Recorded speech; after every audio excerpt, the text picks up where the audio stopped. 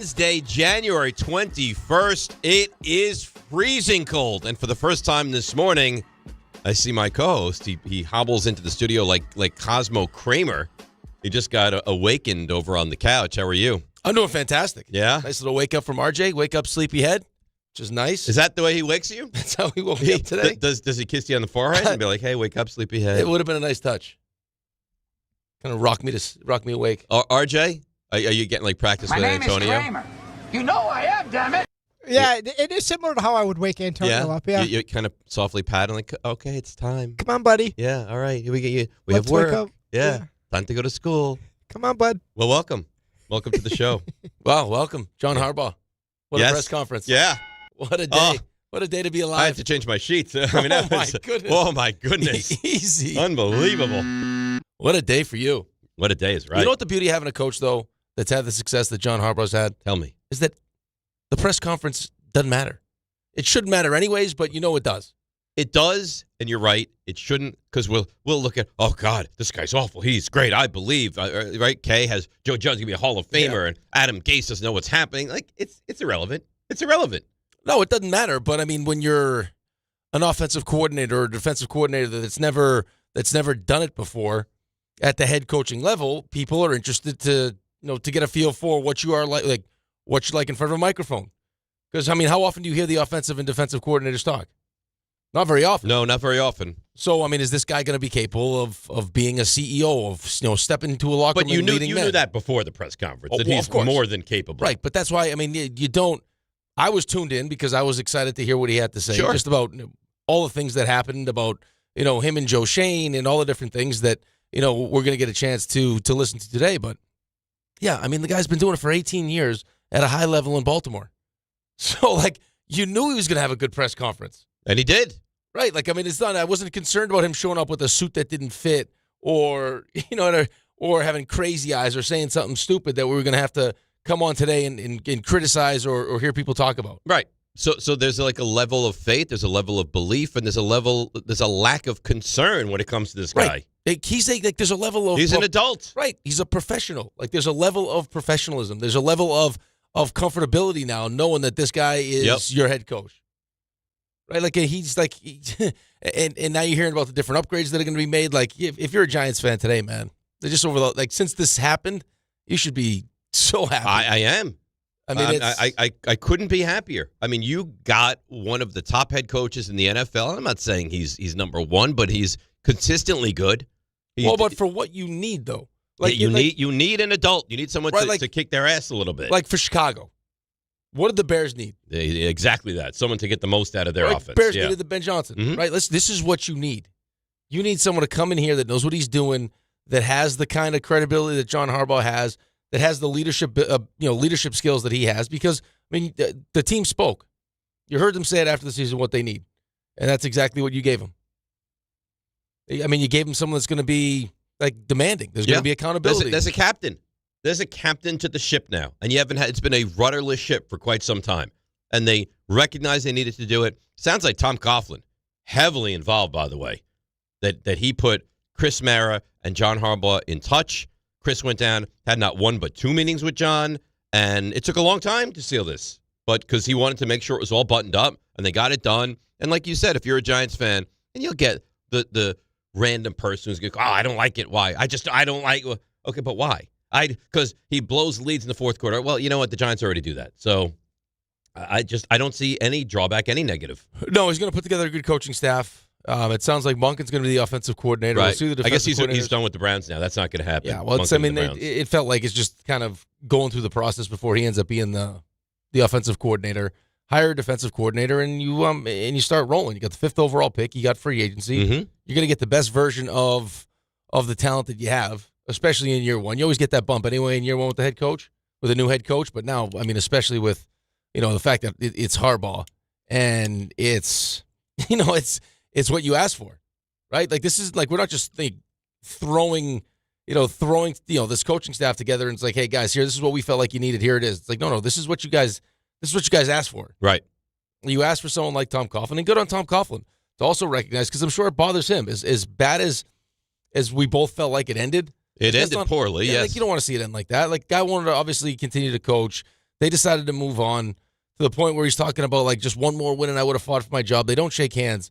Like, but I'm sure, like, Tom Coughlin has a special relationship with the team, and he doesn't like watching them be crappy. I don't think a lot of people like It's not good for the NFL. Not that it matters as much as it used to, because New York doesn't mean as much as it used to, but it's just the Giants are an original franchise. Not good for the Giants to not be good. And they know people that have been through the walls over there at Giants facilities that are just like, no. Like we had, like, even Dable when Eli went to bat, right? And Tom Coughlin, and I guess that was an important one. I bet Tom part Coughlin of, like, went to bat. Here's the one thing I'll say too, though, is there's probably a little piece of Tom Coughlin's like just watching from the sidelines, going, these guys don't know what they're doing. Like, I'm sure. Like, I better step in here just to make sure they don't screw this thing up. But the thing is, even though it ended poorly, and you had that awkward press conference and the not shaking hands and the Eli, it's not your fault. When he was able to step away from it years later and reflect, he's like, no, this is the Giants. Right. I need to help this organization, which I see as floundering. Yeah. Like, I mean, any relationship every relationship that you have, even great relationships, like, the reason that they end isn't for a majority of the time like a mutual, hey, like, this is like, you know what, this isn't just working out. It's not you, it's me. Like, and then it just like, it's this like emotionless ending, right? Like, somebody's feelings get hurt when something ends. And then over time that calms down, and then you look and you want to kind of do the right thing by them. Right, you recognize how great the relationship was, how beneficial it was, all the great times that you had, and how much you mean to each other on both sides of it. Like, I mean, how often do we reflect on how this changed once you fired Tom Coughlin? I mean, it's been awful. You couldn't have possibly envisioned this. Not like this. No. It's been awful. Awful. Right? Like, I mean, so you pined, like, to the point where you got guys that have never played for Tom Coughlin saying, we need someone like Tom Coughlin. Yeah, they probably haven't been in the NFL since Coughlin's been gone. And they're like, we need a Tom Coughlin. Right, but they know of Tom Coughlin. They know the success that the team had. The legacy of Tom Coughlin. Like everyone in the NFL, even if there's one of the guys we had on the show that doesn't watch football on Thanksgiving because they're not that's not their thing, and yet they're in the NFL. It knows about that Giants team beating the undefeated Patriots. Everyone knows that. It's one of the most iconic moments in all professional sport. And everyone sport. knows Harbaugh now too.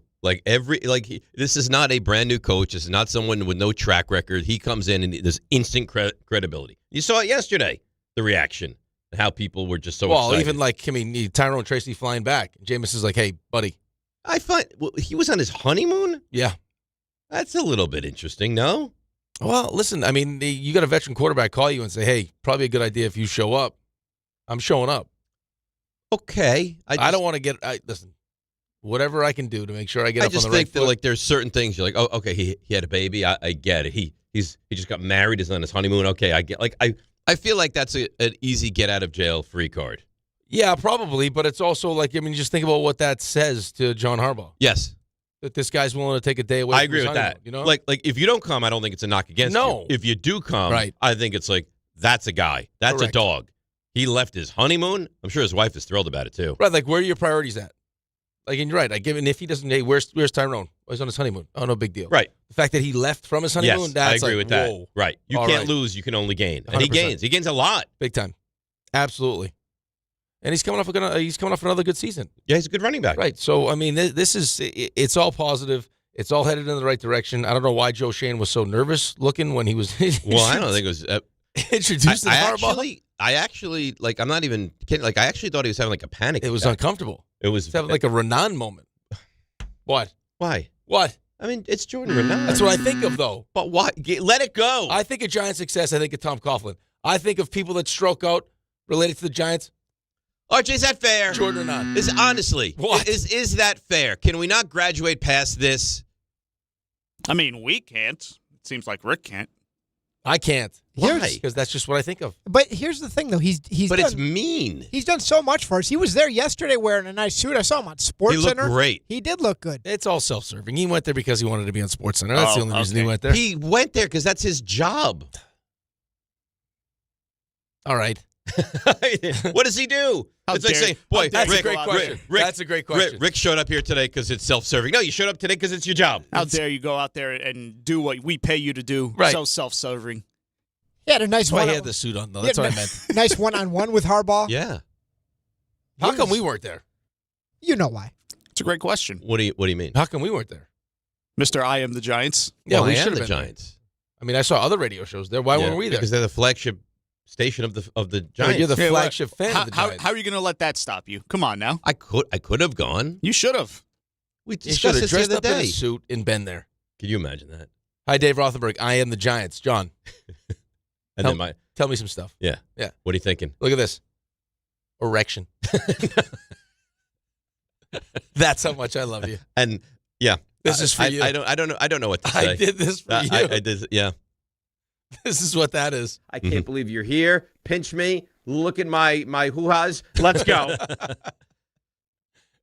John, hey, I'm sure you heard of me, Dave Rothenberg, ESPN. Yeah. I had Brian Dable's number just so you know, never text him. That's right. So Never texted him. what's your number? I just, out of respect. So you can feel free. I did have a mutual friend send me a text yesterday saying, do you want me to reach out to Harbaugh to introduce you guys? That'd be nice. I said, that would be terrific. That'd be terrific. Who knows if you'll have the courage to actually. I was talked out of it. By who? We all said send a text Carlin message. told me it was awful. Oh, that's the person you want to.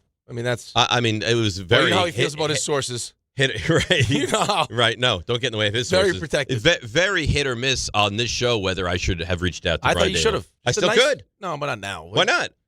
Sorry things didn't work out here. Congratulate him when he gets the Buffalo job. You just had met him though. That was the perfect time. Like Yeah. he's fresh. You're fresh in his mind. He might have enjoyed the interview. Like, hey, Brian, just wanted to say thank you. I reached out to so and so, whoever gave me the number, just because I was really appreciative of what you did, and I just want to let you know. And boom, sparks flying, and now you can lead. That's leading with woo. Well, I have Woo I on know, my but side. you didn't use it. That would have been the time. I'm not really exactly sure what it is. lead with, if you lead with the woo, and now all of a sudden you realize you're a maximizer. Like now, you open Now the a door maximizer. for all your other Right. traits. Now my competitive spirits Yes. are flowing. And now you unlock all 5. All right, well, I can't go back in time. Okay, so now we learn from our mistakes, and now we capitalize on the Harbaugh situation. All right, so let me ask you this then. What should I text this person who's very friendly with John Harbaugh and I'm also friendly with? What do I text him? And it's probably too early to do that now. But later in the show, maybe we create a text to this person. Yes. To facilitate the relationship between me/this show and the new Giants head That's coach. an Do excellent I idea. drop in, I'm the guy that didn't bring his wife to urgent care? Because No. I say that, and he immediately remembers who I am. I think he knows who you are. Yeah, he knew who you were, Mhm. and that was the time to do it. I don't know what Jordan's face was in the. He's like, did you see that? No. Like an uncomfortable. It's weird. Jordan You Raanan? want me to rewind it for you so you can see it? No, I'm good. I'll show it to you. I feel like you should see it. Why do you enjoy... Is he coming making- on the show today? I don't think there's a plan, but I'm sure we could deviate from the plan to have him on the show. Have him drive Did you not look at the rundown? I saw it's Lewis Riddick. Yeah, Lewis Riddick, 7 o'clock. Stump I didn't know Rothenberg, if he- 7:45. I mean, if you look at the rundown... I didn't know if he had a special guest lined up secretly. I do not, but I could reach out to Want Jordan. to drive in? Have him drive in. He's not that far, right? Oh, he is far. Oh, is he? He lives like in the bowels of New Jersey. Yeah, no, he's very far. Wouldn't quite call it the bowels of New Jersey. but sure. I walked in today, and I said, Ray, you see this roll? Yeah. You put it down here. Keep a close eye on it. Here's the roll. Don't lose it. Good. I almost would have put it right in his mouth just to make sure that, hey, there it is. Yesterday's roll, never found. Never to be found. No. Disappeared. Ray, never hide nor hair of this thing. No, and I didn't think of it again after I left here. That would have freaked me out. Yeah. The rest of my life. That's the reason. I can't think of it. I don't want to think of it. I don't want Rest of to. your life. I'm not kidding. I don't want to. I had a consider what roll that I transpired. was about to eat. I mean, what? How are you preparing to be a dad? What happens one day? I'm watching that show about that. Are you watching? Yeah, all her fault. It's good, right? Yeah. It's really good. It's called All Our Fault. Yeah, all her fault. Yeah, Oh, Lil boy. Milo gone. yeah, Tough. yeah. It gets less tough as you move Okay. along, but it's good. But what happens one day? You come into work, you've brought your son, and then like, oh, you know what the warning is? That the warning is I'm going to have to drop one of the jobs. That's what's going to happen. yeah, oh, he's I'm gone. overworked. And then what I'm do you do? And overworked. we're like, we knew this could happen because of Yes. the roll back in 26. Yeah, that's it. The roll incident. Right. That was the precursor to this now. Now little Raymond's gone, That's right. and no one could find him. Would you do a Ray Jr.? I don't know that I would do that. You know, Ray Jr. is RJ. RJ. Yep. That's nice. Oh yeah. That is nice. So, Yeah. so I'll give you a backstory. My father's name is Raymond, but I'm not Junior Same with me. because I have a middle name. Because And he my does mother, not have a middle name. My mother insisted that I would not be Junior, so she gave me a middle name. Why was she so anti-junior? She didn't want me to be Junior. So in a way, we're all connected. We're all like seconds or juniors, or this is nice. I think, Dave, you should change your name, essentially. No. Okay. Absolutely not. Go by Hugh. But Hugh that wouldn't Rothenberg. make me a junior. What was your dad's name? I love my dad to death. I'm not changing my name to What was his name? Arthur. That's nice, Artie. You like that? Yeah, Artie, yeah. I kinda like that. I like that. You look like an Artie. No, I don't look like an Artie. Yeah, like one-man party. Artie. Come on. Artie, a one-man party. Yeah. I've done some partying. That's how we've heard. Back in the day. Artie Rothenberg. Yeah. That's a man I could go out with. Or could run a casino. Yeah. Like, Artie Rothenberg. like an Ace Rothstein. Yeah, that's what I'm saying. Artie Yeah. Rothenberg. Yeah. You're starting to think about it now. That's not terrible. I love anymore. it. Yeah. Yep. I like it. But I've lived 52 years with It's fine. with Dave. It's a reinvention. Mm. Like, rather than go buy yourself like a convertible as part of your midlife crisis, you go, boom, Artie. Yeah, look at John Harbaugh. He's reinventing himself. Yeah. Boy, how good does he look for 63? Looks great. He does look great. My God. Works out every morning. So, like, behind the scenes Baltimore Ravens thing, doing squats, you name it. Just crushing weight. Looks unbelievable. It probably helps that he's not a complete psychopath like his brother. I think he is, Probably though. helps. But I think he is. Not in the same sense. I don't think he's as, like, Jim still looks pretty good, too. Really? openly psychotic. Jim is the younger brother? Yeah. Yeah, Jim's younger. Jim's younger. I don't think Jaxson Dart's in danger of getting slapped in the face before a game. I don't think that's going to happen. No. I've seen I some of don't that, though, think so either. too. John, I mean, he's not just out there doing, get the blood pumping. He's doing, front squats and power cleans. And Oh, yeah. He's doing, like, real lifting. No, they're a very fit family. All of them. Well, Yeah, it looks like he's the in good parents shape, were there too. yesterday, too. I think the father's on the verge of being 87. Jack Harbaugh, I said this when Michigan won the title. Jack Harbaugh looks like old man Jim Harbaugh. Like, exactly. Yes.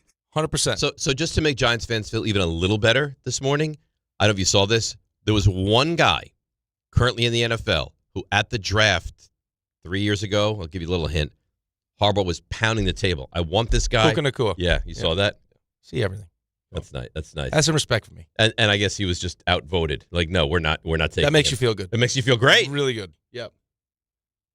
Especially with Joe Shane still at the helm. But that doesn't concern me nearly as much because I don't think he's going to have the same power that he had up through last season. No, I don't think so either. I mean, I think if there's a stalemate, I think it's probably going to end up being Harbaugh. But still, like, I mean, even to listen to Harbaugh say, well, it wasn't that big of a deal. Well, of course it was a big deal. Well, it wouldn't have taken the extra 2 days Right. to figure it out. Like, this wouldn't have been And it something should have you- been a big deal. Yes. He fought for the right thing. You don't want to go into a job and be in this gray area of I'm reporting to Joe Shane, who, if things go poorly next season, is going to be out of work. No. No, especially with how, I mean, listen, Lewis has been trying to get one of these jobs, and Lewis is dialed in. Like, he said the same thing to us that he just tweeted after McDermott got fired and Bean got a promotion. It's like, that's a real slippery slope, man. Like, because you can just assume what's going on between the owner and the GM when stuff like that happens. And that's not necessarily where, a situation that a new head coach wants to jump into, knowing that there's a chance that, because that GM spending a lot of time with the owner. Correct. But you don't, from the Giants' standpoint, that's not something you have to worry about even a little bit. Absolutely not, because it's going to be John Harbaugh before they invested $100 million in him. It's going to be John Harbaugh before he's Joe Shane. going to ride this thing through. All right, so we have a lot to do today. Like you mentioned, Lewis Riddick, 7 o'clock. We could try to get Jordan Raanan on the show. Let's try to get him I on. like Jordan. I like to make fun of him a little bit. I don't it's appreciate fun. the constant making fun I of. love it. We have Stump Rothenberg around 7:45. Mets. We have the Mets, a fairly sizable trade, which may actually trickle down to be good for Yankees fans as well, if it means the Mets are not going to go after Cody Bellinger anymore. So it's a busy day. There's a lot going on. Rangers, big one last night. Yeah, but the Rangers discussion, it bears no Another loss. importance. Poor Raymond. Big Knicks game tonight. Huge. Not the opponent. No, it's big. Just the fact that you better win this Right. game. Well, listen, I give Jalen Brunson credit. If you're going to have a players-only meeting. Yeah, do it before you play Brooklyn. Yes. Yeah, smart. He's no dummy. All right, so a lot going on. 800-919-3776. You see the size of roll he just put in his mouth? Oh, my God. Look, he's got Like a mouthful. chipmunk. Oh, my! That is. he's never been more That attractive. is a gorgeous roll. If we brought him on air and asked him to talk right now, he wouldn't be able to. There's no chance. No. Barely keep his eyes open. Yeah, a poor guy. All right, we'll caffeinate Raymond as well. It's DNR with you on a busy Wednesday right here on ESPN New York. Hey, hockey fans. Now with BetMGM, you can win a share of $10,000 in bonus bets when your anytime goal scorer nets 3. Enter BetMGM's Hat Trick Jackpot all season long for your chance to win some major bonus bets. It's easy. Just log in and opt into the promotion. Then make an anytime scorer bet on any hockey game of at least $10. If your player of choice scores 3 goals instead of just 1, you'll win your share of the $10K in bonus bets. There's nothing quite like watching a game with a hat trick. especially when it means you could win a share of $10,000 in bonus bets. Ready to shoot your shot? Download the app today. BetMGM. Make it legendary. BetMGM and GameSense remind you to play responsibly. Gambling problem? Call 1-800-GAMBLER. See BetMGM.com for terms. 21 plus only. New Jersey only. Existing customer offer. Subject to eligibility requirements. Rewards or bonus bets that expire in 7 days. Not all F words are bad. Some are actually great, like fast, free fiber for 4 months. Yep, switch to Optimum Fiber for as low as $25 a month. Plus, for a limited time, you can get 4 months free, HBO Max included for 1 year, and a 5-year price lock. Don't wait, this free fiber deal won't last long, and the fastest, most reliable, most consistent internet speeds await you. Call 888-4-OPTIMUM or visit Optimum.com/free today. Terms apply. See Optimum.com for details. Hi, I'm John D'Agostino from D'Agostino & Associates, the injury firm. You know what's interesting about the words personal injury? The first word is person. And at D'Agostino & Associates, that word means everything. That's because I handpick every person in our firm, from the pleasant professional person who answers your call to the experienced person litigating your case in court. Because every person in my firm is an extension of me, and the only way to exceed our clients' expectations is to deliver the highest level of personal service every single time. And that starts with hiring the right people. You see, we know that every client is a person too. Someone going through the toughest time in their lives and deserves to be more than just a file number. At D'Agostino & Associates, we put the person back in personal injury. So call 1-800-BITE-BACK. That's 1-800-248-3222 and ask for me, John D'Agostino. And let's talk about your case, person to person. D'Agostino, law, bite back. Good Karma Brands is proud to be an equal opportunity employer, providing equal employment, development, and advancement opportunities to all teammates and applicants. To learn more about careers with us, please send an email to talentacquisition@goodkarmabrands.com. That's talentacquisition@goodkarmabrands.com. Texting enrolls you in a recurring automated marketing text messages. Consent not required to purchase. Message and data rates may apply. The team's looking good this season. I think so. Man, I miss playing football. Ever since I turned 40, I just can't find that fire I used to have. Think it could be lower testosterone? What do you mean? I was feeling the same way. After 40, the body has less testosterone, and men lose their edge. That's why I take Nugenix Total T2. That's the testosterone booster, right? Yes, but Total T2 is their brand new formula that skyrockets nitric oxide levels in as little as 3 hours. Since I started taking it, I've been lifting like when we played for Coach Carter. My energy is way up, and it even spiced up things between me and the missus. Are they still giving out complimentary bottles? Yep, just send a text. Text HAWK to 321-321 for your complimentary bottle of Nugenix Total T2, the next generation testosterone booster. Text now and we'll include a bottle of Nugenix Thermo X, our newest, most powerful fat burner ever, absolutely free. Text HAWK to 321-321. That's HAWK to 321-321. These statements have not been evaluated by the FDA. This product is not intended to diagnose, treat, cure, or prevent any disease.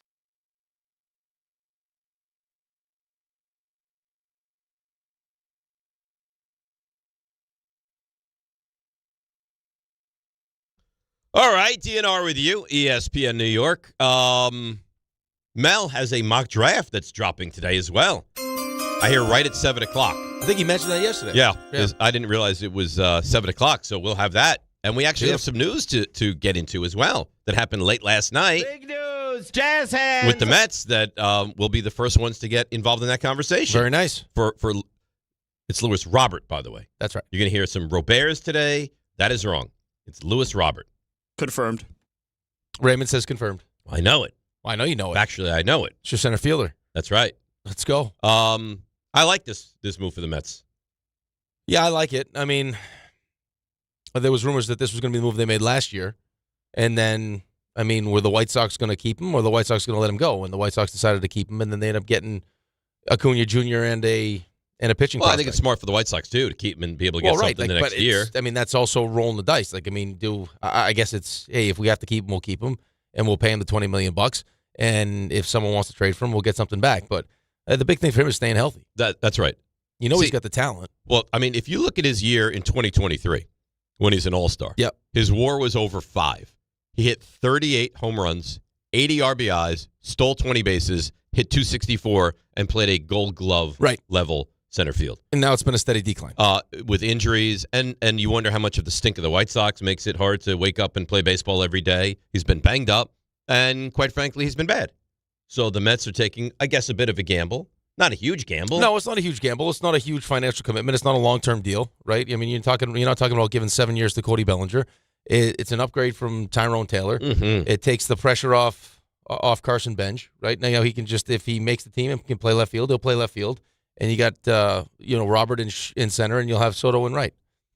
And then with Bichette, they just like lineup-wise, it's definitely feels like it's an improvement from what you saw last year. Now it's what do we do with the pitching staff?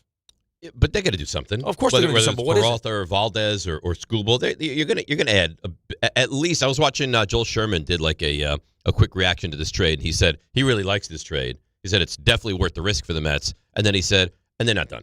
They are going to add at least one starter and at least 2 bullpen guys before the start of the season. Yeah, I would imagine so. And then what version of Devin Williams do you get? What version of Weaver do you get? Well, that'll define how you are this season, right? Because again, you let for $3 million, you let the best closer in baseball walk out the door because you wanted to play games. Right. It just feels like this. As much as we want to sit here and talk about how much you like the moves, it just feels like this wasn't necessarily the plan. I don't know that Robert wasn't the plan. I don't think that Bichette was the plan. Right, but that's also.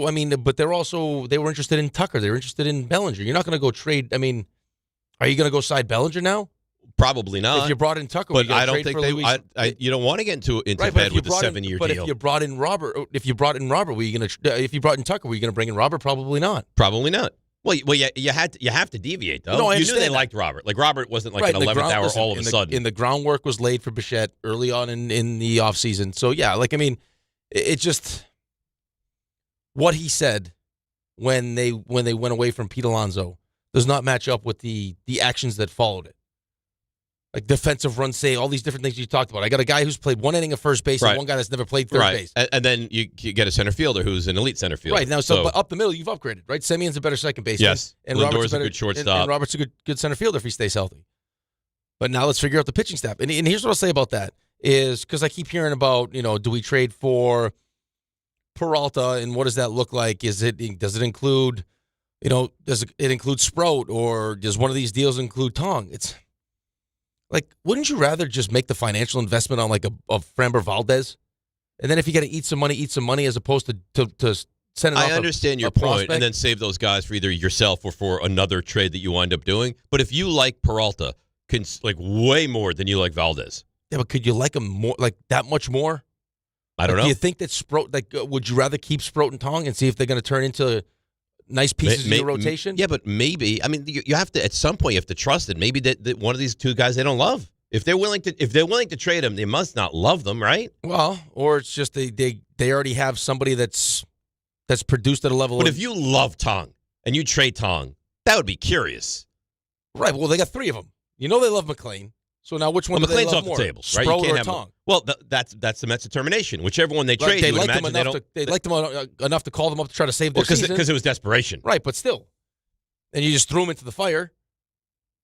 Like, I'm just saying, for me, like the biggest thing with having Steve Cohen as my owner, one of the biggest things is I have the ability to use money instead of prospects, especially if they're good prospects, to go get what I want. Unless, like what you just said, like you don't think Tong or Sprout is going to be great, right? And you don't love Valdez, and you don't want to make a long-term commitment, and you like Peralta better, or you like Ryan better, or whoever it ends up being. Right. I like Joe Ryan too. I like Joe Ryan too. I like both of those guys better than I like Valdez, and Valdez is a little older too. Yeah, but he's a dog, dude. He can be. Like, I mean, that you know what? That maybe when he crossed up the catcher. I know that doesn't sit well with me. Okay. I didn't love it. I didn't mean that I'm not interested in him. If they sign him, I wouldn't like it. It's just, I don't know, something like that. Yeah, but he's a bit of a jerk, which I don't mind. Right. You know what I mean? Like, I don't like you to be to your own team, to your teammate. But I mean, you're going to give that guy the ball. He's going to go out and pitch for you. Yeah, he's a dog. Like I got Kodai Senga, and I don't know who he's going to pitch. Oh, Senga is just like, I don't know. I can't believe he's still here. Right. Like it's when he's feels great and he's 100%. Like he'll be good. But if he's not, if it's not between 71 and 76 right, and perfectly sunny and it's a 7:00 game, like if everything, and it's once a week, if everything is not perfectly lined up for Senga, you don't get the best version of Senga. Correct. So, but that right now is the big question. What do they do with the rotation? Right.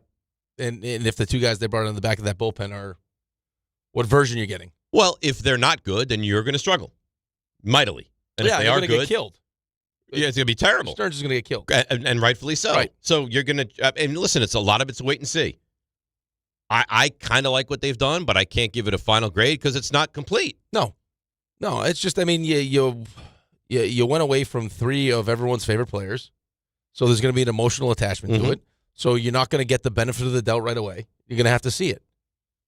Like you gave me the stat the other day. Like when you look at the pieces that you've added as opposed to the pieces that you've lost. I mean, wins above replacement, it's better. So in theory, you're a better team. But now the guy's got to go out and prove it. Devin Williams has to prove it. Weaver's got to prove it. Bichette's got to prove that he can play third base.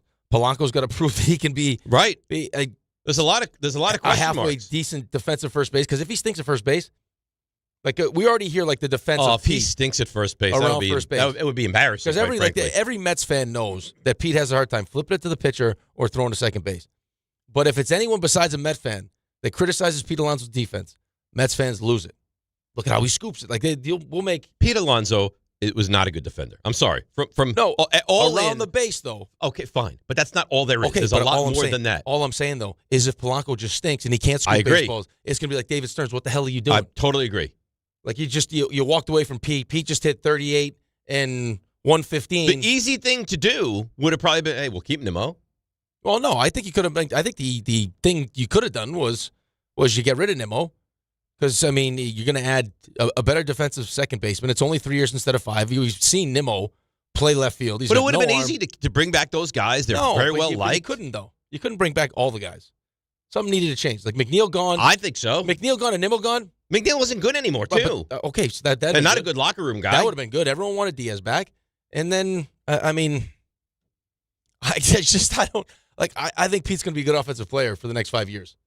I don't see a steady decline in we'll offense. See. You know what else I think is a positive that no one has discussed as of yet? When you're on the White Sox and you're Lewis Robert, you're expected to bat in the middle of the lineup and produce. Like, big power guy, right? Yep. He's going to be on the Mets to get bat, 7th or 8th? There's no way. I think there's a versatility to do either. At best how he 6. Plays. But there's not going to be the same pressure on him to produce as there is in the middle of the lineup on a team that's not very good. No, right. Like, I don't disagree with you, but I mean, I think he has the ability to bat anywhere in the lineup. If he is what you expect him to be, right, if he could hit 250, you're going to get a massive season out of this kid. If you get what his potential upside is, the season that you just mentioned, he's a middle of the order guy. If you don't, then you take the defense and you put him towards the bottom of the lineup. I mean, that's fine. Yeah, better than Tyrone Taylor. Better than Tyrone Taylor. And then when he needs a day, now you have a more than capable center fielder Taylor's to play. Supposed to be. That's what he's supposed to be. A 4th outfielder. He's not an everyday center fielder for you. He's not an everyday center fielder for anybody. Oh, not a playoff team. No. Team that wins 83 games. Could the Rockies stick him in center field? I guess. Team that wins 83 games, yeah, fine. But that's not where we're trying to be here. We're trying to be way better than that. Do you think I think so too, but I was reading today, it says they're not done with Bellinger. I heard they're still in the mix for him. But that's what I heard also. I find that to be strange. It's us, the Yankees, and I think there's 2 other teams. Two, yes. Well, apparently not the Dodgers and not the Blue Jays. No. So the Phillies, the Braves, maybe. I don't know. I mean, he's sticking to 7 years. It does feel like if the Yankees don't get him back, it's going to be mass hysteria with Yankees the Mets fans. Get him?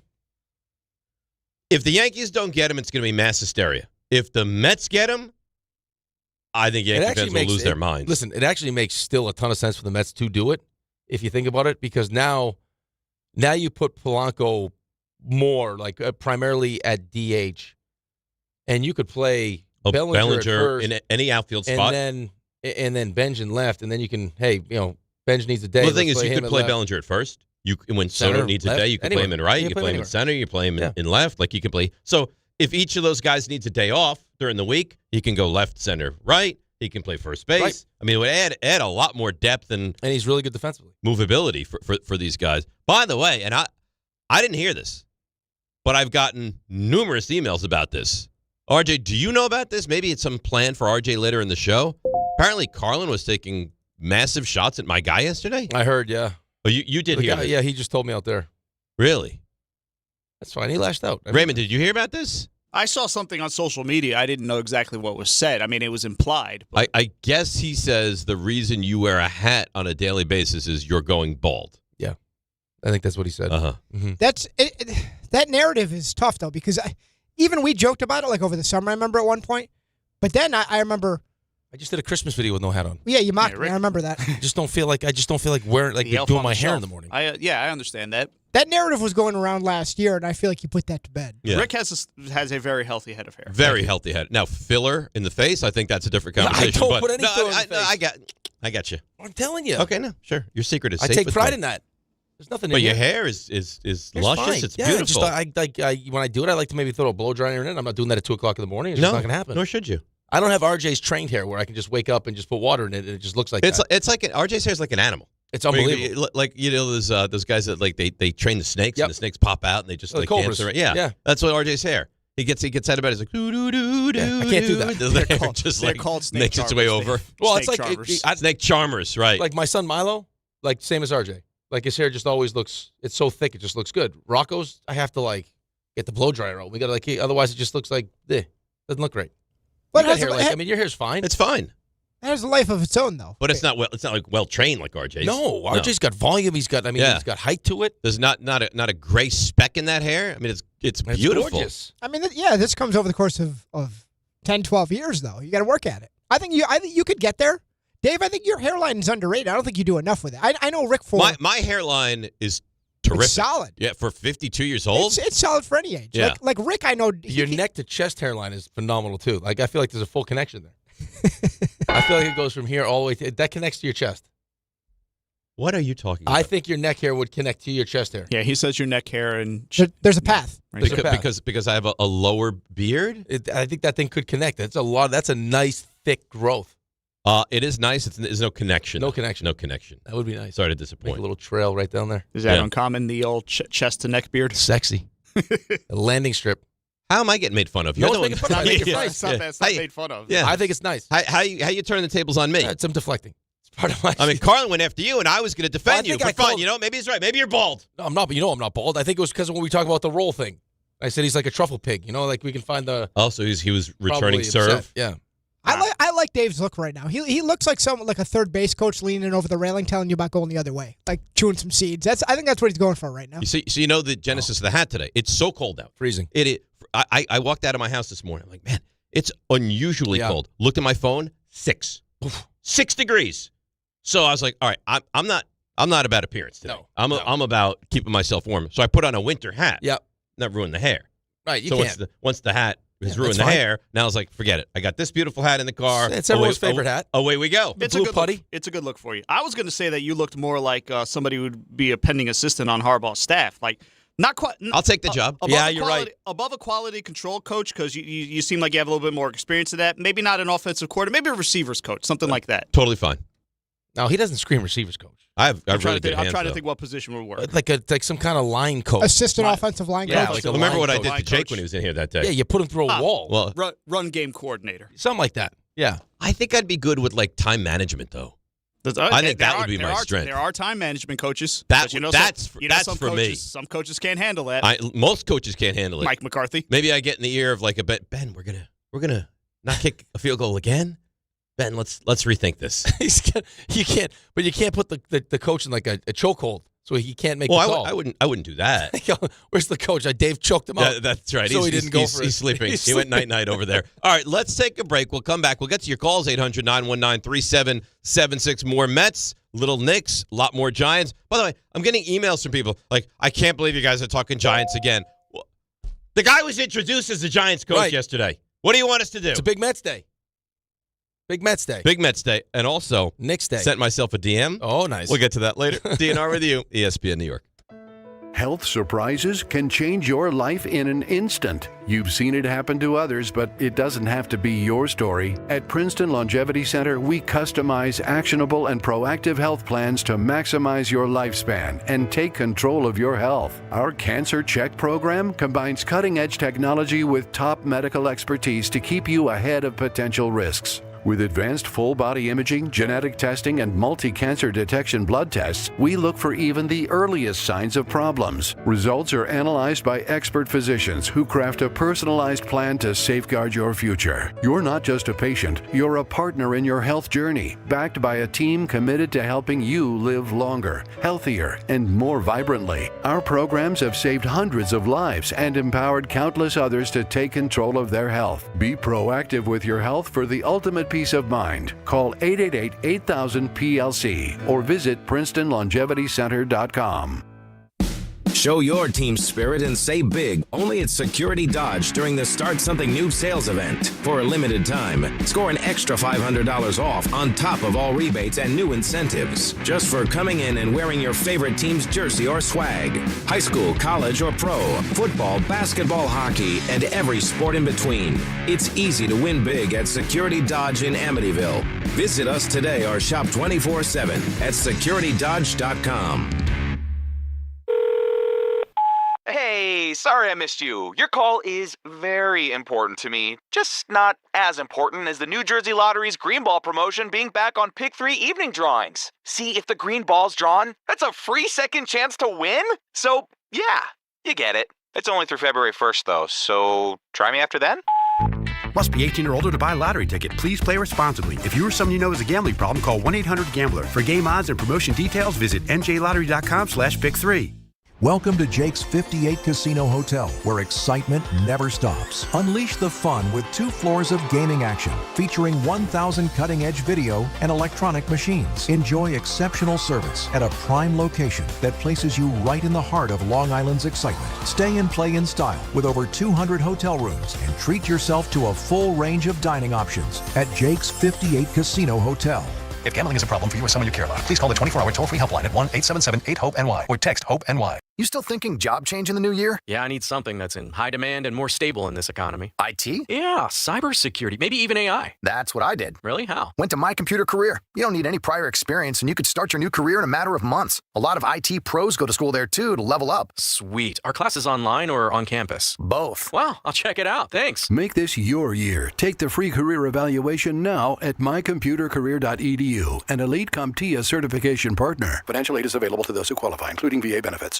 Hey, it's Rich Eisen for Pella Windows and Doors. Sometimes teams take a timeout to regroup and call the right play. When it comes to your home, Pella Windows and Doors always has the winning game plan. They do it every day, and that's why your neighbors trust them. Visit Pella.com/Eisen today. Right now, Pella Windows and Doors of New Jersey is offering buy one, get one 50% off and every day 0% financing. Some restrictions may apply. See store for details. Offer ends January 31st, 2026. Wesley Financial Group is not a law firm. Ask yourself this question. Is it really worth holding on to that timeshare that you know you need to get rid of? Here's the truth. The average maintenance fee just went up over 17%. That could have been 117%, and there's nothing you can do about it. When you buy a timeshare, you give them a blank check for annual maintenance and assessment fees. I'm Chuck McDowell, founder of Wesley Financial Group. For 15 years, I've helped over 50,000 families cancel their timeshare. Not sell it,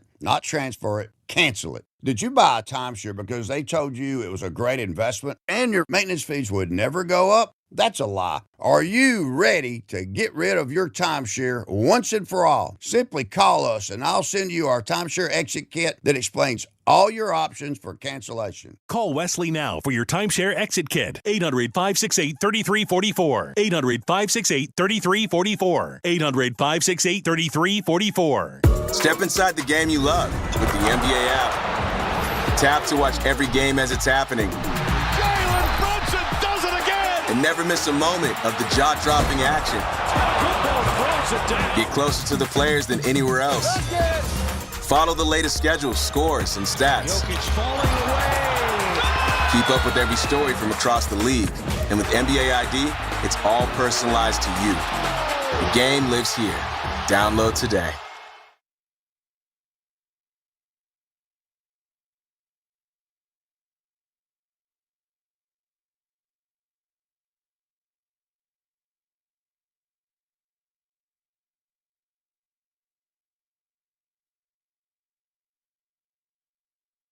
All right, DNR with you, ESPN New York. How you doing? I'm doing great. That's great. Yeah. I'm glad that you woke up happy for the for show you. today. I'm happy for me, too. I set an alarm for the show. I slept through it, but I set an alarm. Really? Yeah. You set an alarm and slept right through the alarm? Right through it, So yeah. when you woke up, was the alarm, RJ, like, quietly tapped you like, hey, sweetheart, it's time to wake up? I said sleepyhead, yeah. Yeah? And I was like, oh, what happened to the alarm? Was your alarm still going off? Yeah. It's still going Oh, off? yeah. Well, I woke up at 2. What happens if that happens in the morning? I got 5. 5 different alarms. 5 different alarms. And then I get the volume. Did any of them, like, punch you in the face? Like, how? Because, I mean, if you're able to sleep through an alarm. Yeah, well, I get the vibration ones. And then once those don't work, then I get the volume. And that's usually when Cassie will punch me in the face. Like, well, really? Like, you couldn't have woke up after, like, the first 4. You have to wait So till the sometimes music it goes comes on. to the 5th alarm? Yeah. It goes to the music, yeah. That would freak me out. Well, what am I going to do? So, Raanan's a bit of a pig. I mean, let's call it what it is. That's a bit of a pig. I mean, seriously.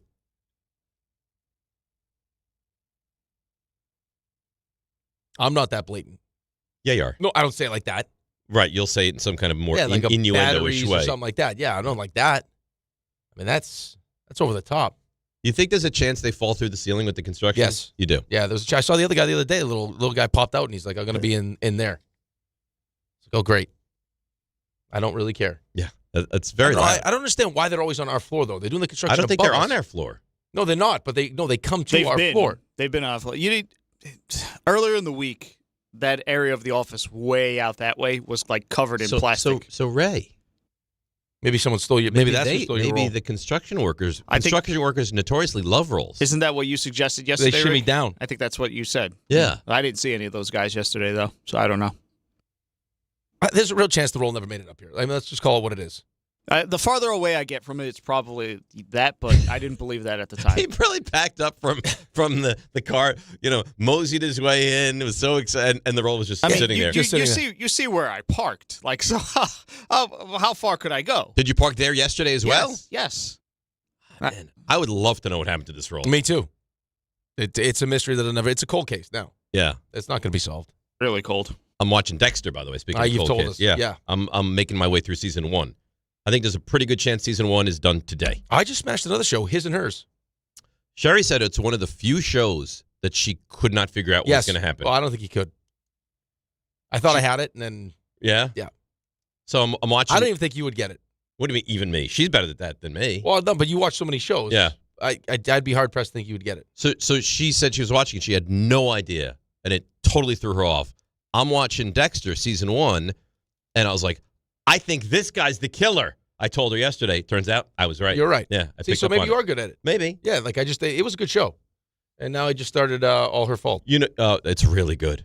When I was watching, I was like, I got to watch more. I got to get back to that show. I couldn't. Cassie fell asleep. No, I understand. I know. But I'm just like, don't you feel like I got to Yes. get back to that show? Yes. That's a good show. It was a good Where start. are you at? Season 1, episode 1. Oh, just 1? Yeah. Have you finished 1? Finished it. Okay. Yep.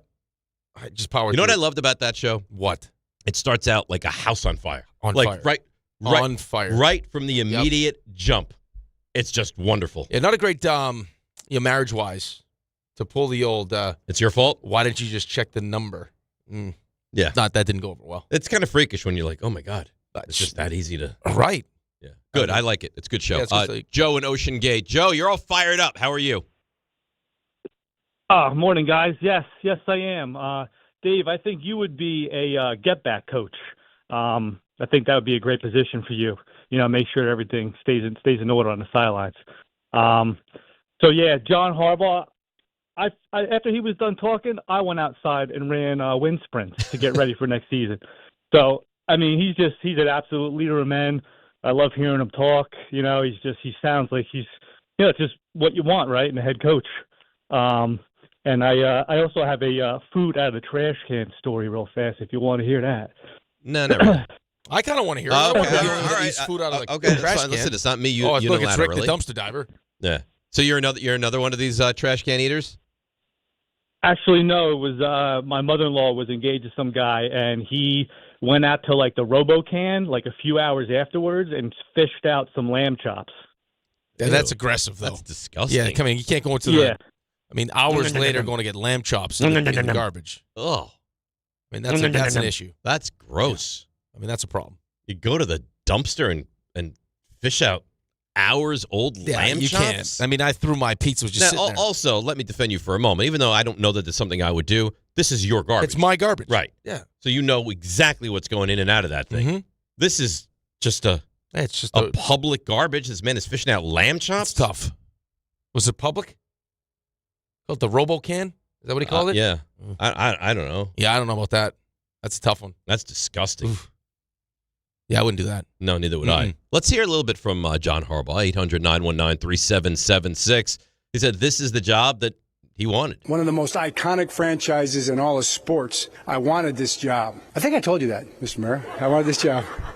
I wanted this job. And to be on the biggest stage in the biggest sport. I know the challenges. I understand the expectations. I know the fans are hungry for a winner. We're here with one mission, to earn the right to be called the world champions in New York. And that's what we plan to do. Starving for a winner. It's odd that there's like big, massive applause at a press conference. They're excited. I know. I'm sure the people that cover the team are excited. I'm sure there's obviously staff and everyone there.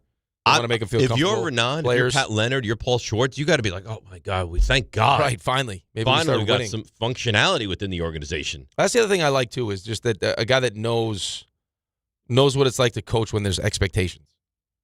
Right? Because even like when you're taking over one of these bad teams in New York, there's still expectations. You know how crazy the fan bases are. Sometimes it's unrealistic. I'm Oftentimes it's unrealistic. Right. Like, I mean, look at after the first year, Dable and Shane. You know, it's like, I mean, rather than take a step back and be like, okay, this was great. We just got smashed by Philly. Mm-hmm. Like, we're just like, this was like a magic We're not on the same plane as them. Right. Like halfway through the next season, it's like Dable stinks, let's fire him. It happens that fast here. It moves fast. It moves fast. But he knows what it's like. I mean, his team is consistently a team in Baltimore that was expected to get to a Super Bowl. What do you think realistically? Year one, minimum 8, and then anything over that is just kind of gravy-ish? I would still say that you probably want, 8, but you'd still probably want to get to above 500 now with the 17 games. No, I'm saying like floor. You got to be at least 8, and then God knows how good it can be. You really won 2. I know it was 4, but I mean, how many games do you think you should have won if you had good coaching? 8. Good coaching? I mean, you would have won the Broncos game, right? Right. So say call it 7 or 8 games. You would have won the Bears game. So 8, 9. Lions game. That's 7 right there. Could have won the Packers. I'm sure there's plenty of people that are going to say double digits. So I just get a little nervous that you're going to set the expectations so high. Not you, but that the expectations are going to be so high. But I think they're going to be a very competitive team. Yeah, listen. I mean, I don't think there's any reason to believe that they're not going to be competitive and be competing for, I mean, potentially a wild card spot. You're going to be playing meaningful football. This season's not going to be over by Halloween. You know who comes back to Giant Stadium? RJ's Niners. Oh, yeah. Are back here this year. He'll be at that game. You know what the problem is, though? This year, we're going to kick their ass. No Salah. That's what we're going to do. No Salah. Yeah. You don't know what. The guys will be running in different directions on defense. They'll be like Keystone Cops out there, RJ. We'll take you down in that game. I guess we'll see, won't we? Yeah. We will. I like it already. Oh, yeah, we will. And you're on my hit list, too. Oh, here we go. Oh, yeah. That's right. Beat you in a meaningful football game. The level of confidence now is unbelievable. Oozing. Oh, my goodness. All it takes is one day. It's going to be unbearable one this good season. day. We get out to a hot start. Look out. Okay. Or like an 0-3 start. Oh, God. Forget it. Oh, God. Could you? So what happens if that happens? I'd cease to exist. I'll combust. That'll be it. No. Because you'd still have the hope that maybe not for that season. I can't take 0-3. Please. Can I please open up home against the Titans? Can I please have just Cardinals home week 1? Just something that I can get my feet wet, get a win and get above 500. Feel good. The NFL's not going to do that week 1 to you. You're going to get some marquee matchup. So home schedule's not bad. Yeah, give me it. You want it? Yeah, I was going to ask you for that. All right. So you know the division, obviously Cowboys, Eagles, Commanders. Home to the Arizona Cardinals. The Cleveland Browns. Good team, but I don't think can't win. The Jacksonville Jaguars. The New Orleans Saints. The San Francisco 49ers. And the Tennessee Titans. That is not a bad home schedule at all. You're going to go to some games. I will go to standalone games. Yeah, I will. I got to tell you, the rare win-loss game, pre-free agency and pre-draft. I like it. We didn't do win-loss. I like what you're about. You want me to do? I could do win-loss. I'm going to say. No, it's okay. No. I'm going to say 2, 3, 4, 5, at least 6 home wins. Oh, wow. At least. He's putting it 6 on. wins. You're adding you're adding Dallas and Yeah, obviously. Well, I mean, obviously. What do you mean? He said I'm adding division opponents. That's here's what I see: 2-1 in the division at home. Win against Arizona's 3, Cleveland 4, Saints 5, Titans 6. I love it. And then we see. That's not crazy. No, I don't think it's crazy. I think the difference with so far just here in the home schedule as opposed to last year's schedule is the games you felt like were winnable games were on the road. Yeah, well, the road schedule is brutal. It's brutal, but you should be a better team. I mean, you're a better coach team. Quarterback going into the second year. And you know what? A, things change as the season comes along. And B, like, right, they should have. At Denver, you looked at, there's no way they'll win. They should have won. At Detroit, there's no way they'll win. They should have won. 6 wins at home. We're not talking about an 8-win season, though. Okay. We're not talking about that. Okay. So maybe they win 9 or 10. So maybe they win a division. I'll stop at nothing. Take it out. Take it out right now and tell me you had 12 wins. Say something crazy. I can't do that. All right, because road schedule. All right, so you know the divisional road games. And then it's at Detroit, at Houston, at the Colts, at the Rams, and at the Seahawks. There's not an easy game in the bunch. Now, that being said, last time the Giants went to Seattle, they beat the Seahawks. So you never know. Last time they went to Detroit this year, they definitely should have beaten Detroit. If you can go, here, I want 6 at home, 4 on the road, 10 wins, I'm in. I'm in the tournament. That's what I want. That's what I want. That's not outlandish. No, it's not outlandish, but you already got 2. I mean, you got 2 divisional wins at home, which means you're talking about potentially sweeping one of those series. Washington's going to be better. Dallas' defense is going to be better. I think Philly's offense is going to be better, depending on who they hire for the coordinator job. Okay. Did you see what I think it was Diana said yesterday on sports radio in Philadelphia? She said this offensive coordinator job with the Eagles, not an attractive job. Because it hurts? Because teams look at the pressure coaching in Philly, the market, and Jalen Hurts is not somebody that a lot of guys want to really work with. They egg the old guy's house. Right. Right. Well, the problem is if I got a quarterback that's unwilling to do some of the things I'm asking him to do, then he's going to severely limit my expertise. That's right. And I don't want to be a part of that. If he can't do if he can only go up to so far. Well, yeah, or just chooses like, hey, I don't want to run the ball as much. I don't want to do this. I don't want to get exotic with formations. It's like, okay, what are we doing then? Right. Listen, it's my offense. You're going to do what I tell you to do. Run your own place then. I don't need to be here. Okay. Well, there you go. Rams could look different depending on what happens. Sure. Like there's a chance. I mean, if Stafford you think he could retire if they win? Yeah. You do. If Stafford wins the Super Bowl, he's not coming back. You expect him? Oh, that's a win. Do you? Yes, but maybe I'm totally I don't know. wrong. There's a chance that maybe McVay walks away too. Well, I mean, he was talking about retiring. Years ago. So if he wins another Super Bowl, somebody had the report that like a legitimate person made it. I forget who it was, Josina, someone like Mike Tomlin is done. Once he's out, he's out. Like he's done. He's not coming back to coach in the NFL. I could take anymore. the Bills job. I don't know what job's going to open up that's better than that. Right? Exactly. All right, so let's take a break. By the way, did you see that? RJ, you probably saw this. Not doctor. I couldn't. No, Oz, the mentalist. Yeah. With the Rams. I didn't see. Patriots. He had the Rams. They said they were going to play. The Rams were going to play Denver in the Super Bowl. Or Denver. Yeah, I'm sorry. You're right. God. The guy, dude, that's Could wild. you imagine? It almost is going to affect the way I pick games this week. Well, why doesn't he give us games?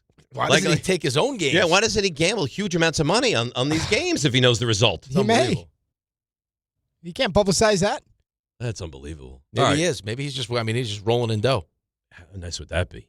Maybe you could, help a brother out, right? Let's get him out for picks. Yeah, instead of me being like 25 games below 500, maybe you could help me out a little bit. Dressing up as RJ now. I'm going to be RJ. Hey, guys, how you doing? You like my Niners shirt? We're pregnant. Oh, goodness. RJ, this is... Look, I'm practicing. That's not even Listen, practice. can we break? Because Louis Riddick is waiting. He's top of the hour, and Louis Riddick gets the combo. It's DNR with you, ESPN New York. Let's see what's happening on the roads. It's frigid, some would say today. Here's Debbie Duhame. Good morning, Dave Rothenberg and Mr. Sleepyhead, Rick DiPietro. Wake up, let's get going, guys. Hudson Bergen Light Rail suspended with communication issues. Haverstraw-Ossining ferry service suspended with ice in the Hudson River. Buses replacing ferries. Watch for delays. LIE West at Vets Highway with a collision. The Sawmill South at Palmer Road in Yonkers, a collision. Staten Island Expressway East at Highland Boulevard, an accident there. Sponsored by Mothers Against Drunk Driving. For victims of drunk and drug driving, your grief is unique. week, but you're not alone. You always have a place at MAD. Call the 24-hour victim helpline, 877-MAD-HELP, or visit mad.org. I'm Debbie Duhaime on 880 ESPN New York. FanDuel is turning on playoff mode. All customers get a profit boost pack every NFL playoff game day. Each game day during the championship round, you'll find a pack loaded with multiple profit boosts waiting for you in the app. More boosts means more ways to level up your playoff bets. Pick the matchups you believe in, take your shot on an upset, or build a parlay that fits the moment. Now, I am loving the Rams, so you can apply your profit boost and go after even bigger payouts while the playoffs keep rolling. So visit FanDuel.com/local and grab your profit boost pack every NFL playoff game day. Each game day during the championship round, you'll find a pack loaded with multiple profit boosts waiting for you in the app.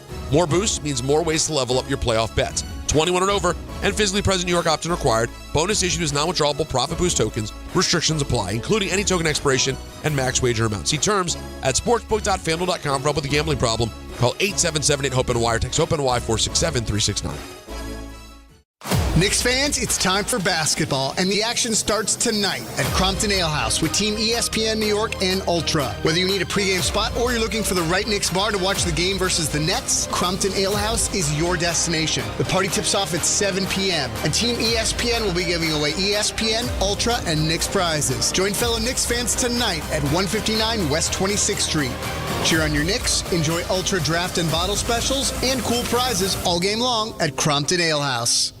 I know that hiring can be challenging. You sort through tons of resumes and you get too many so-so applicants. You're just waiting for someone to match your role perfectly.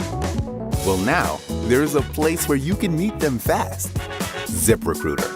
Need to hire right away. Start your search for strong candidates. The right fit awaits. Build your team. Build it sooner. ZipRecruiter. Just head to ZipRecruiter.com/ESPN right now to try it for free, and you're on your way to meeting your match. 4 out of 5 employers who post on ZipRecruiter get a quality candidate within the first day. So try it now. Go to ZipRecruiter.com/ESPN. Once again, that's ZipRecruiter.com/ESPN. Meet your match on ZipRecruiter. Try it free. Show your team spirit and say big only at Security Dodge during the Start Something New sales event. For a limited time, score an extra $500 off on top of all rebates and new incentives, just for coming in and wearing your favorite team's jersey or swag. High school, college, or pro, football, basketball, hockey, and every sport in between. It's easy to win big at Security Dodge in Amityville. Visit us today or shop 24/7 at securitydodge.com. Empower. Ellie here is getting the sleeve she's always dreamed of. She worked with Empower and planned for her next move, so she got good at money. Now she can be a little bad. Oh, by the way, you spelled journey wrong. No worries. She can afford the cover-up, too. Ooh, check out my tat. It says, invest well, live a little. Start today at empower.com.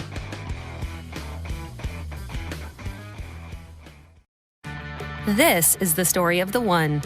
As an HVAC technician, he and his digital multimeter are in high demand. So when a noisy office HVAC turns out to be a failing blower motor, he doesn't break a sweat. With Grainger's easy-to-use website and product information, he selects the product he needs to keep everything humming right along. Call 1-800-GRAINGER, click Grainger.com, or just stop by. Grainger, for the ones who get it done. 880 ESPN, WHSQ, and WCBS-FM HD2, New York. A Good Karma Brands radio station. This is DiPietro and Rothenberg. John Harbaugh, press conference. What a day. One of the most iconic franchises in all of sports. I wanted this job. We were looking for a proven winner and an elite leader. We're fortunate we were able to find both. I think my favorite hire is Harbaugh to the Giants just because it brings them immediate expectations. I understand the expectations. I know the fans are hungry for a winner. We're here with one mission, to earn the right to be called the world champions in New York. And that's what we plan to do. This is DiPietro and Rothenberg on ESPN New York. and streaming live on YouTube. All right, DNR with you on a frigid, cold Wednesday morning, January the 21st. In just a moment, Louis Riddick is going to join the show, and we can ask him all sorts of stuff about John Harbaugh, about what's the guy in Denver? I can't even remember his name now, the quarterback that's starting. Come on. I'm serious. Jared Stidham. There you go. There we go. Yep. Yeah. It's not like I don't know who he is. I just forgot his name for a moment. It was like Eddie Pinheiro.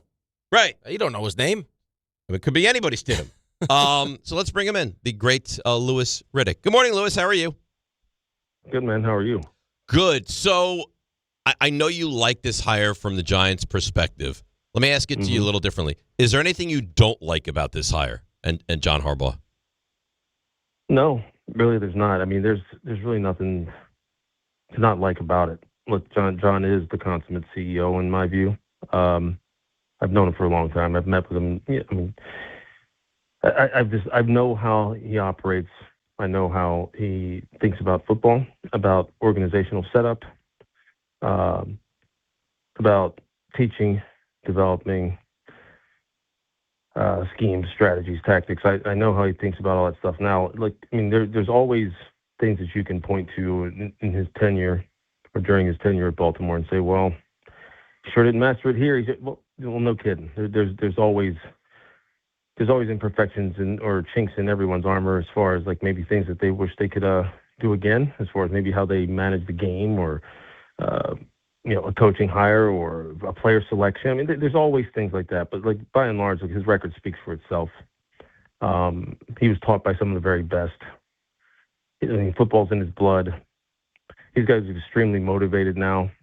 Obviously, with the way things ended in Baltimore, this is a job that he's coveted. This is an organization that he has respected his entire life. He likes the roster. He likes the setup that he has now. Yeah, I think there's just nothing but support that should be being thrown his way, both from the organization, obviously, which clearly they're fired up about, and in the fan base as well. Louis, how exactly does that work, right? So, I mean, it sounded like he was going to be the coach. Then it took a couple days. Giants fans started to kind of freak out, and he wanted to make sure that he answers to the owner, not to Joe Shane. Can you just explain to everyone why that was so important to him and how that actually works? Yeah, I think ultimately, when guys kind of reach a certain level of status, it's kind of like the Bill Parcells philosophy. Look, and I'm not speaking for John, but obviously what you want to do is you want to be a lot. You want to be directly responsible for your own fate. You want to be able to kind of like direct your own path, more or less, especially in those situations where you feel as though, your opinion or maybe how you view roster construction in particular is something that you're dead set on and that you have a lot of conviction about, and maybe it doesn't necessarily coincide with your general manager or the other person who is directly responsible for helping you build the roster. And so ultimately you want to have that decision-making power in your hands. And you want to be able to like explain that to the ultimate authority in the organization, which is the owner firsthand. You don't want to have to go through the general manager and have your message be one that's received from the owner secondhand. You want to be able to have that direct line of communication and kind of basically chart your own course. And I don't have, from the outside looking in, I have no problems with him wanting that and him wanting it to be that way. I mean, ultimately, look, I think I heard Joe mention the fact that, it's still going to be a collaboration by and large, which it is. And that's why I feel as though, coaches and general managers should always be tethered and tied together, because it is a collaboration. Coaches don't have time to sit there and scout players, year round and kind of understand the intricacies or rather all the details of every single player that are going to be draft eligible in that particular year. They come into the process very late, depending upon when, what their postseason success is. Obviously the Giants, they can get started right now. The coaching staff can get started right now. He'll be assembling that coaching staff down at the Senior Bowl if he hasn't already established most of it already. And so he's able to get a jump on an early look at this 2026 draft class. He already probably knows a lot about the 2026 free agency class. as you move from the All-Star games to the combine to the pre-draft process to the draft, I mean, he's going to be involved the entire way. And obviously he's going to work very closely with Joe in that regard, but he wants the final decision-making power to kind of really rest in his hands. Although if you're butting heads with your GM anyway about player selection on a regular basis, you're probably doomed from the start. And I don't think that's what he's trying to head off. I think he's just trying to make sure that, look, I think I know what it takes to win at this level, at the highest level, and I want a lot of that to kind of like be put on me, and he should want that. Louis Riddick with us here, ESPN New York. All right, so obviously we don't know how free agency is going to play out. We don't know how the draft is going to play out. Do you look at the Giants, do you think year one, realistically, this could be a playoff team, or do we need to temper the excitement a little bit? Yeah, I do realistically think it can be. Look, I mean, the NFL is on a razor's edge from year to year. We know that, obviously availability, meaning injuries, play a big role and can really change the fortunes of a franchise. We see that happen all the time. So obviously Lady Luck has to be on their side a little bit. They have a lot of the horsepower already in the building that they need in order to really turn this thing around, provided that horsepower remains available to them, meaning stays healthy. But when you think of the top 5 position, I mean, look, they have quarterback, they have pass rushers, they have some offensive line. Well, I mean, Andrew just needs to stay healthy and stay on the field all the time. They have decent cornerback play, but you would like to have a true shutdown all-pro caliber cornerback. So sure, I mean, there's still a position like that you would continue to want to try and upgrade, but they have a lot of the things that you're looking for, and they have it with young players. They have a playmaking number 1 wide receiver, so I mean, who needs to come back healthy. So they have a lot of those things there. Now, there's a lot more that goes into all this. There's a lot of synergy that still needs to be created between the new players that are going to come in and the players that are already there, between the entire roster and the coaching staff that he's going to assemble. There's a lot of things that have to kind of go right. But we've seen teams go worst to first. We've seen teams flip it around immediately in one season because it just works. And there's no magic elixir to that. There's no magic formula. You can't really predict that right now. But it can happen. And that's kind of, you just try to line up as many ducks that you can in a row to hopefully, that will result in you having that turnaround that everyone deems as magical. Is like, man, look at that. I mean, we hit this one. And if anyone's going to give you a chance to do that, it's John Harbaugh. Louis Riddick joins us here on the show. Louis, how is it that Sean McDermott gets fired and Brandon Beane gets a promotion? Yeah, that's again, like I just said about 10 minutes ago, that the whole idea that coaches and general managers who come in together in particular, that they are not tied together and that you can somehow determine that one person was more responsible for a team's downfall or their ultimate success over the other is just bizarre to me. Because what that tells me is, like, behind the scenes, somehow, some way, like, owners ultimately make those decisions. And somehow, some way, the message that he was getting was not a very unified message. There's just no way, because they're not involved every day. Owners aren't involved every day, unless you're Jerry Jones, I guess. Owners aren't involved every day as far as the ins and outs of roster construction, skill development, game plan construction. They don't know how all that stuff goes. They just don't. They can say they do, but they don't. And so they're getting their information secondhand. So when that kind of thing happens, and not only does the general manager stay, but get a promotion, and then you wind up hearing things. I was reading things last night about that particular situation where maybe Sean felt as though that there were certain areas on the roster that they were deficient, and that ownership didn't necessarily agree with that, or maybe the general manager Brandon Beane didn't agree with that, and that caused some concern, or that caused some a little bit of a rift in their relationship. Well, yeah, then you can start piecing things together and going, well, maybe this doesn't surprise me that this happened. And now, I mean, I can't confirm that. That's not my information. That's something that I was reading last night, and that was starting to circulate, and there were people who were speculating about that anyway. But I think that's a terrible, terrible situation when that kind of thing happens, because that just tells me there was probably cracks in the foundation from the get-go, and that kind of thing sucks. It really, really does. And that's how things can get in a building, man. You find out a lot about relationships on the professional level at the heights of prosperity, at the depths of adversity. You find out just kind of where people really stand.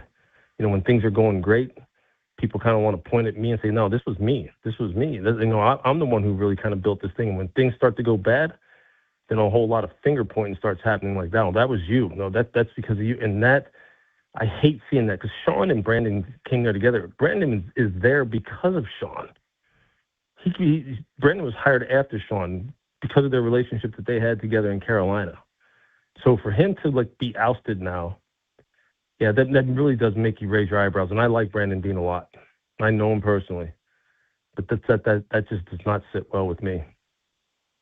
All right, Lewis, listen, we want to ask you so many more things, but I know you have a TV obligation, so we'll let you run, and we'll do it again next week when we have the Super Bowl all set up. Good stuff as always. Thank you. You bet, man. Thanks. All right, there you go. That is Louis Riddick. I wanted to ask about Stidham. I know you did. You should have pulled the trigger. You got all Giants happy.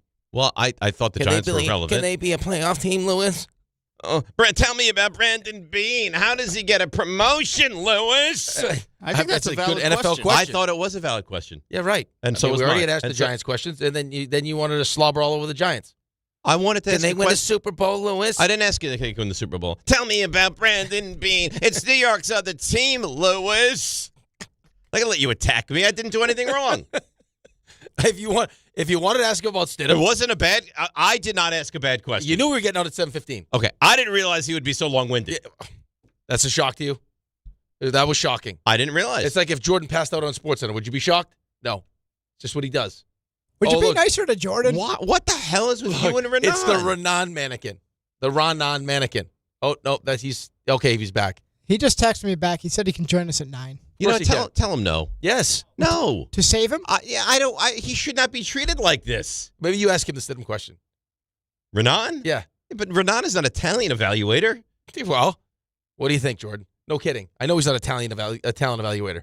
You should ask one Giants question. Did you really want to sit there and act surprised that Lewis may have been a little... That's what he's doing. He's acting surprised now. No, I'm not playing dumb. I'm not some of the teams that need a back of his caliber. But we know what kind of player he is. I think if Louis you Riddick with us here, ESPN New York. That's great. He did it to you. I think if you care as much as you say you do, during maybe a commercial, call him back. You sprint on over to where you know where he's at. Yeah, right there. You ask him about Stidham, and then you drag him right over. No, because then he'd have to do the show by himself, and he couldn't do it. And it's very cold. Actually, call your mole and have your mole ask him. Oh yeah. Well, I think you've been found. Then. No, he hasn't. Oh, really? Now, definitely has not. Yeah, no. No? No. John is incorrect. John is incorrect. Super incorrect. Well, he's just taking shots in the dark. Yeah. Well, John walks into... You've rattled John so much he walks into lobbies and yells your name to see who reacts. No, he did not. Yes, he did. No, he did not. Yes, he did. What? He walked in... He's unhinged. Listen, did you know this? No. He walks in the room. Well, yells what happened? So Dave I have moles at the other building. You do. And every time John walks into the building, I get a text, and I text our group saying John has now arrived at the building. Which I mean, I'm not as important. And I have with you, too. I'm not as important as John, but I did a little test. I think I differ from John in that regard because I took the way in that he does, and then I took a different way, and I was not found either way. So I think that whoever this person is... It's much easier for you to sneak in than John. Wow. Why? So, you know what? I saw someone earlier. Do I have to explain it? I saw somebody throwing out some old toast, and I said, hey, friend... Don't throw that out. That could be breakfast for my friend Rick. He's sleeping right now. I do love toast. But I do like toast. And Ray would have lost it. It's right on top of the garbage. It's like a plate. It's served right there. Delicious. So, but yes, so continue. John walked into a lobby, yelled your name. No way. I'm telling you. So he just walked in, yelled Dave to Rothenberg see and who waited? would react. But everyone would react. No. If you were in a lobby and somebody walked in, it was like, R.J. Santillo, who wouldn't react? But there are... In that particular lobby, there were they're a very refined group of people. He thinks he's got it narrowed down to a certain subset of people that work in that building. Security guards. Yeah, okay, we'll say. Yeah. He's been saying security guards the entire time, though. It's not. So he walks into the lobby when it's only security guards, yells your name, see who reacts, and that's how he whittles it down. But what do you mean reacts? He thinks that draws a reaction. Like picks up a phone to text Dave, like, hey, he knows. So he looks and sees who. Oh, okay. I think John's here. I think his action is, hey, Dave Rothenberg, how are you? He sees who looks up, and that's his way. So he thinks he's snuffing me out here. He thinks he's got you nailed. Yeah. Okay. I don't even think he's close. John walks into that building with skinny jeans on and in Tim's. It's going to cause a stir. You mean for different reasons. He's so rattled. He's walking into a building where thousands of people work and is just screaming my name. And like high-level ESPN executives. The highest level. Yes. And just screaming my name. And just yelling, yeah. Mm-hmm. I mean, you worry about John's future when you put it like that. He's clearly lost it. Do you think you might get called to HR like, John, what are you doing? Why are you just screaming? Scaring people. Names, yeah. It was brought to our attention. You go into the building and you start screaming. Why? Because Dave Rothenberg has the ball, and I'm going to find it. Because he knows where I am at every moment, and I want to know how he knows it. You broke him. Can you imagine that? Like, it's like the story of John Winthrop being told, and he's like, he's unemployed. Just right. And then what back happened? in 2025, Dave had moles over at the other building who told him when John was there. And by the turn to 2026, I couldn't take it anymore. I need to know who knows. I lost it. Who is it? I love dinosaurs. and now I'm a paleontologist. I actually wanted to be a paleontologist. Yeah. He would have loved Joe Burrow's gift. What would he give? Like fossils? What kind of gift is that? I would have loved it. But he's the only person on Earth that would love a fossil. Oh, maybe they were going to be worth money. Maybe. Then just give money. Well, but maybe now I got to sell the fossil. It's going to go up in money though. Maybe. It's like, I got this fossil. It's just like it. When does it go up? In another 12 million years? I mean, it's already like 40 million years old. Maybe it's like just a family heirloom now. Like it's an investment. Yes, that just goes. So it's like Standard Oil. Like you buy it, you just wait for this thing to grow. It's passed on from generation to generation. Maybe. And then like one day, little Timmy's like, oh, I got this woolly mammoth fossil that's now worth $10 million. Maybe. How nice would that be? We couldn't buy them like unopened baseball cards or something that could increase.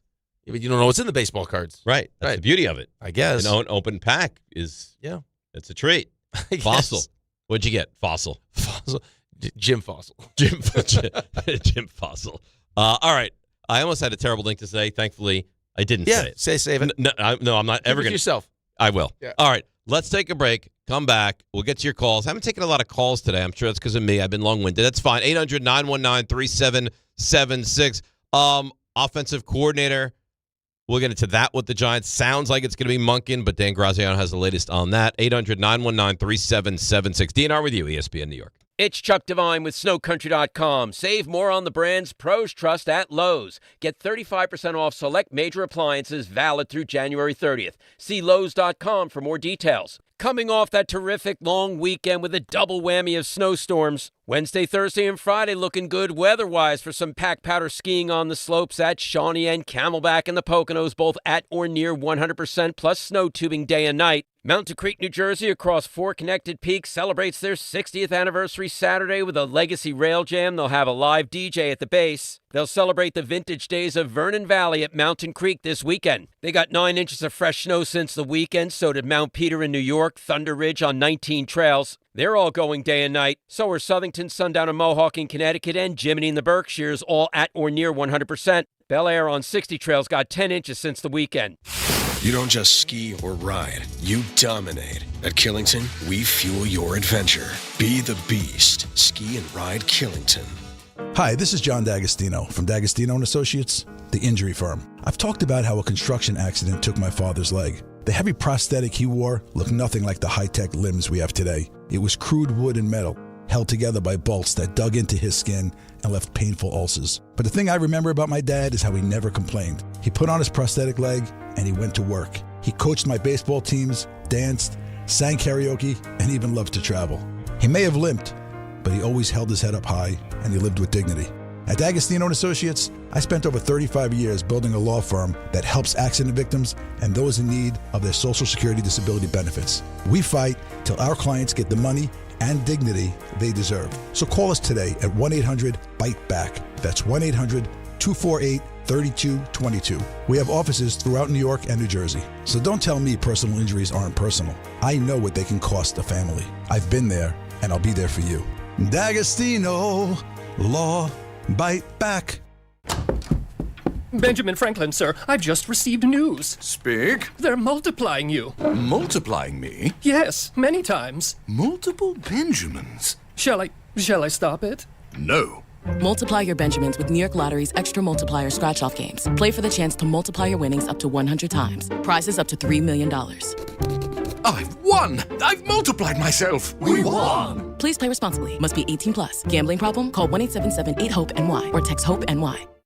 Smalls here. Life is full of choices, some big, some small. And when you choose an H&R Block Tax Pro, you're choosing the largest network of tax expertise to be in your corner. For when your big ambitions need help with the small details. For when your six figures come from 6 different places. For when your gaming stream becomes your revenue stream. For when your business's year 1 needs 70 years of tax know-how. At H&R Block, they've seen it all. And they're here to help you make the most out of your money for life outside the box. If you love to travel, Capital One has a rewards credit card that's perfect for you. With the Capital One Venture X card, you earn unlimited double miles on everything you buy. Plus, you get premium benefits at a collection of luxury hotels when you book on Capital One Travel. And with Venture X, you get access to over 1,000 airport lounges worldwide. Open up a world of travel possibilities with the Capital One Venture X card. What's in your wallet?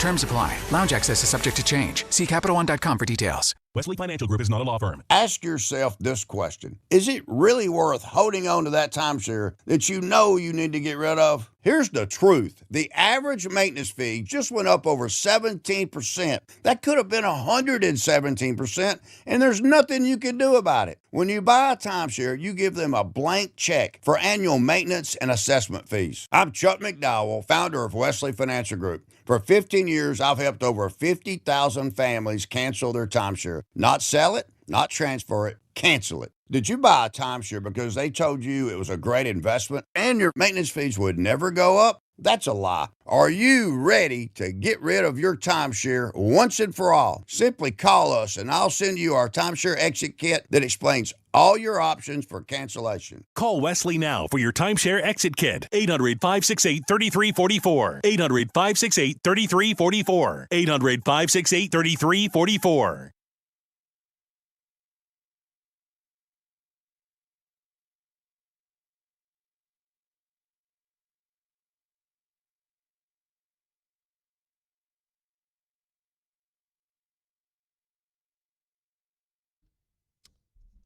All right, DNR with you, ESPN New York. You know, we got Stump Rothenberg in about 25 minutes, something in that range.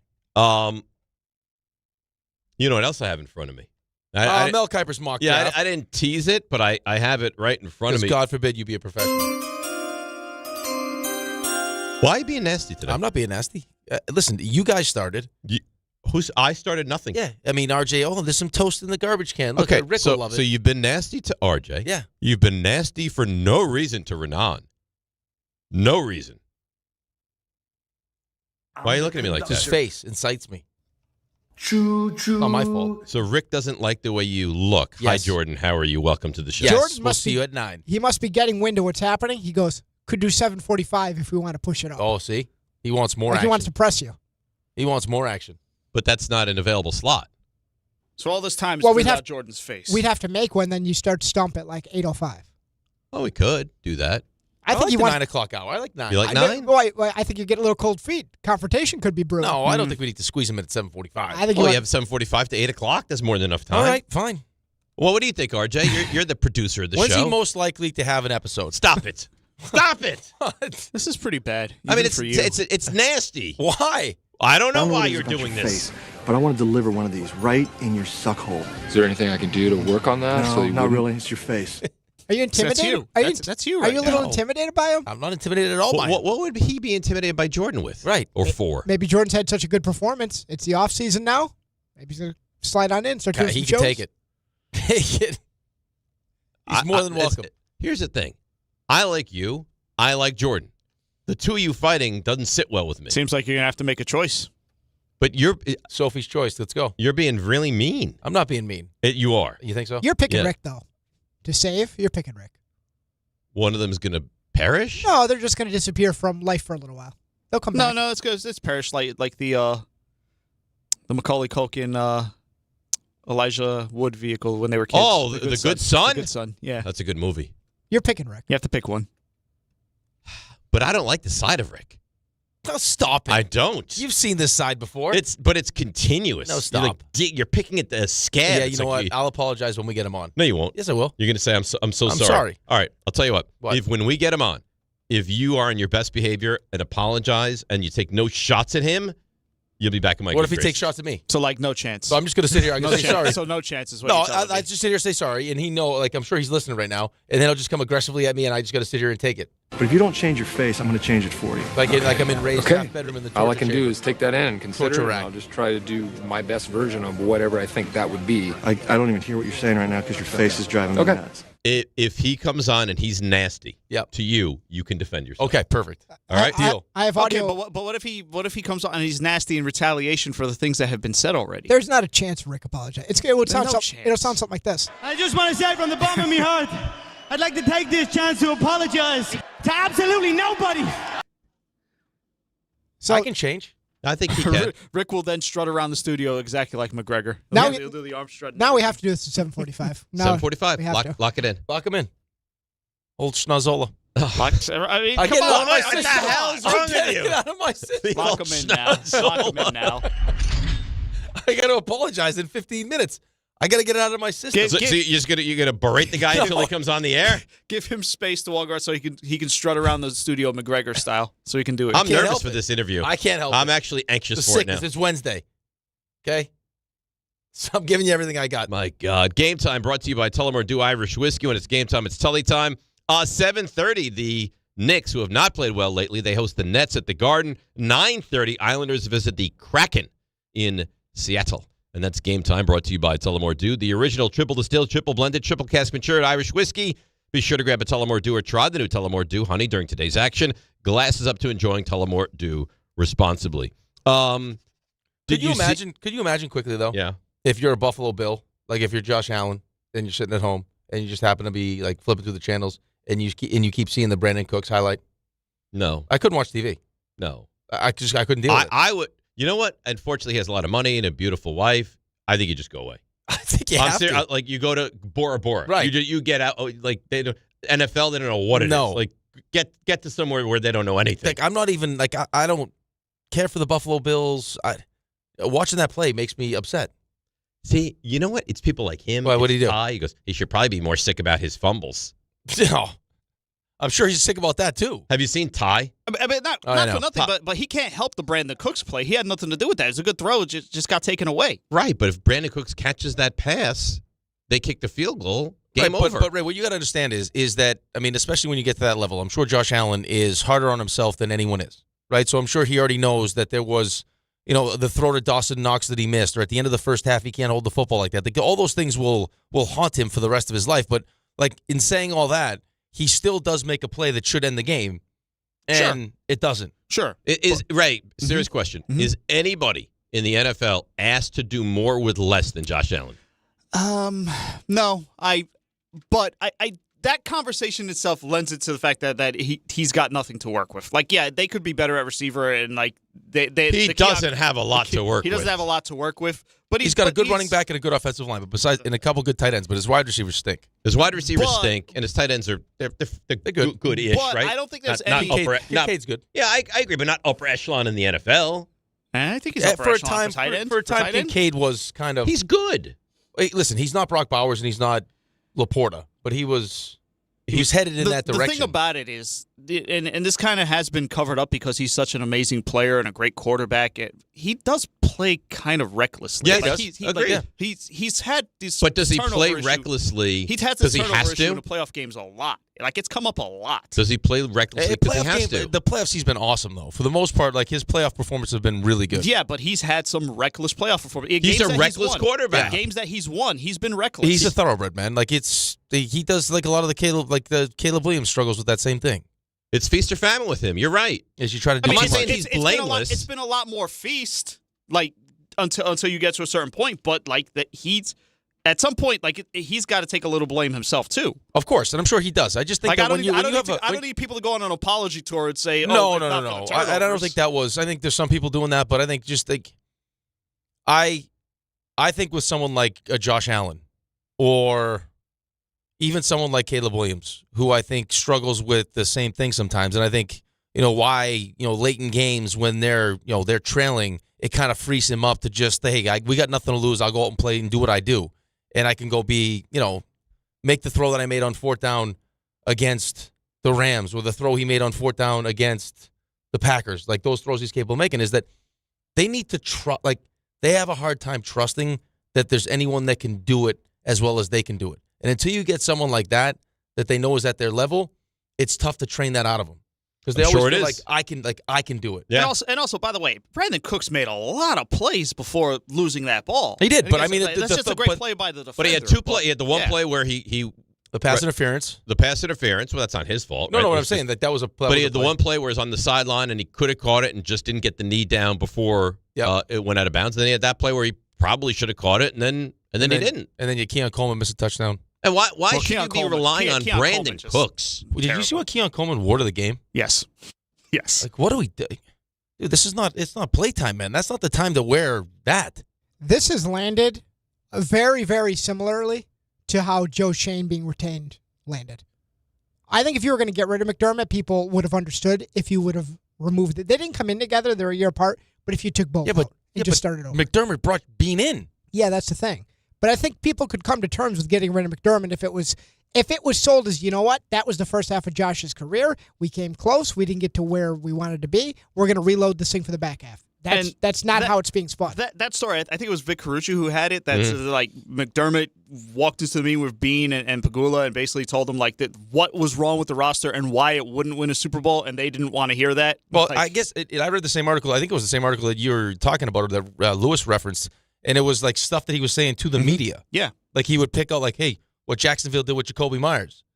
And then, it goes on like this whole thing about how good Jacoby Myers is and what he's going to mean to Jacksonville. Like, hey guys, we could, right? We could use some but of that. It sounds like the tipping point was when he was in the meeting with Bean and Pagula and told them that, and they didn't want to hear it. They haven't done Josh Allen any favors there. I'll tell you that.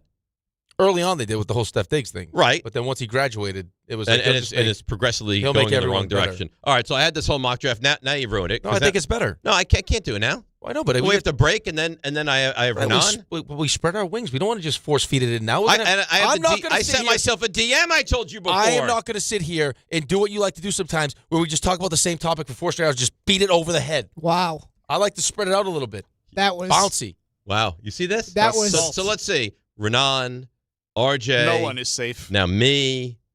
You feel really backed into a corner. No, sometimes you get into that little like that where we're just the same. You think I'm boring? No, I don't think you're boring. I think our best shows are when we're bouncy. I like being bouncy you got the Harbaugh.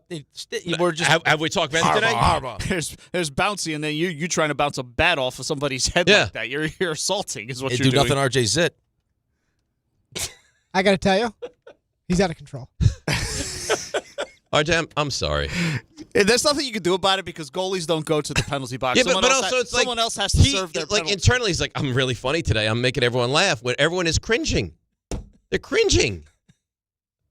Listen, how do you get the goalie to behave when the goalie never goes to the penalty box? I have an idea. We'll find a nice half-eaten chocolate in the garbage.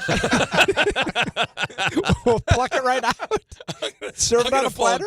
Where's Greg? I'm gonna fall into the trash can. Could take his oatmeal right out of the trash. You want to tell me something? I do. I'd love to tell you something. Yeah, that's great. It's right here. I'm here for it.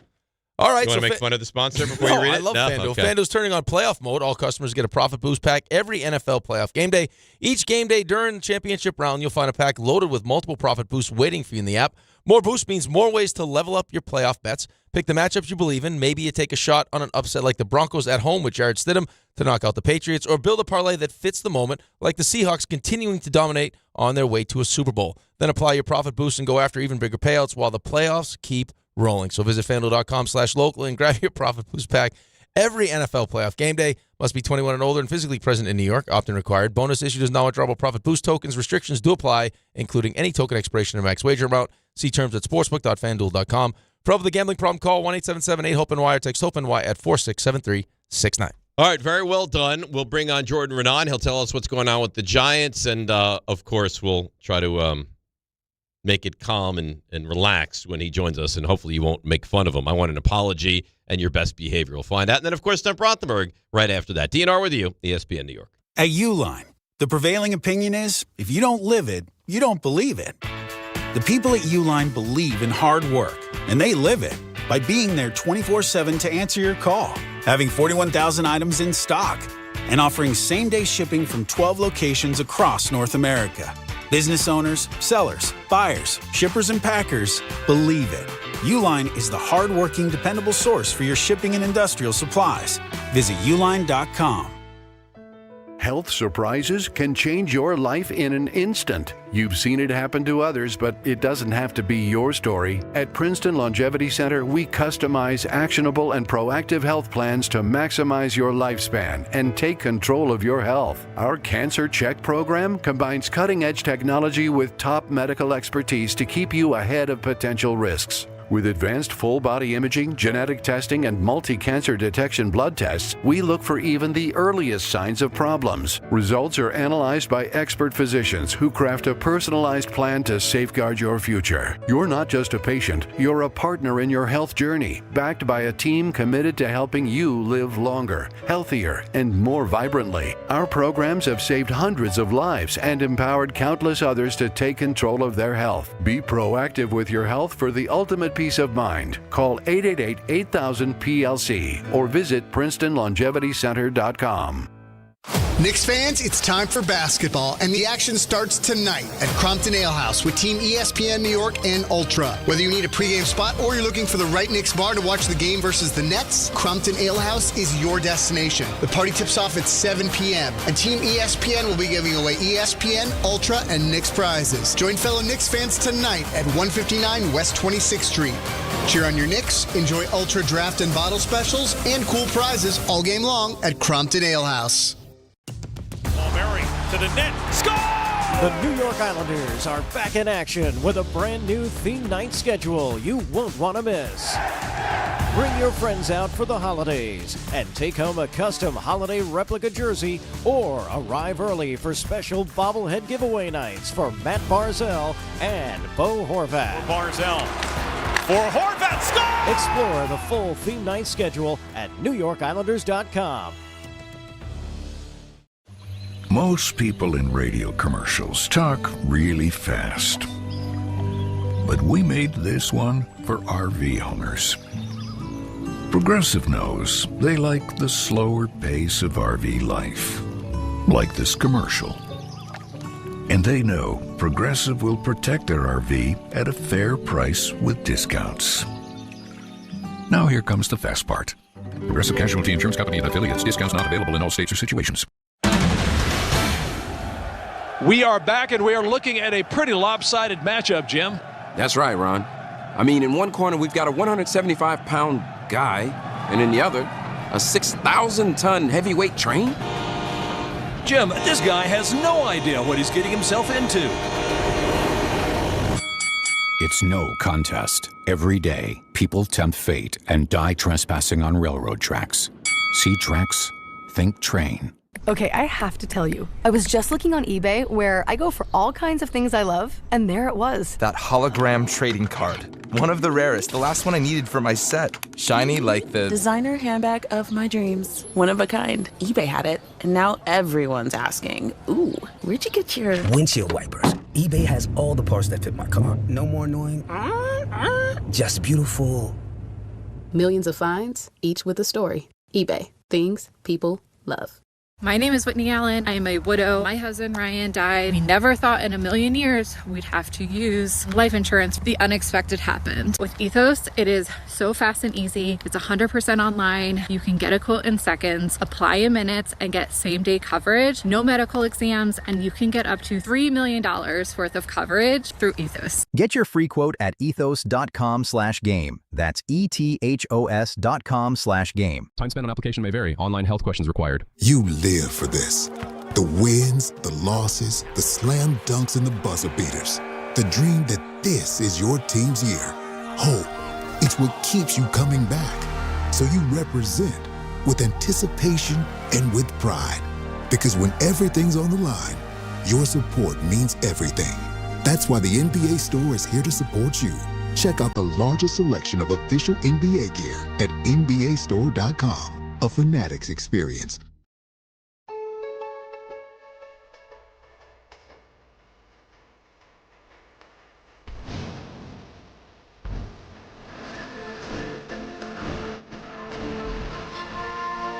All right, DNR with you, ESPN New York. So Raanan is going to join us in just a couple of moments. Apparently, he's joining on his big fancy Comrex and in his home palatial studio. Beautiful. Right through the French doors. Right. Yeah. In his bedroom.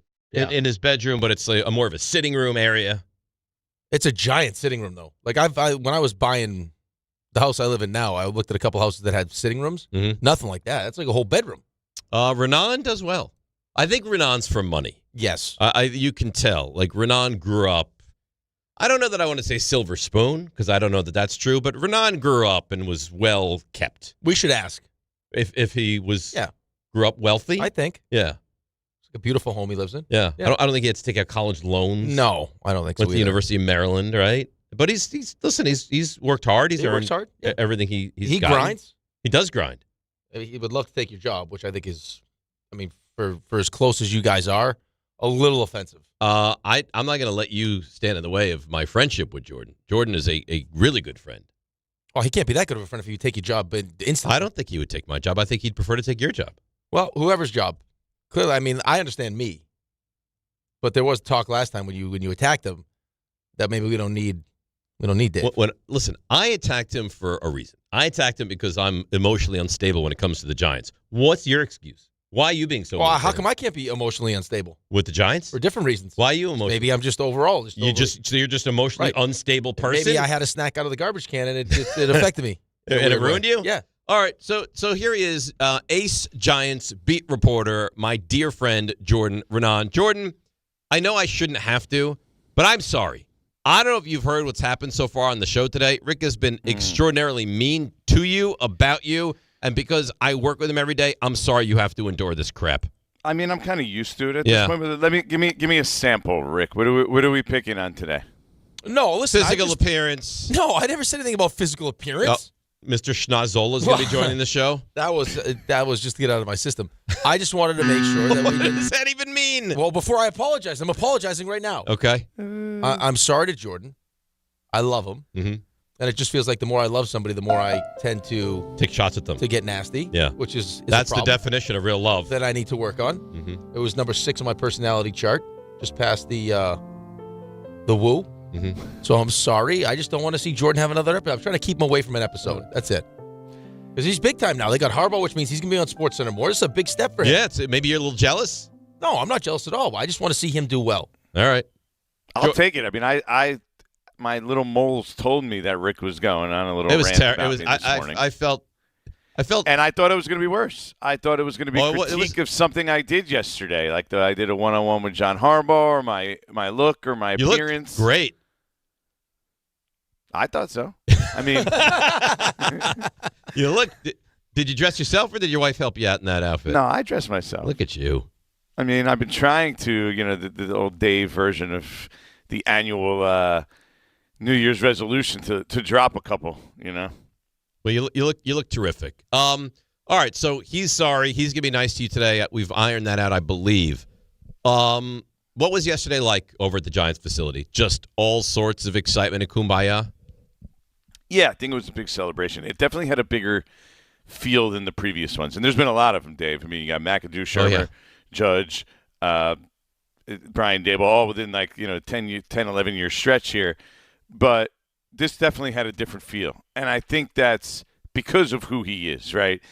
And, there's the players there, which I think there have been players there before. But John Harbaugh comes in, and Jameis Winston gets everyone to start clapping when he's going up to the podium. And so he basically had a very collegial pageantry feel to it, whereas I'm not sure that other ones did in the past. It felt like a smaller scale than this one. So this was greater in both size, I think, and anticipation because of who he is and who his resume is. It seems like the players are ready for this, Jordan. Like it seems like the perfect timing. Of course, Dave and the fan base and just the lack of winning, but it just seems like with how loosey goosey it's kind of been inside that locker room that they're ready for someone like John Harbaugh. I think so. I mean, you heard that towards the end of the season. A lot of guys, I mean, to a man, basically, when they were talking to you about this. Yeah, we need someone who could stand at the front of the room and instantly demand, instantly has credibility. Instantly, you know that's the guy. Like he has that kind of clout, and that demands responsibility and accountability, which I think obviously clearly was something that a lot of people thought was a big problem here under Brian Daboll. So John Harbaugh brings that. I don't think they understand what they're fully in for yet. I've spoken to people who said that he runs probably the hardest training camp in the NFL. Like he's gonna work them hard, especially compared to where they were with Brian Daboll. I thought Brian Daboll had some of the easier practices that on the scale of what I've seen, and now they're going to be at the hardest end. So there's going to be a big adjustment period, and let's see how they handle it long term. If you win, it's fine. But remember, Joe Judge brought it, and they hated that about him, and that's probably what got him fired at the end, is he was too hard on the players. How much is going to change? Not just with the practice schedule or being harder on the players. How much behind-the-scenes stuff within the organization analytically, all the things that most people don't really know about. How much is that going to change with John Harbaugh's regime? I think a lot. I heard yesterday that he requested somewhere in the range of 20 interviews with people from the Ravens organization. Now, a bunch of them I think were denied. But, there's going to be a heavy infiltration of Baltimore people coming along with John Harbaugh here. Also, remember, they're getting a new coach in Baltimore, so a lot of those guys are going to end up being free. But that's not just coaches. I think that's going to be people within the organization as well. So I expect there to be a lot of change. I mean, analytics is going to be bulked up. Who knows what gets changed in regards to even things like video, medical, equipment. I mean, I'd expect there to be changes in almost all those departments to some degree.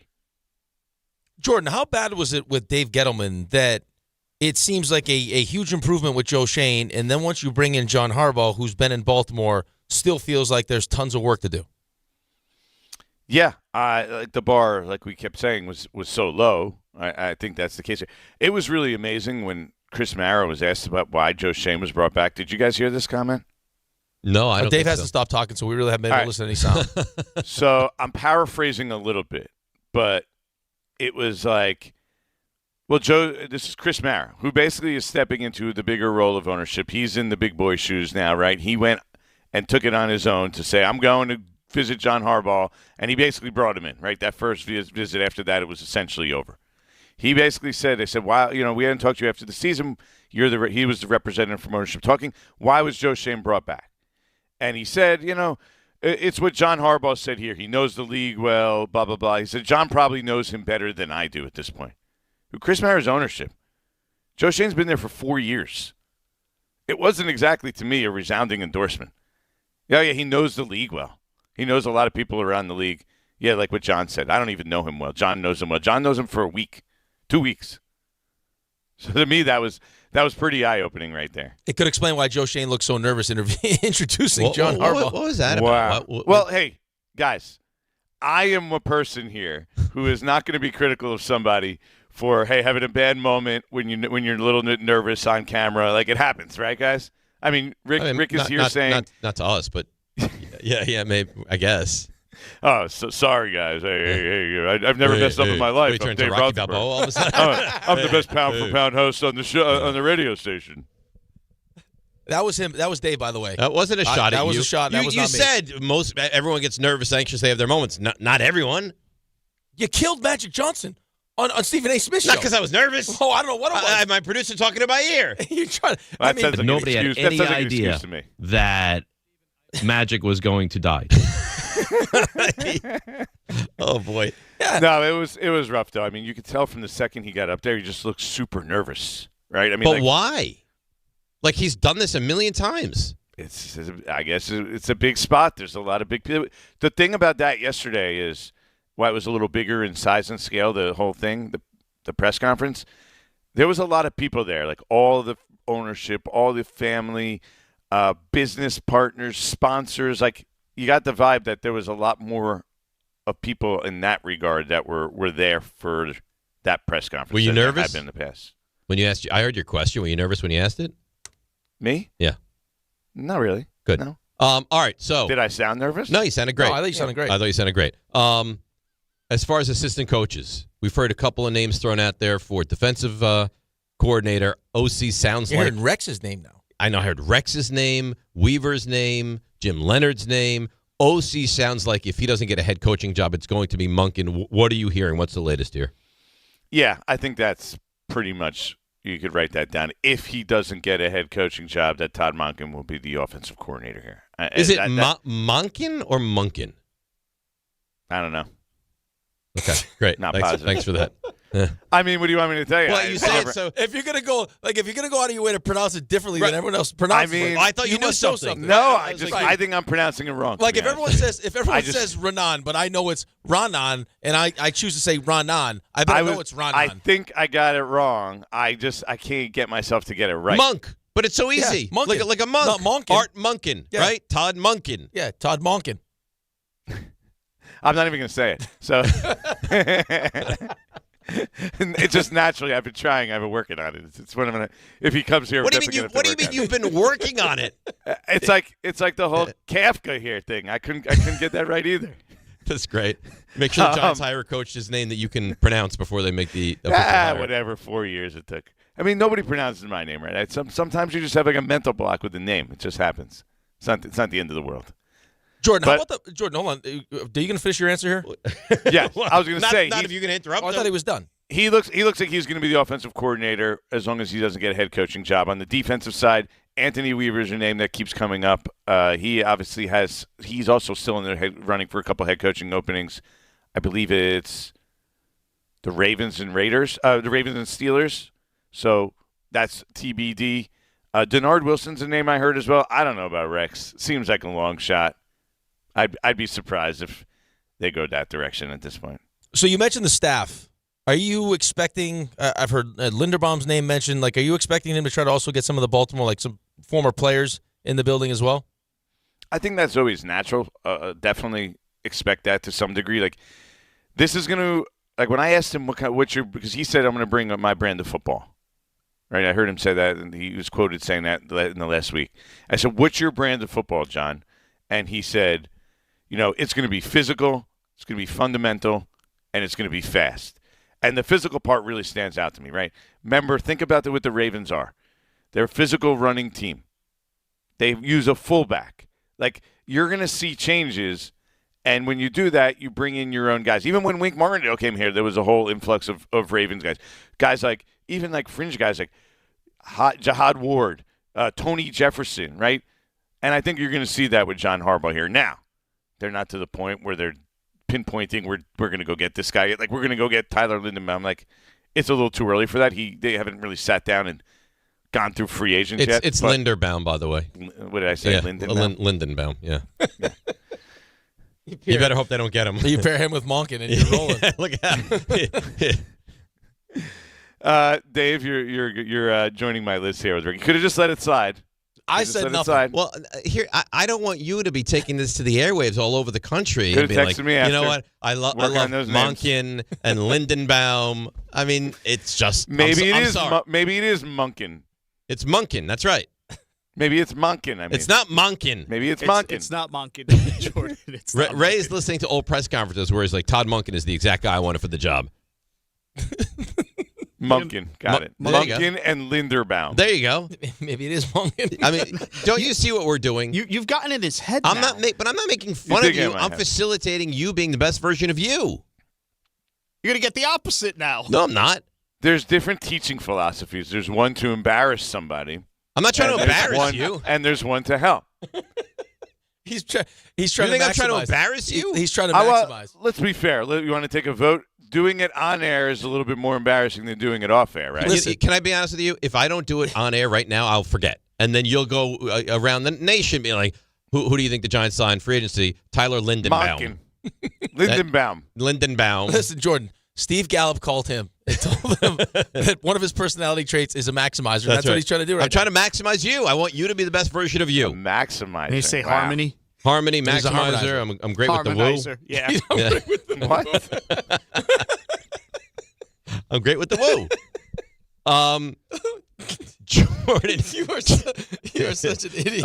Joe Shane, is there more pressure or less pressure on him? Because I have to figure if the Giants somehow are not good this coming season, that Harbaugh is not. Nobody's going to criticize him, and then that could potentially be the end of Joe Shane. But how much is he going to really input wise? Ultimately, it's going to be John Harbaugh who makes these decisions, right? So where does Joe Shane stand here? I think if the pressure's on him, but it's to impress John Harbaugh. Like, that's all that matters here, right? He's the guy who has a 5-year, $100 million deal. He's the guy with the power. I know they tried to say it's going to be collaborative, and it is. I'm sure Joe Shane's going to have say. But he has a period of time here where he's going to have to impress. He already did to some degree because John Harbaugh agreed to take the job. There's been nothing I heard that says that there's any, reluctance for John Harbaugh to work with Joe Shane. But I do think that John Harbaugh is going to be judging Joe Shane as we move forward here, and ultimately that's going to decide whether he's here long term. Jordan, last one for me. How about the all the players that showed up? I mean, Tyrone Tracy leaves his honeymoon. What do you think that says about just how much this means to the players as well? Yeah, I think the guys, for the most part, it was the guys that were in town that came here. Big offensive line contingent. Jameis, who's staying in town. I don't think it's that rare because I think the guy there's guys that are in the building rehabbing. A lot of those guys were the guys that were there. So I don't take it as anything more than that. I mean, Jaxson Dart, Dexter Lawrence, they weren't there because they were out of town. Abdul Carter, like those kind of guys. I think it's just a matter of whether you're. Abdul Carter was late. He showed up after the press conference. Who was doing all the clapping? Who was clapping? Was that you, Jordan? Were you clapping? No, that's unprofessional. No clapping in the press box. No cheering in the press box. You know the rules. That's why I can't. So, do you think the lady in Jacksonville that said how great Liam Cohen was unprofessional? I don't need to get into why? That conversation. That's a fair question. Just don't need to. My opinion on that. Nobody needs my opinion on that. Why? I think we all want your opinion. It's not necessary. Because so you would take her to task, and then you think you're scared that people will go after you because. I don't. It's not necessary for me to chime in on this. Well, all right. You're listening to DiPietro and Rothenberg on WHSQ, WCBS FM HD2 in New York. Do you miss hosting the show? I'm a good employee. You're a great employee. You're a great man. Yeah. You really are. If anyone's opinion, you'd want a reporter's opinion. I would love your thing, but he's scared to give his opinion. I'll pass on that one. Yeah, of course I do miss the show. I mean, I'm gonna just show up one day. I don't doubt it. You know how I just showed up one day and did the show when I wasn't on schedule? Know. Yeah, you did the wrong show. I think debatable. Debatable. You're supposed to do the afternoon show. Let me know when you're going to do that. We'll get the pronunciation guide ready. We'll put it on the wall, and you can look at any of the names you need. Okay. Sounds good. Anything else you want to impart before we say bye? Rothenberger, is that it? That's not funny. That's not funny. You're better than that. You're better than that, seriously. And I've been so good to you. Yeah, and I haven't said anything nasty at all. That's not negative to you. Even though you're dressed up like a picnic table. You know that's not my name, so why would you do that? I botched your name just to make a joke that I'm botching everyone's name today. Oh, that was funny. Good stuff. All right, so anything else that you need to impart before we say bye? I don't know. You tell me. What else you want to know? I think we've covered it, but maybe there's... Oh, do you come from money? Dave thinks you're a silver spoon guy. We believe you come from money. I do not believe that is true. That wasn't... Yeah. What do you mean you do not believe? I'm not buying that. It's a complicated question. Then you do. He definitely does. Then you do. Yeah. Not really. Yeah, no. I didn't grow up. If you don't come from money, you don't answer. I didn't grow up with money. But I think my father and my family did well. Like after I grew up. Gotcha. So now there's lots of family money. Now you're rolling in it. Now I don't know about that. I mean I just think my father did well. By the way, who came to this country from Israel at 26 years old with nothing. Did well for himself later in life. For sure. That's terrific. That's a terrific story. It's like the American dream. Exactly. Nice. You're the American dream. You know that? There you go. We love you. Thanks, Jordan. You guys are my favorite. You know that. All right. We'll take it. Watch out. I'm just going to show up one day. I would like that. I would like it. I don't think they'll pay you, but that would be great. I said you should come in studio today, but he said you live too far. Yeah. How far are you from studio? What time we leaving? I don't know. Whatever you want to leave. Just to be here for the show. Well, I'm saying the earlier you leave, the So if you left your house 6 o'clock, what time you get into the studio? 7:30. An hour and a half? Yeah, I told you he's far. He's way out. I mean, like 6 o'clock, you're going to start hitting traffic. Like when I was coming into the show and I'm leaving at 4:30, I was there in like 50 minutes. Right. He lives out near where we do the beach bash. I do. Yeah, I live out near the beach bash. Yeah, that's far. I'm on Gary's softball team. Really? Oh, you didn't yeah. ask me to play on a softball team. Gary's the pitcher. Look at you. Are you playing on the It's team? fast pitch. Is it? No, I don't play on the team. No? You should see the swag he sent me. Like a whole box. All right, Joe, we got to go. All right, guys. You want to manage the team? Sure. You won't come down there. No, you know what? I wasn't even a thought. Because he doesn't think you play. He knows I play baseball. Right, I get that. But not like, hey, we're doing a game. Would you want to coach No, it's not the a game. team, It's a manage it? league. All right, well, we'd love to have you down for a game. Nothing. Now I don't want to go. You're going to get a text message in probably the next 30 seconds. Well, now I don't want to go. And you'll get a bag of stuff. No, I don't want to go. You could be a manager. I would love to. You should. Coach You got to first dress base. up. You got to dress up in the uniform. Well, not the baseball pants. Why? No, because I'm not wearing baseball pants to coach first base. You want to be a professional manager. I'm not doing that. Why? But then you got to listen to me. Of course I'll listen to you. So if I'm coaching first base, I tell you to go, you got to go. I'll go. All right. I don't want you doing things on your own. No. You got to listen to me. Stopwatch out there. I want to move. Yeah. Okay. All right. I'm listening to you. Listen, he's getting over to first here. Yeah. I'm very coachable. Okay. Yeah. Listen, I expect you to go first or third on any Of course. ground ball to the That's right enough. Come on. side. What do I Gets look into the outfield. Listen, I don't know. I mean, that wasn't even a thought. And Gary supposedly loves me. Well, he loves me more, but yeah, obviously you're right there. No, obviously not. You attacked one of his guests with a carrot stick. That's a big time celebrity guest. I didn't attack him. And you're shaking him down with a carrot and a celery stick. I offered him a vegetable. Ray, come on, Ray. Not only a celebrity guest, but a mafia capo. He's Shariffa. You can't mess with him. He was you're waving a carrot stick in the man's face. You're lucky to be here right now. First of all, he's not really in the mafia. You saw what that guy did to the guy with the dog food? Don't mess in with the trunk. You don't mess with Bobby Bacala. I don't know what you to know say. what, Bobby? Waving the carrot like an animal. He's like, I think my heart would explode if I had carrots. Yeah, right. Like, Meanwhile, Archie's over in the corner humping Don Mattingly. There must have been some great food in the garbage for you on that day. Some high-quality prime rib or something, some steak. Humping Don Mattingly. He was. What's wrong with Was he you? not? No, he was not humping Like a little him. chihuahua. He was very Don excited. Mattingly was awesome, okay? Listen, I walk into a men's room in Atlantic City. I see Lawrence Taylor. I start screaming. Yeah. I don't think what he did was Also any worse inappropriate. I don't think RJ started screaming. Right. I think what he did is much less than what I did. Could you imagine that? You're taking a pee. You got it out. No. I've had people take pictures of me while I'm going to the bathroom. You're relieving yourself, and all of a sudden you hear, "That's Lawrence Taylor!" No, I could not. I've had a person ask me while I'm peeing to take a picture. That's weird. It's very weird. But I could Take a picture while you're peeing? Did you do it?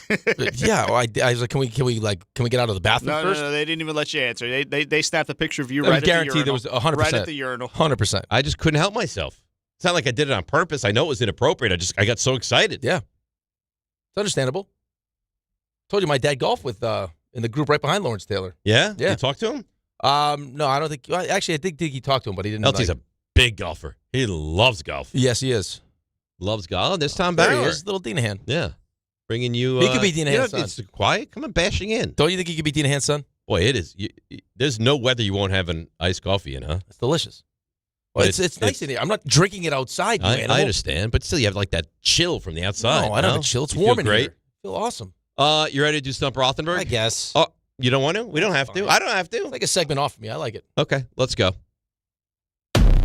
He's confident. If I go 10 for 10, you have to reward me in some way. Like sexually? He's humble. Mike Trout is a pitbull on my ass. He's well informed. We'll continue to update you on the Mets and the Yankees, both having today off. He's Dave Rothenberg, and this. Oh, God almighty. Now I dropped my phone. Is Stump Rothenberg.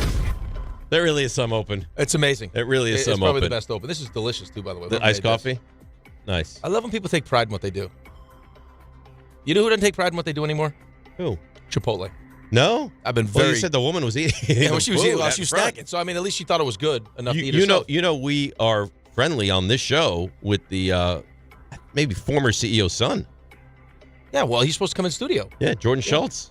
He loves being on the show. His dad was Well, ran I'm gonna Starbucks. kill Jordan right now in front of God and them boys. Yeah. Whoever made this, Did a terrific job. Really? Terrific job. Terrific. Well, I mean, I don't have to do a little mouth shake, nothing. That's nice. Perfect. RJ, you have an updated standings for where we are right now? Yeah, we're 2 weeks in. You are 18-2. Ooh. Solid. That's not bad. Nice start. That's not Terrific. bad. All right, let's go with the great Andy in Merrick. Andy, you're on Stump Rothenberg. Uh-oh. Babe? Andy? Hello? Can you hear me? Now we can. Good morning. How are you? Good morning, boys. NFL playoff question. You know the teams that have made the most postseason appearances. Cowboys, Niners, Steelers, et al. Today's question, however, is which organization has the most postseason losses? Could be Washington.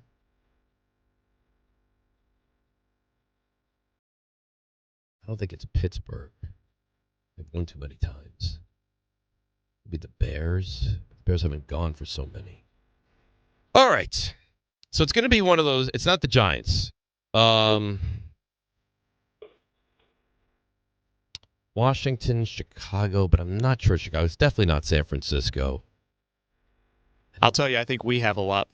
The Cowboys? I think we have a lot. I don't know that we're number one, but we have a lot. But no, it can't be because the Cowboys haven't been around. You're talking not Super Bowl era all time, right? You know what? It reflects the Super Bowl era, but I believe the team with the most postseason losses goes all the way back to 1920 regardless. 32 playoff losses. So think of how it's many not the Cowboys. But think of how many times the Cowboys were in the playoffs and didn't like. It's not 32. There's no way it's 32. They came around in 1960. It's probably like 29 or 30. Well, they came around in 1960. Right, but it's not 32. And he just told us it was 32. Right. Playoff losses. It can't be the Steelers because they've won too much. It can't be the Niners. They've won too much. But the Steelers have. Okay, they've got the 5 Super Bowls. It's not the Bears because they've been irrelevant for too long. There's no way it's the Cowboys. But what teams are in the playoffs a lot, and they haven't won. But so it's not the Eagles. They haven't won Super Bowls every time. So all right, so it's not the Jets. So no. Washington. We'll put Washington to the side. Sure. Put Washington to the side. I don't think it's Chicago. Put Minnesota to the side. Vikings to the side. Clearly not the Lions. I don't think the Bears have been enough. It's not the Niners. It's not the NFC South. You're looking for a team that's had a lot of regular season success, at least for a long period of time. The Vikings have gone to Vikings are a good one. I like the Vikings. Numerous Super Bowls in long. If you're giving me these two, yeah, I would go Vikings. You'd go Vikings? I'd go Vikings if you give me these two. Over what? Because Washington has not been great the whole time. Well, let's think of the AFC now. Not the Jets, not the Bills, right? Raiders. Those teams are newer. No, the Raiders they haven't been around long enough. The Vikings haven't been. The Vikings have been around less than the Cowboys. And you said this team was a 1920s team? I didn't say that. No, he did not say that. I said that the losses, even if you factor in back to 1920. Even if you go all the way back, this team still has the most losses. But this is really reflecting Super Bowl era. Mm-hmm. All right, so, I mean, it's not AFC North, Bengals, Browns. Browns?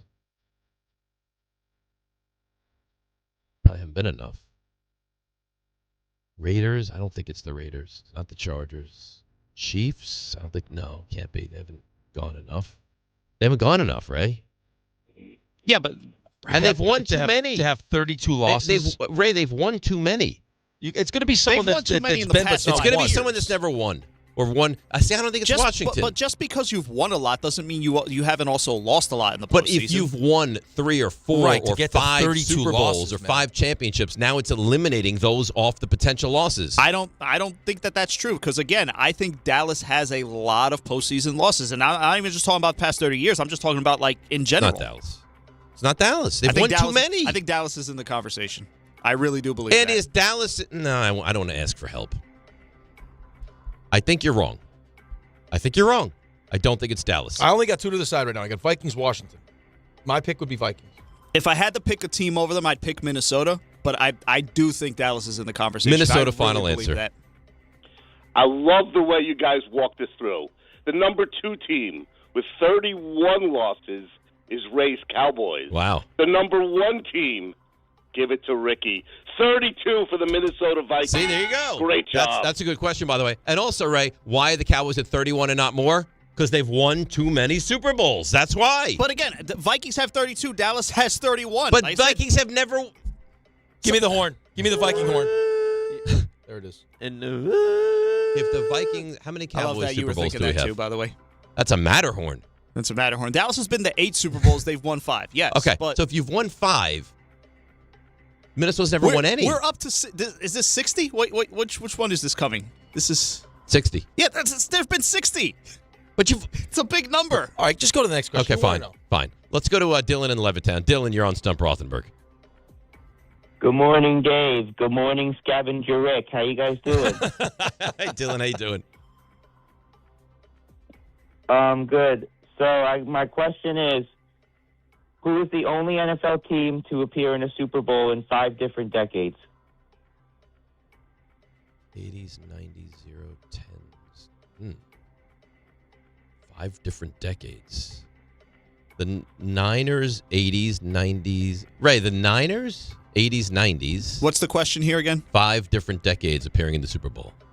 Starting in the 80s? Well, doesn't matter. No, it could be any. But I'm just. Niners had 80s, 90s, 2000s. Did they make 2000s or was it 2011? Definitely the 10s. The one they lost was like 2011, 2012, I think. The 10s, the 20s. They've been there in the 20s. Wouldn't RJ be the one to ask the Niners? I think he's screening, though. 5 different decades. 5 different decades. Well, it's not the Giants. Mm-hmm. Steelers had the 70s, not the 80s.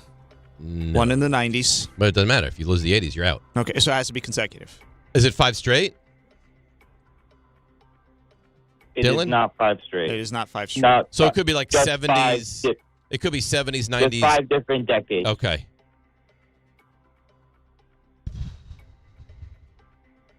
I mean, how many teams have been there that much? It's not that many teams that have been there that much. It's not that many, correct. Right. So it's not the Patriots, even though they've been there The so Patriots many. were 80s, How 90s. how about the Broncos? No, the Patriots were 80s, 90s, 2000s, 10s. How about the Broncos? Broncos are 70s. Broncos are 80s. Broncos are 90s. I think you're in the They went Broncos. with Peyton. Yeah, 15. 10s and No, they I haven't think gone it's at this 4. decade. I think Did it's they 4. Did they go in the They 2000s? They did not. In 2000 to 2009, they did not They did go. not. Okay. But I like the thought process. Chiefs. Well, I want to go back to the Patriots again. It can't be the Patriots. 80s, Yeah. 90s, 2000s, 10s. Well, the last one would have been 19, right? Yeah, they that's didn't- they didn't 4. go in the it's 20s. So they did not go in the 20s. Did they not? They didn't, right? They did not. They No, did because not. Brady won there in Tampa. In Correct. COVID. And then before that was not. Okay, so no. So take the Patriots out of the equation. It can't be the Packers because they didn't go in the 80s. That's a good question. Or the 70s. Right, but they went in the 60s. They went in the 60s They went in the and 90s. the 90s. No, can't be the Packers. Nope. So Broncos. I don't think Dallas got there till 1970, so it can't be them. 70s. 80s. No, they did not go in the 80s. No. 70s. RJ, are you screening? I was. No. No Do longer. you know this question?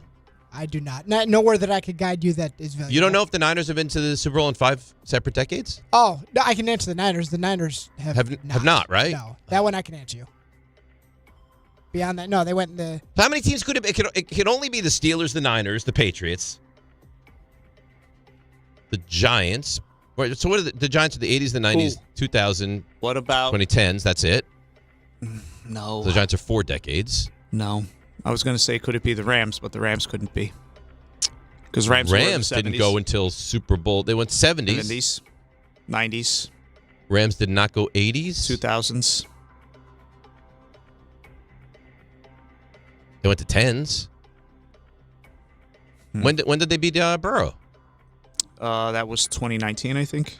It was 19. That was before COVID. That's 7 years ago. It was after COVID. It was after. Well, COVID. hang on a second now. When did they go with Goff? 16 or 17. All right, so let's think about the Rams now. 80s. 70s, they went. 70s with Wendell Tyler running back, Vince Ferragamo, right. So they went in the 70s. They did not go in the 80s. They went in the 90s with Greatest Show on Turf. 2000s. Yeah, they lost in 2000 to the, to the Pats. The Pats. Yeah, so it's the Rams. Final answer, Rams. Ray, give him the ding. You're correct. That was nice. That was real nice. There's a lot of. I only have so much brain power. Right, I'm taking notes. And that's using almost all of it. That's nice. These have been nice questions. Yeah, so those far are two today. tough ones too. Good questions, though. Like really they good. take real thought, which I appreciate. Patty in Schenectady. Patty, is your question as good as the other two questions have been? I guess we will find out, Okay. David. I have a non-sports question for you. All right. So, there are 63 national parks in the United States. Mm-hmm. I want you to tell me what state has the most, which is 9 of them. 9. So you think California.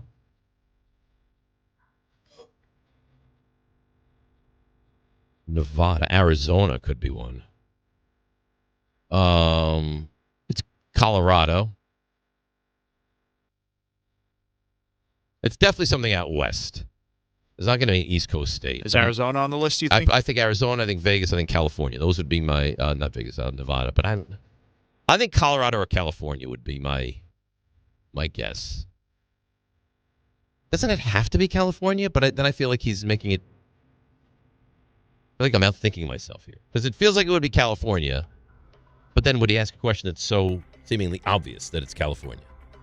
All right, maybe it comes with the easy one after. So now the you two have to hard get to the ones. mind of like a serial killer here. Yeah, This is like Dexter. This is what I have to do. Right, someone that would wear like skin tight overalls to a Mets tailgate. Yes, that kind of cycle. Listen, Patty is a wonderful. I love man. him. I love him. Hey, I look, the hat's gonna fit. The hat's gonna fit nice with that, Rick. I'm wearing the hat today. It's gonna fit nice with. I those look overalls forward next to year. seeing Patty every tailgate.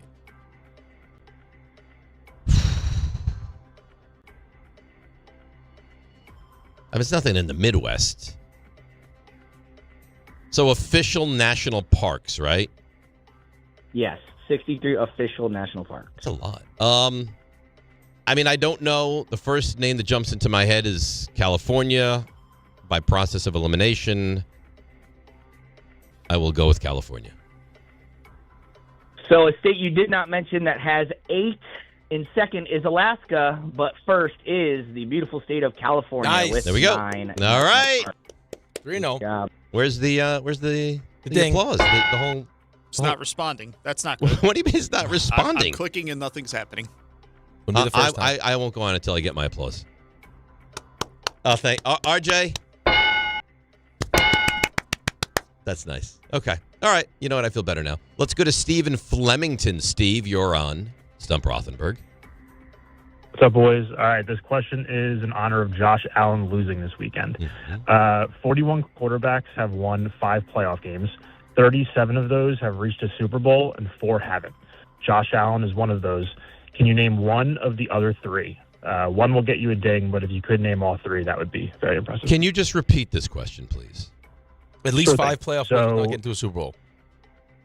Yep, Super Bowl era, 41 quarterbacks have won 5 playoff games. So just dumb it down. Is 37 it of what he those said have is right? reached the Super At Bowl. least 5 playoff wins without getting to a Super Bowl from a starting quarterback? Correct. Josh Allen's one of those. And then can you name one of the other 3? Mm-hmm. Now, Brady's the most, but I think he's won a Super Bowl or 2. Like a Mark Malone. This is going to take some time. You just need one. I know. Just one.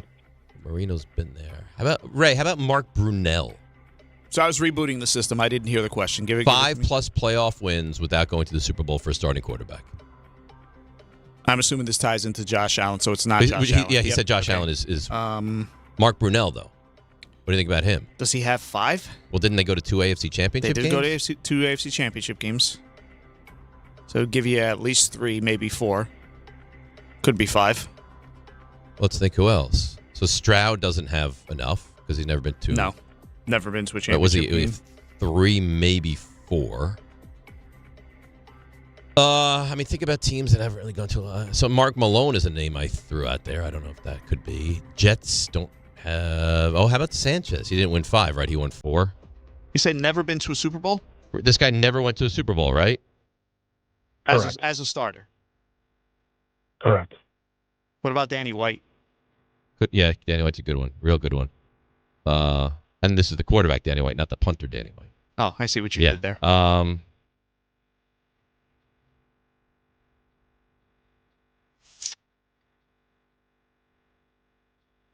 Danny White is good. Packers. Because he went to 3 NFC Championship games in a row. So it's got to be Danny White. My wife fell in the driveway. Is she okay? Is she okay? She's fine. Yeah. Just thinks it's a bruise. Ice? Ice, yep. Yeah. Can't You know what? I love my wife. Love her. Yep. But often now when I leave the house, she's like, be very careful of the ice. Well, how her telling me to be careful of the ice? What do you think I was like running out from the garage? Well, just put it in your mind. Well, you know, just so you can be cognizant of where you're or you know what else I don't like? Drive carefully. Right. Isn't it? Like, of It's course. just the thought, though. She you know what I mean? cares. She cares. And she also recognizes, like, you're already a pain in the ass.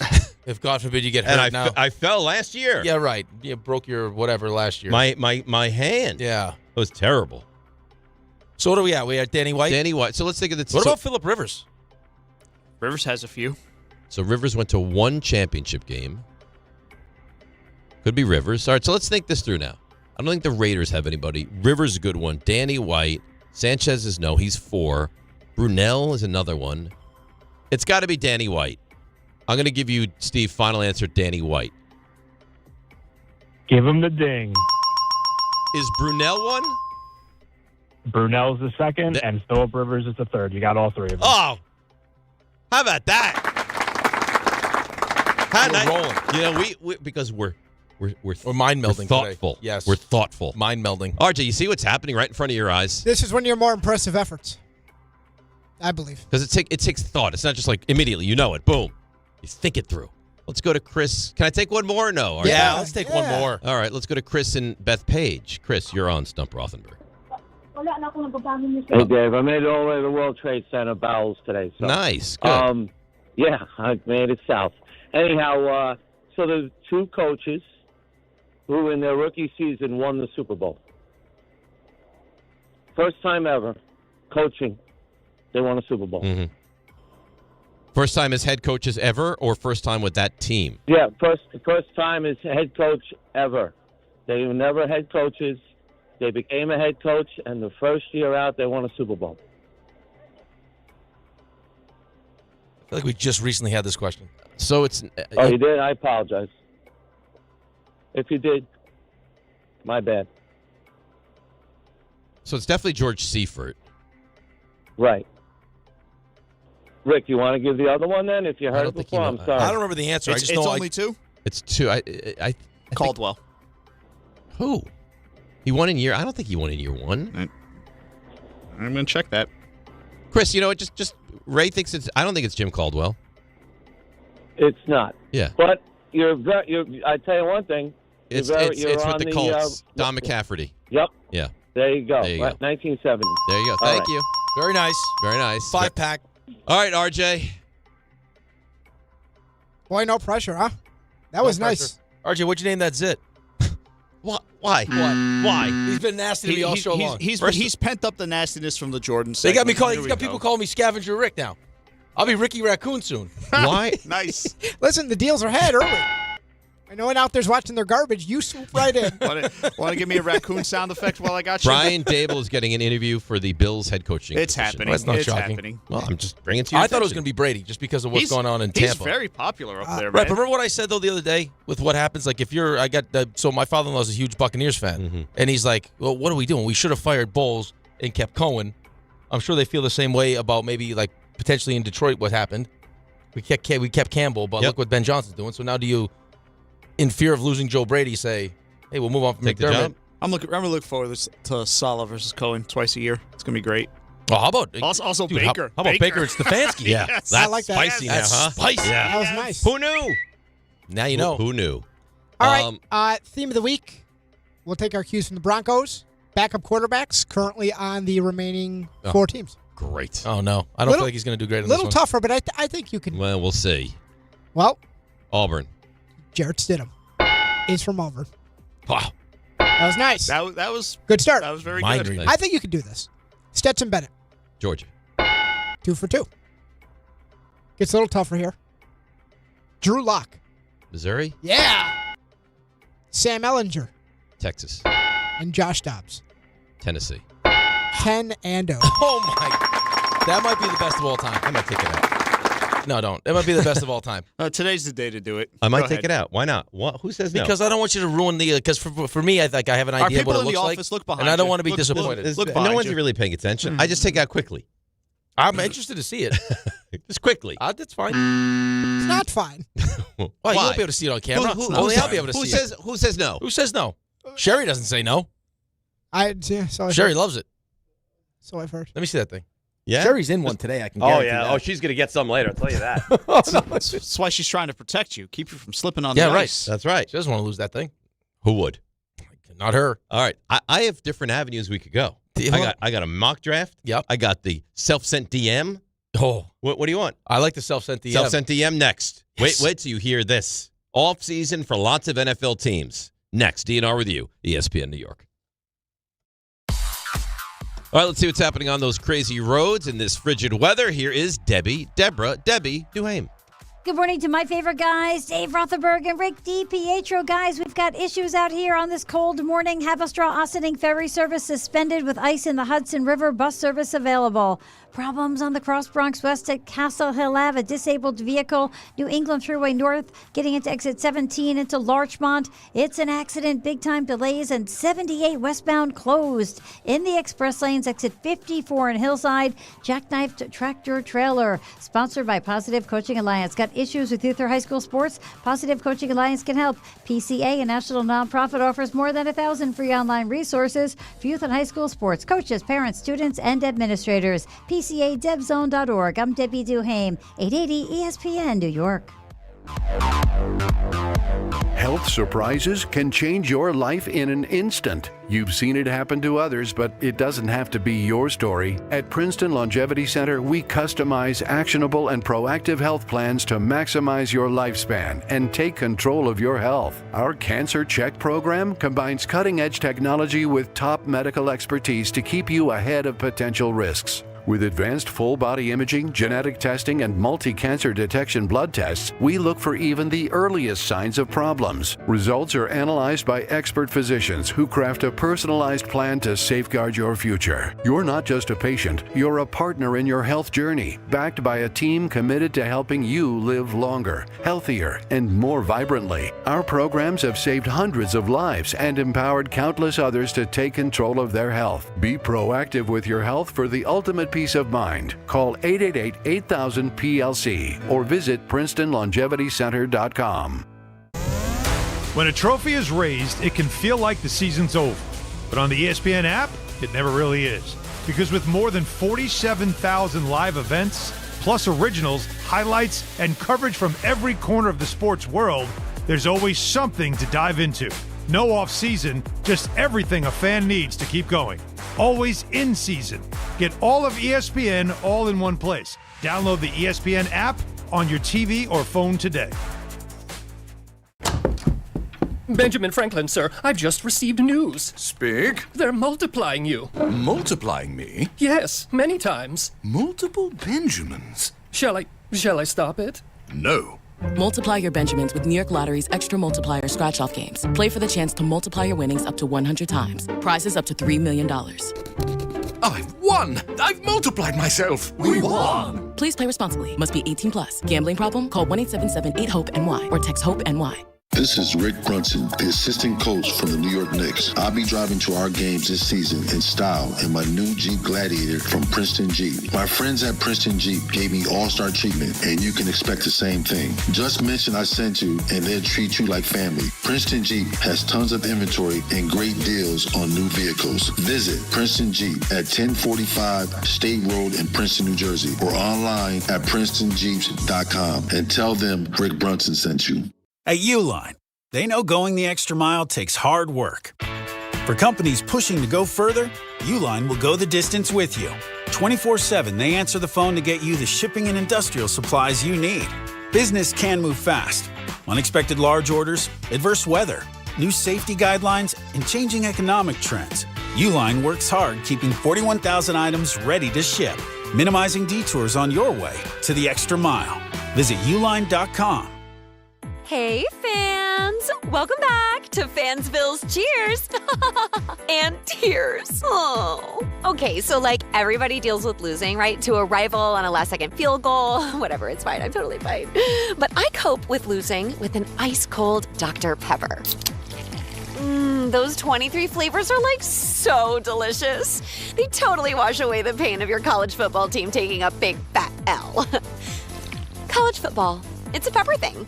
A SoFi personal loan is here to help you achieve something once thought impossible, overcoming high-interest credit card debt. Walk the tightrope of your finances with one low, fixed-rate monthly payment, no fees required, and as soon as the same-day funding. That's right, pull off your own debt-defying stunt with a SoFi personal loan. Visit SoFi.com/trick to learn more. Loans originated by SoFi Bank N.A. Member FDIC. Terms and conditions apply. NMLS 696891.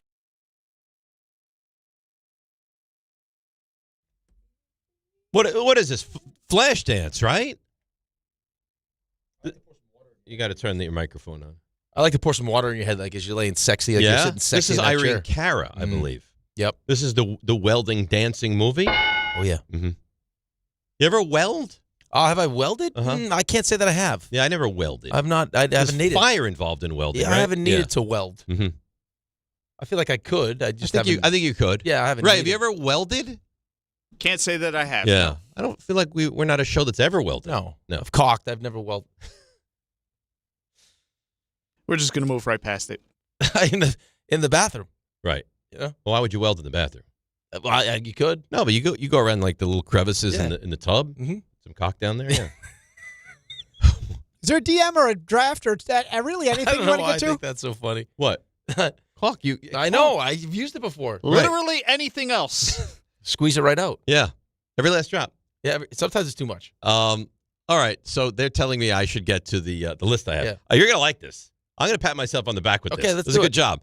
So have you? Don't look. Sorry. Look at him. He's really peeking over. I wanted to get a taste. So it's not a guessing game. I'm going to bring these to your I never attention. know. Usually your DMs are guessing games. So Jeremy Fowler, very good. ESPN report on it. Hopefully you haven't seen this. He says making bold predictions on an upcoming NFL season is a very tough business. It's like the draft. We hit on typically 40 to 50% of these projections, but there's 8 of them. So then if the track record is accurate, 4 something in that range are going to be right. So 4 of the 8 around are going to be accurate. We here at ESPN like the challenge so much that each January we ask industry sources around the league to forecast the season. The possibilities, limitless. Free agency signings, retirements, contenders, pretenders, trades, MVP favorites, anything on the table. Last year's forecast reminds us just how fast of a moving offseason the NFL news cycle can have. DK Metcalf getting traded, we got that right. We got the team wrong. Sam Darnold didn't go to the Raiders as we predicted, but we did get Geno Smith going, leaving his team as well. So you never know. Okay, here we go. 8 predictions. Okay. From Jeremy Fowler and company. Number 1, the big one. Big one. Ravens trade Lamar Jackson to the Raiders. Oh. We've just recently seen that, too. Yeah, there's been some hype around that. Right. That would be a massive deal. Could you imagine though, firing John Harbaugh and then trading Lamar? You have to imagine that's for the number 1 pick, Of course. right? Yeah. So here's what it says. This potential pairing has made its way through the rumor mill, and multiple people meaning Jeremy Fowler, spoke with who track such things, use their one bold prediction in this exercise to designate Jackson as a Raider.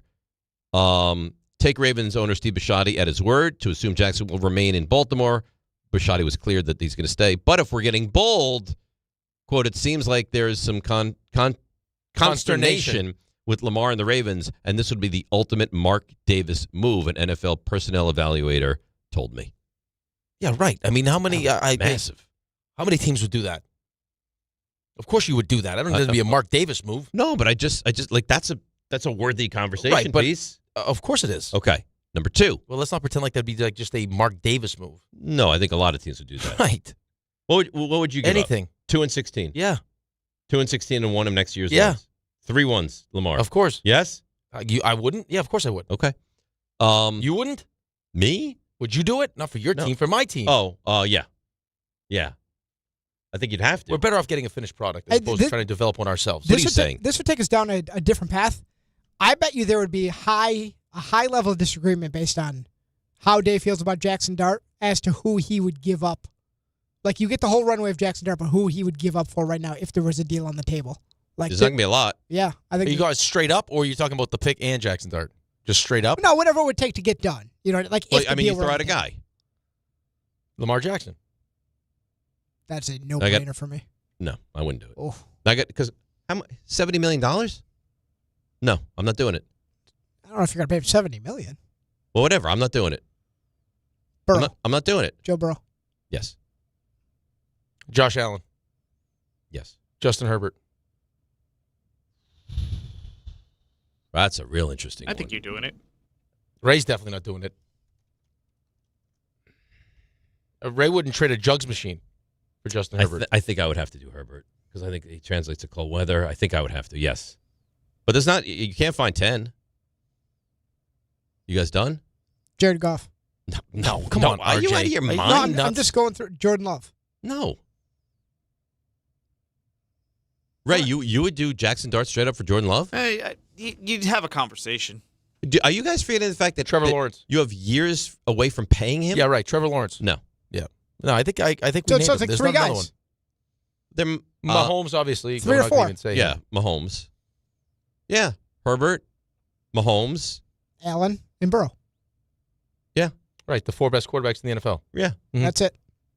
Okay, is that crazy? I was talking to Buddy the other day, and he said Drake May. Yes. Yes. Oh, we got one. Yeah.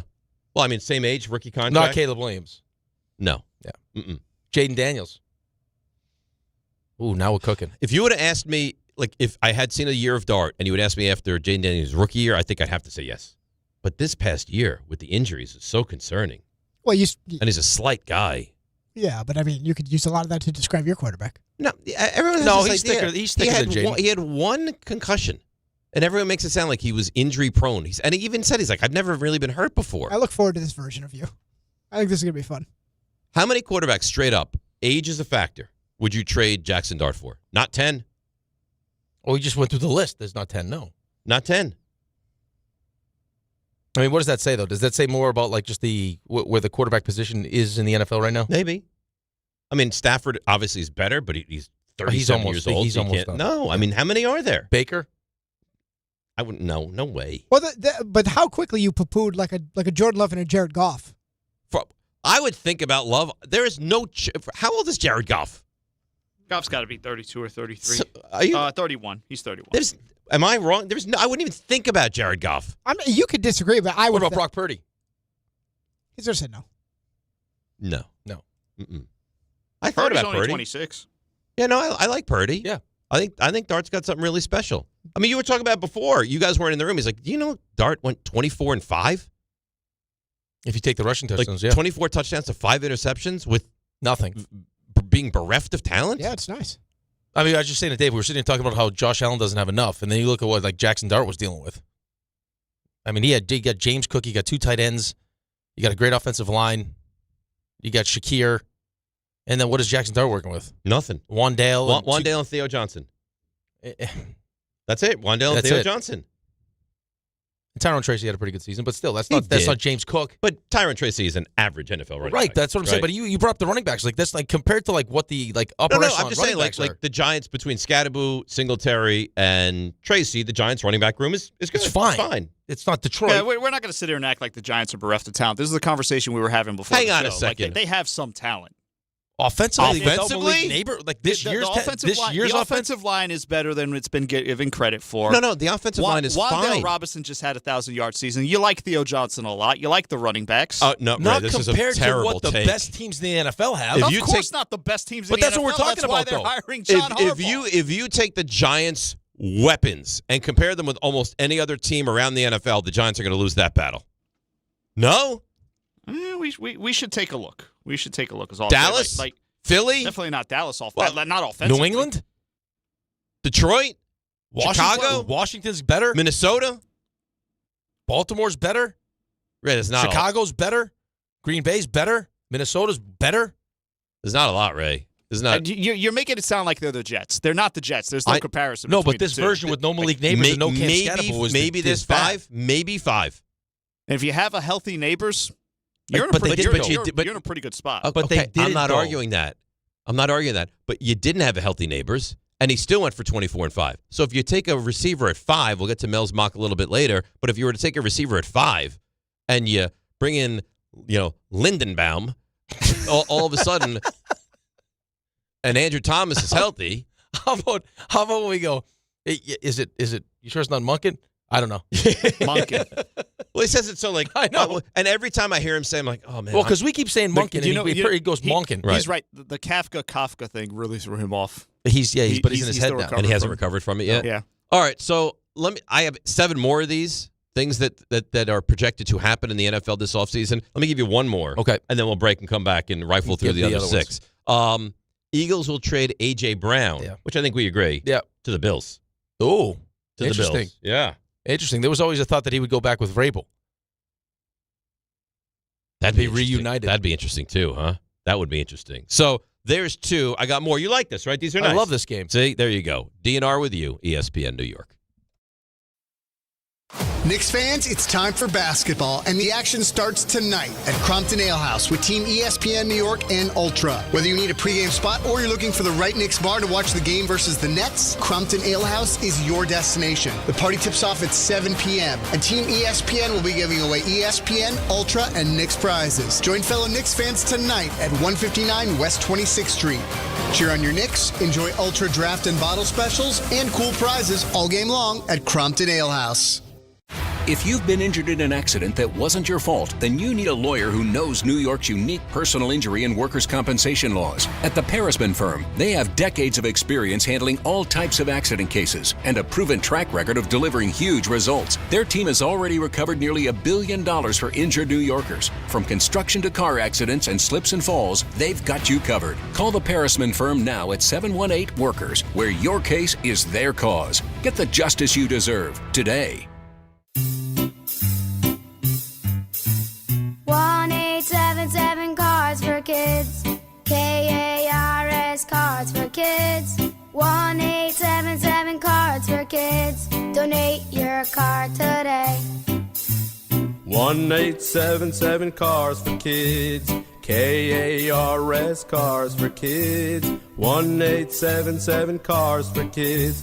Donate your car today. Ready to get rid of that old car? Donate it to Cars for Kids. Call 1-877-CARS-FOR-KIDS to reach a friendly live agent. Donation's super easy, and your car can be picked up as soon as tomorrow. Call us now, 1-877-CARS-FOR-KIDS. That's Cars with a K to donate your car today. 1-877 Cars for Kids. Donate your car today. Did you know you can donate real estate too? Go to carsforkids.org. That's carsforkids.org.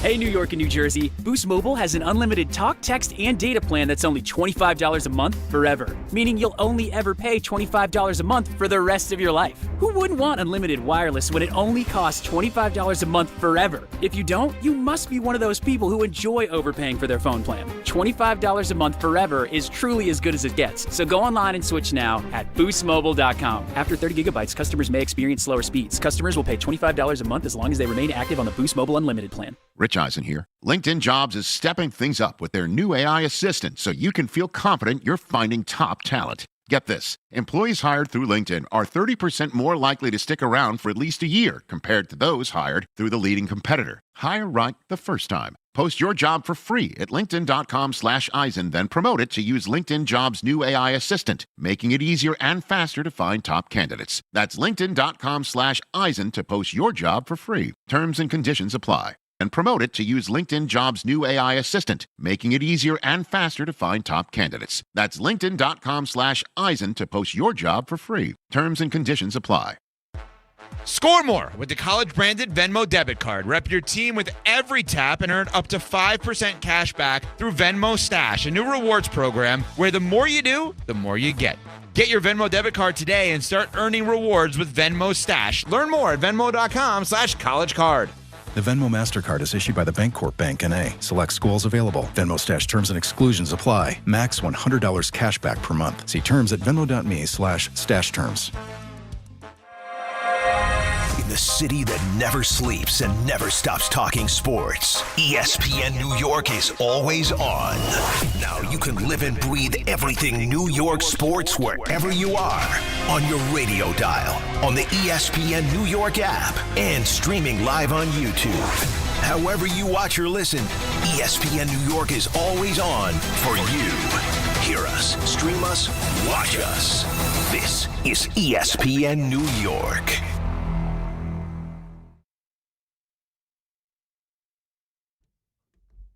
All right, DNR with you, ESPN New York. So we left you off with NFL predictions. The first two that we had, Lamar Jackson will be a Raider, and Eagles will trade A.J. Brown to the Buffalo Bills. This next one would be wild to me. Falcons quarterback next season. They roll with Kirk Cousins. Really? Yeah. Figuring what? That Penix isn't back fully too healthy? injury prone, yeah. The Falcons bet on Penix not getting hurt, and he got hurt, said an NFC executive. Penix had the ACL in his left knee repaired in November, his fifth major surgery dating back to college. How do you move forward with Michael Penix? Are you going to move forward with Kirk Cousins, though? Right. It looked like he might be done. Oh, he got better. He was serviceable. Yeah, he got better. But come on.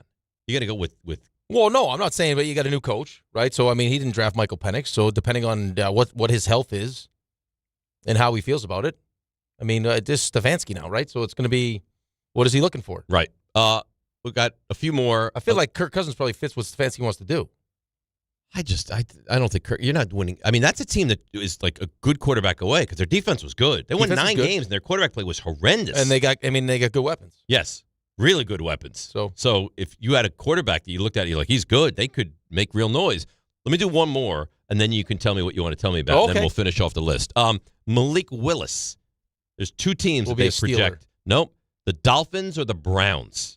Now, think about the Dolphins. Connect the dots. Malik Willis, Green Bay. Jeff Hafley gets the job. Yep. Maybe he goes there. Browns. I don't know what the Browns are going to do at quarterback. What they want to do. I don't know. They what have they 2 think of them. What do they think of Shador? Actually, they got 3 of them. Right. Because Watson's coming back. They got Shador, Watson, they got Gabriel, and Shador. So it doesn't make sense that they would go to the Browns, does it? Just stockpile quarterback? More likely the Jets. Yeah. We'll get to the Jets. I mean, who the Jets going to have? Mariota? Who are we going to have? Well, we'll get there. The Jets are on the list. It better not be Kyler Murray. Listen, I have it here on my list, and we will get there. But first, tell me. Read to me. I don't even know if I want to tell Dance you now. for me. Because this is why you did it. What do you mean? This is why you DM'd yourself. And I saw this in the look ahead. I'm not going to like this. This is a good list. It's a good list. All right, FanDuel's turning on playoff mode, which means all customers get a profit boost pack every NFL playoff game day. Each game day during the championship round, you'll find a pack loaded with multiple profit boosts waiting for you in the app. More boosts means more ways to level up your playoff bets. You pick the matchups you believe in. Maybe you take a shot on an upset like the Broncos at home with Jarrett Stidham to knock out the Patriots. Or you build a parlay that fits the moment like the Seahawks, sorry about this, RJ, continuing to dominate on their way to a Super Bowl. Then apply your profit boost and go after even bigger payouts while the playoffs keep rolling. So visit FanDuel.com/local and grab your profit boost pack every NFL playoff game day. Must be 21 and older and physically present in New York. Opt-in required. Bonus issued as non-withdrawable profit boost tokens. Restrictions do apply, including any token expiration and max wager amount. See terms at sportsbook.fanduel.com. For help with a gambling problem, call 1-877-8-HOPE-NY or text HOPE-NY at 467-369. I'm surprised by that because RJ goes through the reads with a fine-tooth comb. I'm surprised that you kept the Seahawks. I'm surprised you weren't like, the Rams big-time, overtime victory over the Bears. That you didn't change that. I'm nothing if not objective. That was a rear-end kicking. Yeah, but why do you need that? You don't need that in your life. You don't need that, especially with that zit you're dealing with. You don't need that. I saw earlier they were taking out the compost, and I said, hold on there. Can you have that sent over to my friend on the way home? He needs something to eat. He has a long ride home. Nourishment. You have to start feeding that zit soon. Oh, my God. Charge that thing rent. Right. You ever get in a situation you just wish you weren't there and it's uncomfortable? Sure. This is it. It's a miracle he can even drive with the delinquent tendencies he has on the road. I can't believe I got pulled over during the Bills game. What are the chances? You were going 90. It's on the highway. I was just cruising.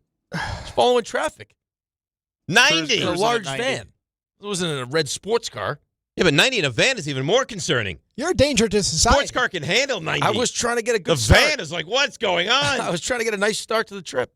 By going 90, be home in 3.5 hours. That's what I'm saying. If anything, you need to learn a lesson. You should have done some time. You're a bad guy. Not great. Not a great But guy. you're not being great to him. Well, you know what? I react to how I'm treated. So you think that you making fun of his physical appearance is reactionary? Yes. You started the show with a shot at Jordan. No, that's different, though. I'm fearful that Jordan might have another episode in the biggest moment. I got more on my list. Okay. Next two, not great. Colts will win the AFC South for the first time since 2014. Fine, whatever. Nobody cares. Franchise tag. Do you feel good about that, though? I don't. Not with what you've just seen from. Well, no, you wouldn't take that. That's why it's like a big bold take. Right, but I mean, between Houston. Well, you're going to bring back Daniel Jones. You're going to be coming off between Houston's defense and then what Jacksonville's doing now with Liam Cohen. I mean, I don't know. You feel good about that prediction? No, I wouldn't say that. But it's irrelevant. I don't care. Okay. Falcons franchise tag Kyle Pitts. He finally popped this. You know what? The last one is the one that I did this for, but this one's beautiful as well. I hope this happens. George Pickens' situation in Dallas gets very sticky. And he doesn't re-sign? The Cowboys are expected to franchise tag Pickens, which would pay him around $28 million next season. But Pickens wants a long-term deal above that number. If he doesn't get that from Dallas, some around the league wonder whether he stays away from the team for a large portion of all of training camp. Oh, gee, what a surprise. It's not like we haven't seen this before. Why don't you just get it done with him, though? I don't understand. Because this is what they do. And that's the beauty of the Cowboys. Together. This is what they do. I just don't see it. Quote, I just don't see him coming off the season he had welcoming the tag with open arms, a veteran AFC coach said. If tagged, both sides will have until July 15th to reach a deal. Pickens can choose not to sign the tag as a leverage method. Please let that happen. Please. I'd almost rather trade him. When Carlin gets tagged and put back in the water, he's not happy about it. Oh, my. What is that? He looks so upset. Why? He attacked me yesterday. Why are you just taking He attacked me yesterday. You're supposed to have my back. I said I didn't like that he attacked. Yeah, well, but what I didn't realize now he's getting it. Is his attack was a retort I don't know if that's true. for your attack. I'm assuming. Yeah, and he says yes. Yeah. Well, so this is usually how wars start. You fired the first shot. No, you fired the first shot, and then next thing and we you don't even remember. It's like Archduke Franz Ferdinand. Who remembers how it all started? Everybody, clearly. Yeah. You're shot heard around the world. Yeah. All right, what's the last one that's going to make me upset? Okay. The Jets. Yeah. Quarterbacks will be made available. Like who? Tua, Kyler Murray, Geno Smith. Oh. Yeah, you should probably pass on all three. Yeah, thanks. Thanks, Ray. Do the Jets get one of those three? That's really the question I have, says an AFC executive. They could go young and load up for 2027 draft of quarterbacks, and then they go with one of those three for next season. Would it make the most sense to just now wait till 2027? Well, you'll have to have a quarterback. Well, that's fine. Get a quarterback. Do I want to go? I mean, do I want Tua or you start running the wing T or Geno Smith? I don't want Geno Smith. You definitely don't want. I definitely don't want Geno Smith. You definitely. Well, if I don't want to win any games, I could bring in Geno Smith. He was brutal this year. Nobody's going to go to a game. if you like an ad campaign next year, Geno Smith, our starting quarterback, no one will go. No. Would you go? No, I would. Listen, I don't go anyway. But I mean, so what do you do now? You got to draft somebody. I don't know where you're not drafting them at 2, but you got to draft somebody. You're drafting Simpson or Chambliss. Has to be. It has to be. Mel's got him at 16. We'll get to that in 9 o'clock. Yeah, he's got Simpson with the quarterback. 16. Yes. Yeah. Thanks for spoiling that. Well, I just saw it again. Okay. What are you going to do? I can't keep it inside. I mean, could I'm like Elsa. Kyler Murray and Carson Beck satiate you for a year? No, I don't want Carson. So I mean, what are you nuts? Well, what do you need? What are you nuts? I want Carson Beck. What do you need? You see his body language? There was no chance he was going down the field. What do you need? Within realistic expectations, what do you need? I need a stopgap till I get to next So is year. Geno Smith a stopgap? No, I don't want Geno Smith. Is Tua a stopgap? Tua's okay. He's fine, but I mean, what's that mean for me financially with Tua? What am I doing with that? Kyler Murray? No, I don't want Kyler. So of those three, which one? Cuddle Murray, trash. I don't Cuddle want Murray, any of them. trash. Trash. You can't. I don't want any of them. The game is I Cuddle Murray, don't want trash. any of them. I don't want any of them. You can't play the game. No, I'm going to play the game. I don't want them. I'm out. I don't want any of it. Maybe the Jets go without a quarterback next year. New and innovative. Well, that's what I mean. Playing Brady Cook was essentially like not having a quarterback. I mean, did you see the offense? Yeah, it was not good. No, it was Maybe terrible. you do the Joe Judge route. We take the ball, quarterback just dives forward for a yard. Just run it. Do that again. A Wildcat. Who would you take of the three? Not Geno Smith. Yeah, right. He's trashed. I feel bad saying that, but that's the truth. thing is, Tua's going to get hurt. Kyler Murray's always hurt. I think Kyler Murray. If I could make it work financially where I'm not spending a ton and I'm not investing years, I think Kyler Murray. Kyler Murray and a quarterback drafted at 16 or 34. Well, what exactly does Tanner Engstrand want to do? Like, what's the offense? Are we running Detroit's offense? I think that's the. Then I would probably go Tua. Okay. I think that probably fits what you're he's trying a to do. precise quarterback. Yeah, he's very accurate. Let's break. We'll come back. More NFL to the Mets. John Harbaugh. We haven't gotten to Mel's mock draft yet. No, because we chose because I'm killing everything. It's all me. You make fun of them, and then I finish them off. It's DNR with you, ESPN New York. Cut that. Why do you go to Princeton Longevity Center? We go to Princeton Longevity Center because my husband's cardiologist told him having this exam saved his life. Because somehow 20 turned into 40, and now I need to take my health more seriously. The Princeton Longevity Center designed a program to keep me healthy and active, so 50 and 60 will be no sweat. Because even though my cholesterol is high, it turned out my arteries are clear. That's a big relief. Whether you want to make the most of your future years or just want peace of mind, you need the Princeton Longevity Center. Their comprehensive preventive exam combines the latest technology with caring experts to create your personal plan for staying well. Because I shouldn't have to wait an hour for a 10-minute physical. I go to Princeton Longevity Center because I get everything done in one day and take my results home with me. Find out why you need Princeton Longevity. Call 888-8000-PLC or go to PrincetonLongevityCenter.com. Call 888-8000-PLC. That's 888-8000-PLC. Hey, this is Jalen Brunson. Jalen Brunson for three. And this is your home for New York Knicks basketball. This is 880 ESPN. WHSQ and WCBS-FM HD2, New York. It's Chuck Devine with SnowCountry.com. You expect more from yourself. Expect more from your money. Get started today at Robinhood.com/yourmoney. Coming off that terrific long weekend with a double whammy of snowstorms. Wednesday, Thursday, and Friday looking good weather-wise for some pack powder skiing on the slopes at Shawnee and Camelback and the Poconos, both at or near 100%, plus snow tubing day and night. Mountain Creek, New Jersey, across 4 connected peaks, celebrates their 60th anniversary Saturday with a Legacy Rail Jam. They'll have a live DJ at the base. They'll celebrate the vintage days of Vernon Valley at Mountain Creek this weekend. They got 9 inches of fresh snow since the weekend, so did Mount Peter in New York, Thunder Ridge on 19 trails. They're all going day and night. So are Southington, Sundown, and Mohawk in Connecticut, and Jiminy in the Berkshires, all at or near 100%. Bel Air on 60 trails got 10 inches since the weekend.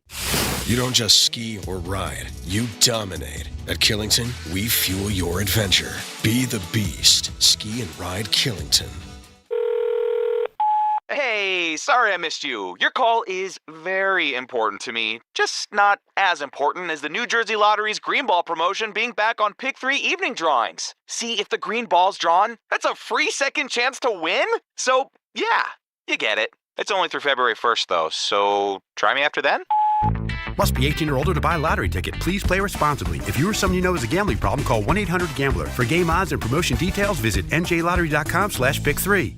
This is Rick Brunson, the assistant coach from the New York Knicks. I'll be driving to our games this season in style in my new Jeep Gladiator from Princeton Jeep. My friends at Princeton Jeep gave me all-star treatment, and you can expect the same thing. Just mention I sent you, and they'll treat you like family. Princeton Jeep has tons of inventory and great deals on new vehicles. Visit Princeton Jeep at 1045 State Road in Princeton, New Jersey, or online at PrincetonJeeps.com and tell them Rick Brunson sent you.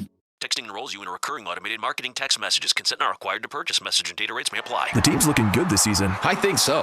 Man, I miss playing football. Ever since I turned 40, I just can't find that fire I used to have. Think it could be lower testosterone? What do you mean? I was feeling the same way. After 40, the body has less testosterone, and men lose their edge. That's why I take Nugenix Total T2. That's the testosterone booster, right? Yes, but Total T2 is their brand new formula that skyrockets nitric oxide levels in as little as 3 hours. Since I started taking it, I've been lifting like when we played for Coach Carter. My energy is way up, and it even spiced up things between me and the missus. Are they still giving out complimentary bottles? Yep, just send a text. Text HAWK to 321-321 for your complimentary bottle of Nugenix Total T2, the next generation testosterone booster. Text now and we'll include a bottle of Nugenix Thermo X, our newest, most powerful fat burner ever, absolutely free. Text HAWK to 321-321. That's HAWK to 321-321. These statements have not been evaluated by the FDA. This product is not intended to diagnose, treat, cure, or prevent any disease.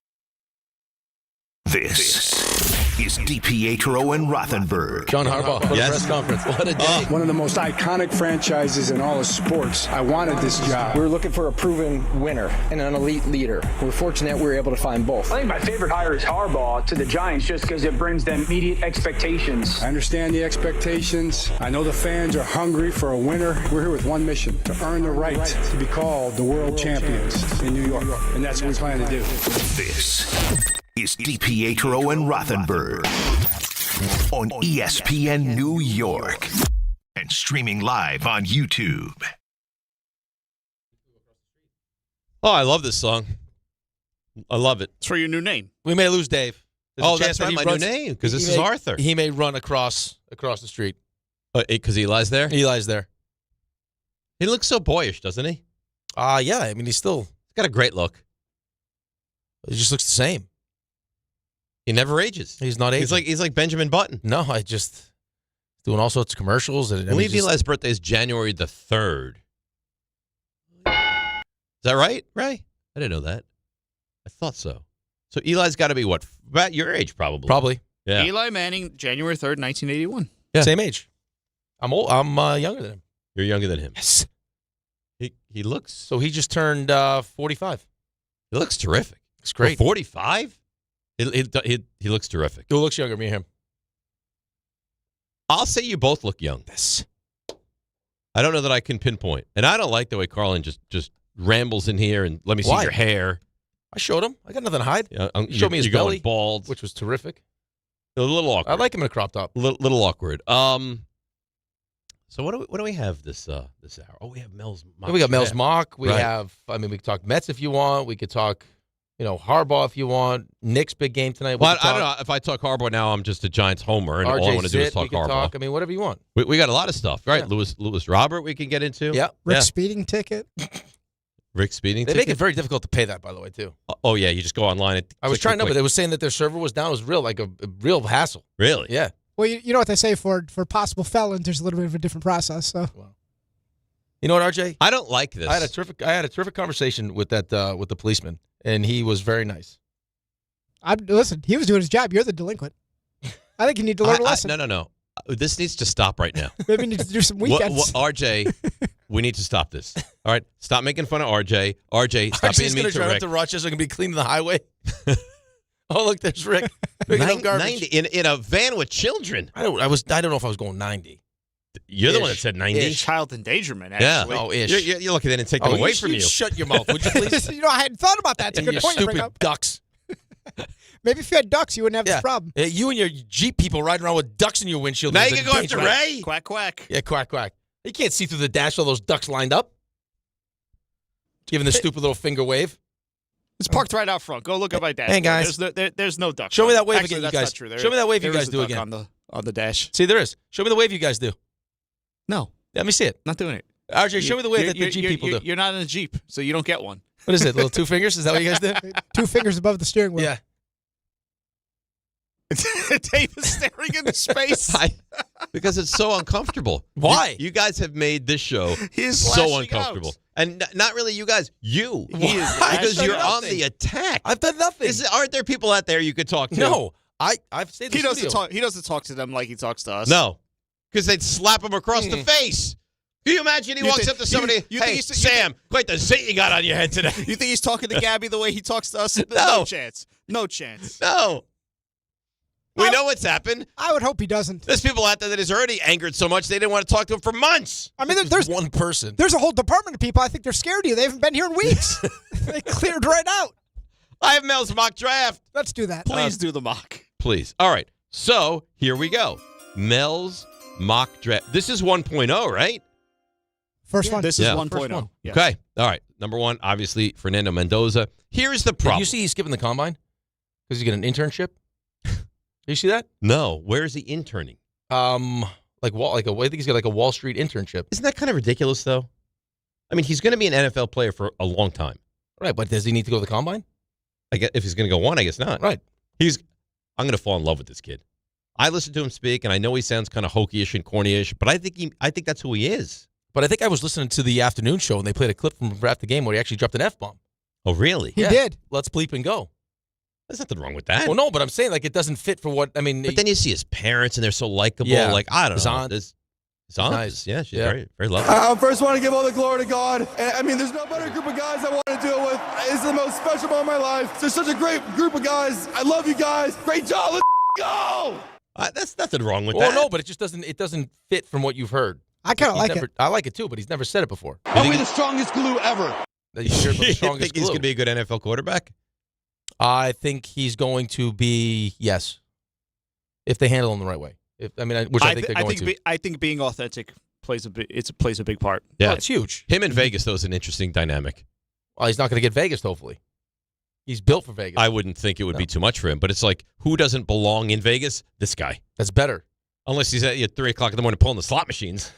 Like, he's got a dark side that you don't know. Dollar. All right, so he's going to go one. We know. Here's the issue with the draft following the first. Yeah, what's the overall guy's pick. name? What's the guy's name from The Hangover that was like all buttoned up and then he went to Vegas? Yeah, Doug? No, it wasn't Doug. No, Doug is the one that they lost. No, who's the one that was playing the piano? Was it Stu? Ed No. Holmes. The guy Ed Holmes was. Ed Holmes. Yeah, Yeah, Ed Stu. Holmes. Yeah. Stu. Stu. Yeah, Stu. Yeah. That is Stu cool. got The one Stu, we Vegas got with what's her face? Yeah, he lost Graham. the tooth. He lost Yes. the tooth. Vegas. You The don't Mike want that to Tyson happen. tattoo. Vegas will take down the best. He can take you down. Fernando Mendoza gets the Mike Tyson tattoo. That's right. And he's like, He's where walking in with a where did Bengal. my incisors He's walking in with a go? Bengal tiger. I think Ray could be taken by Vegas. Yes. Yeah, absolutely. I think we know you could. I would be gone. Yeah. You I could handle go either Vegas. way. I could handle Well, Vegas. the only reason I would be taken by Vegas is because Strippers. I have nothing to protect myself from. I'm good. I can go have fun. That's true. I did get an interesting tweet, RJ. To Ed. I shouldn't. I'm not. You I'm should. not Add going to. it. No, I'm not going to No, read add it. it. Oh, There's a no, little seasoning. no, because Like it's a going to little add spice, going to add anger, and No. I'm not looking to Little promote Cajun that. seasoning. Come on. You want me to read this? Yes. Okay. Manis tweets in. Rick would do. RJ, you listening? I'm listening. Rick would do very well cleaning up trash right on the side of the road. He wouldn't even have to take a lunch break. It would just be provided for him. I just eat it? Yeah. That's nice. You're like, well, That's good someone stuff. threw away this perfectly good, roast beef sandwich. Yeah, that's good stuff. Little roast beef on wick up in Buffalo. There you go. Yeah, nice. All right, so Jets 2, and this is the problem. Yeah. You're going to get a good player. Yeah, right. Are you going to get a player that excites you? Is transformational? That you're like, oh, my God, I got this guy too. And the problem is it feels like, and maybe I'm wrong, and maybe it pans out differently. If you go 2 or you go 8, there may not be such a vast difference that the guy at 2 is amazing and the guy at 8 is worthy of 8. Like, I don't think there's that much of a difference between those two. I think at the point it depends on what you're looking for and what you like and what you need. The Jets need everything. Jets need a lot. I mean, they also. I mean, when you look at what their strength, one of their strengths was supposed to be was Jermaine Johnson coming back and then Will McDonald. That didn't necessarily pan out. And as far as like how you prioritize positions of value, obviously with the second overall pick, you'd like to have a quarterback sitting there for you to take, right? Because that completely changed your whole franchise. And then as you start to get down, I mean, we have a left tackle, we have a right tackle. So, I mean, we got Garrett Wilson. I mean, where do you... Offensive line, I think you're good. Offensive line, you're good. We got to get to the quarterback, right? That's something that you're going to have to do. So there's a couple guys at the top of that draft that you could get. If it's Bain that you like, if it's... I mean, he's got us mocked up taking... Orville Reese. Is it David Bailey? But any of those guys who has really good numbers, you're going to be like, oh, excited, but you're not going to be wowed until you see them. Like Mel said yesterday, he's like, there's no Abdul Carter that you're going to get your hands on at number 2. No, but even Abdul Carter, like, I mean, for what we need, yeah, like I'm looking forward to getting a really good player, but like the idea that with the second overall pick we can't address the quarterback position is kind of a bummer. Yeah. And now you got to figure out what you want to do. And you have to punt down the road to get a quarterback in 27. Are we reaching at 16 for Ty Simpson? Or are we just waiting until 2027? I think you're going to. I think you have to take a quarterback. You're going to definitely take a quarterback, but then you got to figure out, like, I mean, and then the other thing is because I said this to you before the season started. You said, what are your expectations? What's the goal for the season? And I didn't really have any high hopes like win wise, but I said we got to find out if we have the quarterback and we got to find out if we have the head coach. For last year. For last year, right? So it turns out we don't have the quarterback, and I'm not so sure we got the head coach. So how do we get the quarterback? It doesn't feel like it's going to be in this draft necessarily. And then we got to figure out if we have the coach. And does it make? I mean, we've already talked about this. You can see exactly how this thing is going to go. or how you feel it's going to go. Yeah, you feel like it's going to be a lost season. Maybe you'll add some more talent. You probably won't win a lot of games, and there's a good chance you move on. And maybe it's an attractive job.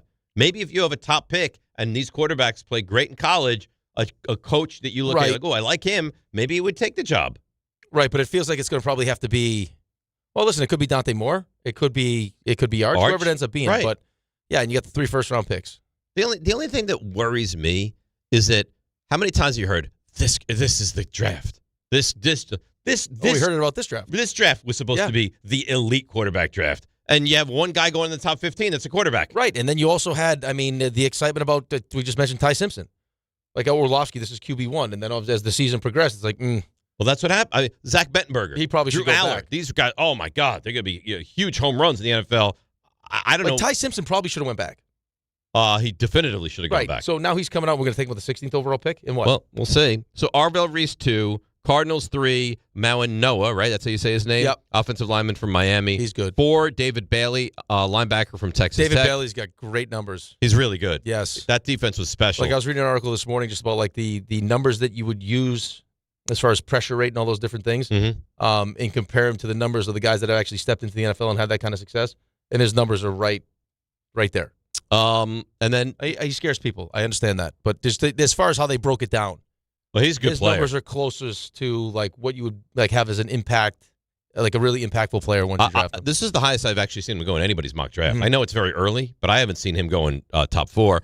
And then you'd be excited by this if the Giants added Carnell Tate. Yeah. I mean, it depends on, again, that's going to be a position of what you're like.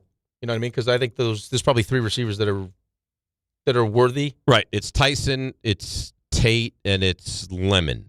Yes. Yeah. And then what are you looking for? Like size. Like it depends on what you're prioritizing. Tate's really good. And how that fits with Malik Neighbors. I mean, all of a sudden you could look at this. You could look at this offense and be like, "Oh, it's dynamic." Right. And now you decide whether or not you want to keep Wandell as the 3rd. You get him in the slot. Right. Because you're gonna have to pay Malik at some point. And point. You still got Slayton you paid. All right. Thanks, Joe. Yeah. So that's a parting gift. Cleveland Browns, Fano. Is that how you say Fano? Offensive lineman? We should ask Raanan for the pronunciation. I think it's Fano. Browns offensive lineman from Utah. And then the Commanders. I hope this doesn't happen. Ruben Bain at 7. Oof. Saints, Jordan Tyson, 8. It's funny. I saw this. I was like, how did the Chiefs get the 9 pick? Yeah. Well, because they had such a bad season. But you forget. Jeremiah Love at 9. Caleb Downs to the Bengals at 10. They need that desperately. Keldrick Falk, defensive end from Auburn at 11. Their defense changed too when they lost Bates. Jesse Bates was good for them. A very good player. Very good player. Sonny Styles to the Cowboys at 12. I wouldn't like that. He's good. Ray would love that. I know. So Ohio State is so littered with talent. They have the 2 pick, the 10 pick, you saw and the 12 how many pick. 5 and 4 stars those teams had. I know, but I think 2, Indiana 10, had and 12. Indiana had what, 2? Not a lot. Yeah, not a lot. And then we don't have to go through everyone. And then the Jets with the quarterback at 16, Ty Simpson. That's Indianapolis's pick that the Jets would have at 16. You don't like that? I don't know. Again, that's going to come down to but then now you're talking about he probably needs to sit a year. A whole year? See, here's the problem. Most of the year, and then what are you going to do in 2027? You're going to turn around and draft another quarterback anyway. Yes. So I'm going to use the 16th overall pick on someone that's going to be a backup? You're not going to sit. There's no way they're going to sit him for a whole year. Okay, but even if you don't sit him, say you're playing for half a season, or whatever it ends up being, and then you're going to turn around because he's probably not going to be ready. How about if he looks good? How about if you watch him, be like, he's a good quarterback? What are the chances that happens? So we're just resigned to the fact that anything they ever do is going to be a disaster? No, I don't think that anything listen, Darren Muji did a pretty good job. I think when you saw the end of the press conference, you could actually feel like maybe a little bit of a shift in where the power was going to be divvied up. Because it was Aaron Glenn's team, right? To start the season, it was Aaron Glenn's team. They hired him first, and then they bring in Muji because that's who he wanted to work with. And then as the season progressed and Muji made some good moves, you get to the end of the season press conference, and it felt like Muji was kind of had kind of taken a step as more of the guy making decisions. I Ty Simpson at 16. The guy should go back to school. So how ready is he going to be? He's available. No, I know. You but can how get him ready at 16. You have to take a quarterback, right? But would I rather take that second round pick and use it on Chambliss? Probably. Where does Mel have Chambliss going? You said you saw this. If Chambliss comes out, if he's forced to come out. He told us he was going to put him in the second round. Chambliss. All right, so he doesn't have him in this one? He's not in the first round, no. So he has 2 quarterbacks in this first round. That's it. Which is really, really light. Well, compared to what we thought it was going to be. Right. And this was supposed to be the big quarterback draft. Right. But you had a bunch of quarterbacks play this season that didn't play to expectations. Right. I mean, Sellers didn't. Nope. Aller didn't. Nussmeier didn't. No, none of them did. Mm-mm. No. Let's go to Everyday Edgar in Bloomingdale. Hi, Edgar. How are you? What's up? Nice hat combo, boys. I don't know if you planned that or not, but No, very nice. We don't plan our outfits at All all. right. We just show up the way we show up. Rick, I don't know how you do this Jets thing, bro. Ty Detmer, Ty Law, Ty Simpson, they're going to stink. Geno Smith, Kyler Murray, Tua. Does it really matter? Yes. Could you play quarterback? Geno Smith What is the awful. hell, bro? No, it does matter. Geno Smith is awful. No, Geno I Smith think is it does matter. A terrible quarterback. Absolutely, but I think it does matter. I think what concerns me the most is that, like, we're not putting him, like I said about Justin Fields. I mean, if it's me and you that had, were Justin Fields in that spot, would I go to the Jets to resurrect my career? Mm-mm. No, of course you wouldn't. So if you're a young quarterback, you get drafted by this team, does it make you like? It's not like he's going to Minnesota with Kevin O'Connell or San Francisco or the Rams, where you're like, hey, you know what? The kid may look like he needs some seasoning, but this is the perfect place for him. Like, they can probably think that whole process is going to be fast forwarded because of who he's with. That's not what the Jets are right That's now. not what the Jets are. But to me, there's a better difference chance between they just throw him Kyler in. Murray and Tua and Geno Smith. Oh, 100%. If you bring in Geno Smith, forget it. It Sell would the be team. epic level. Geno Smith just was, 2 Awful. and 15. He's awful. Sell the team. Awful. Sell the team. You just sell it. Awful. Yeah. I mean, Kyler Murray was hurt, and Kyler Murray is still young and athletic, and I'm not saying it's the right move, but I don't know what the right move is. Well, for the right now, Jets. the right move is not.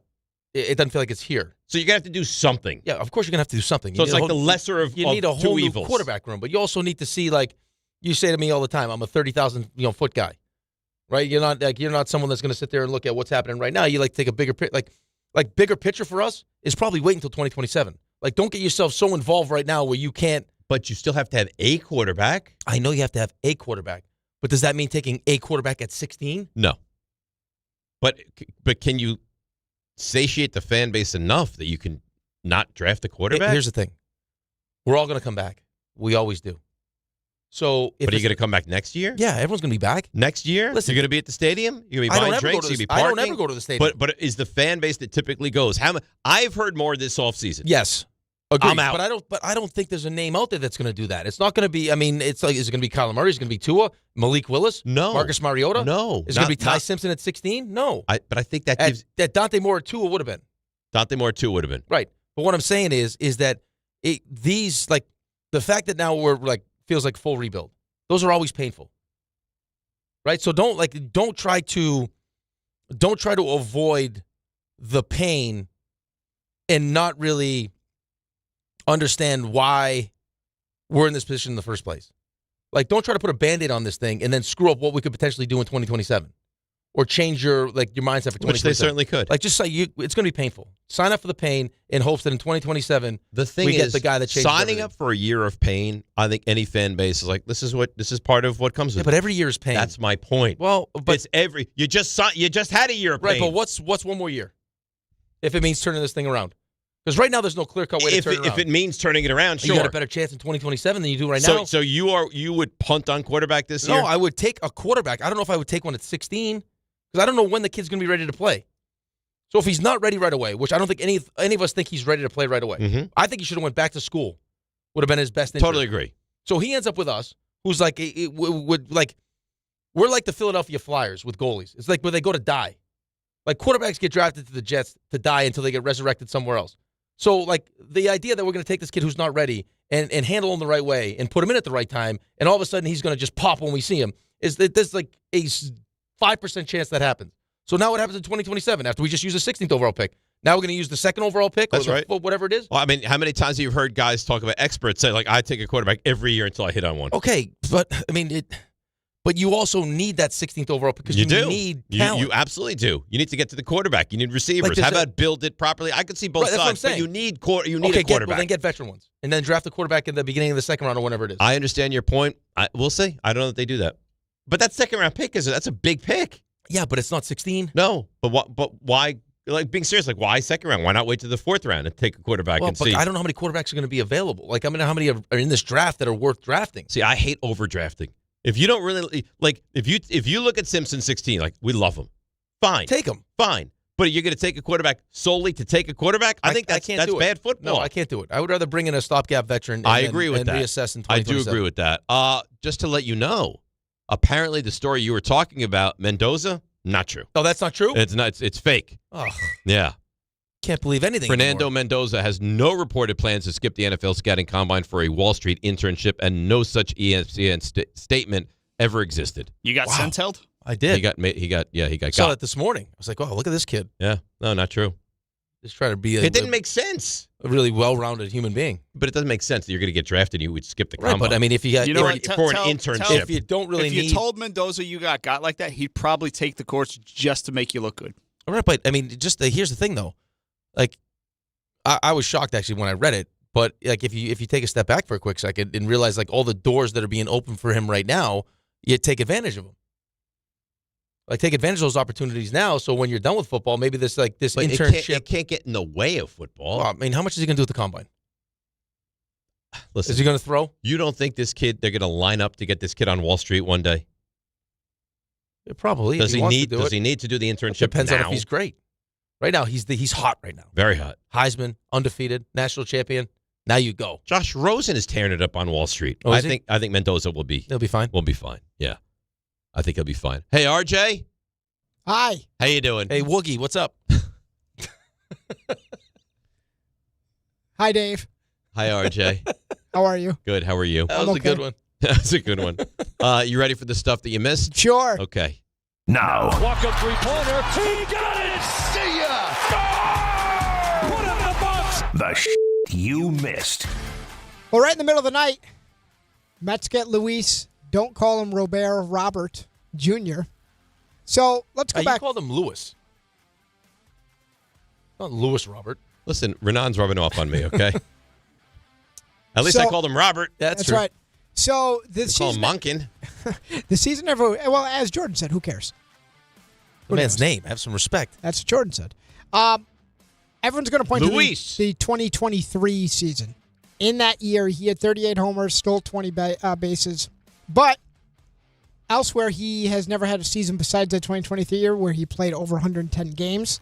And the past 2 years combined, he's hit 223 with 28 homers, 88 ribbies, and 56 stolen bases. And he strikes out a lot. Strikeouts, injuries are a concern. I said this to Dave, I don't know, an hour ago during a break. He's like a Byron Buxton light. Like, if he puts it together, you could get a high-end player. It's worth the risk. He's good enough to get you fired because you just keep betting on the talent. Yeah, but it's worth the risk. If he stinks, he's hurt, whatever, then you kick him to the curb and he's not back. Well, but it's in his best interest to be great this season. Yeah, well, let's go over some of the contract. So the Mets are going to inherit. He's 28, by the way, Robert, and it's going to cost $20 million this year, and has a club option next year for $20 million as well, if there's baseball, and a $2 million buyout if you don't want him around. So that amount of money is going to push the payroll for the Mets up to $350 million, which means you're obviously over the top threshold of the competitive balance tax, and they're going to pay 110% on that. So the true cost for 1 year is $42 million. Oof.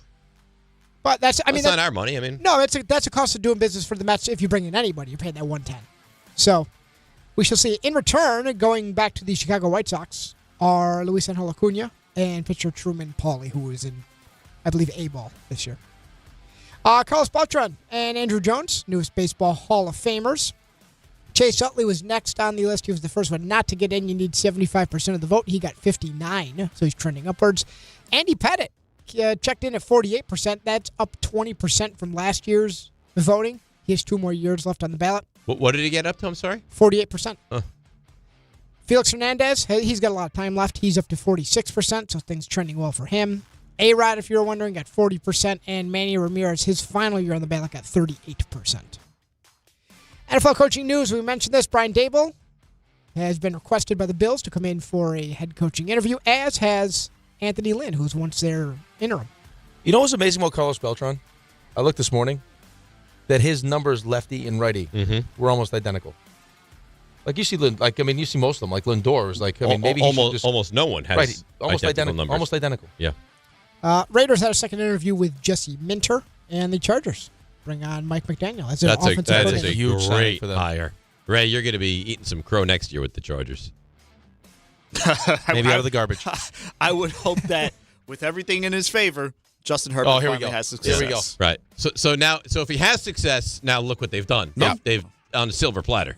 Great offensive line, great head coach, great running back. It looks like he's got some weapons. And I don't know how you could say Omar Hampton is going to be a great running back. I think he's going to be a great running back and a great offensive mind to put it all together. So if he succeeds, he doesn't even get credit because it's all so perfectly built around him.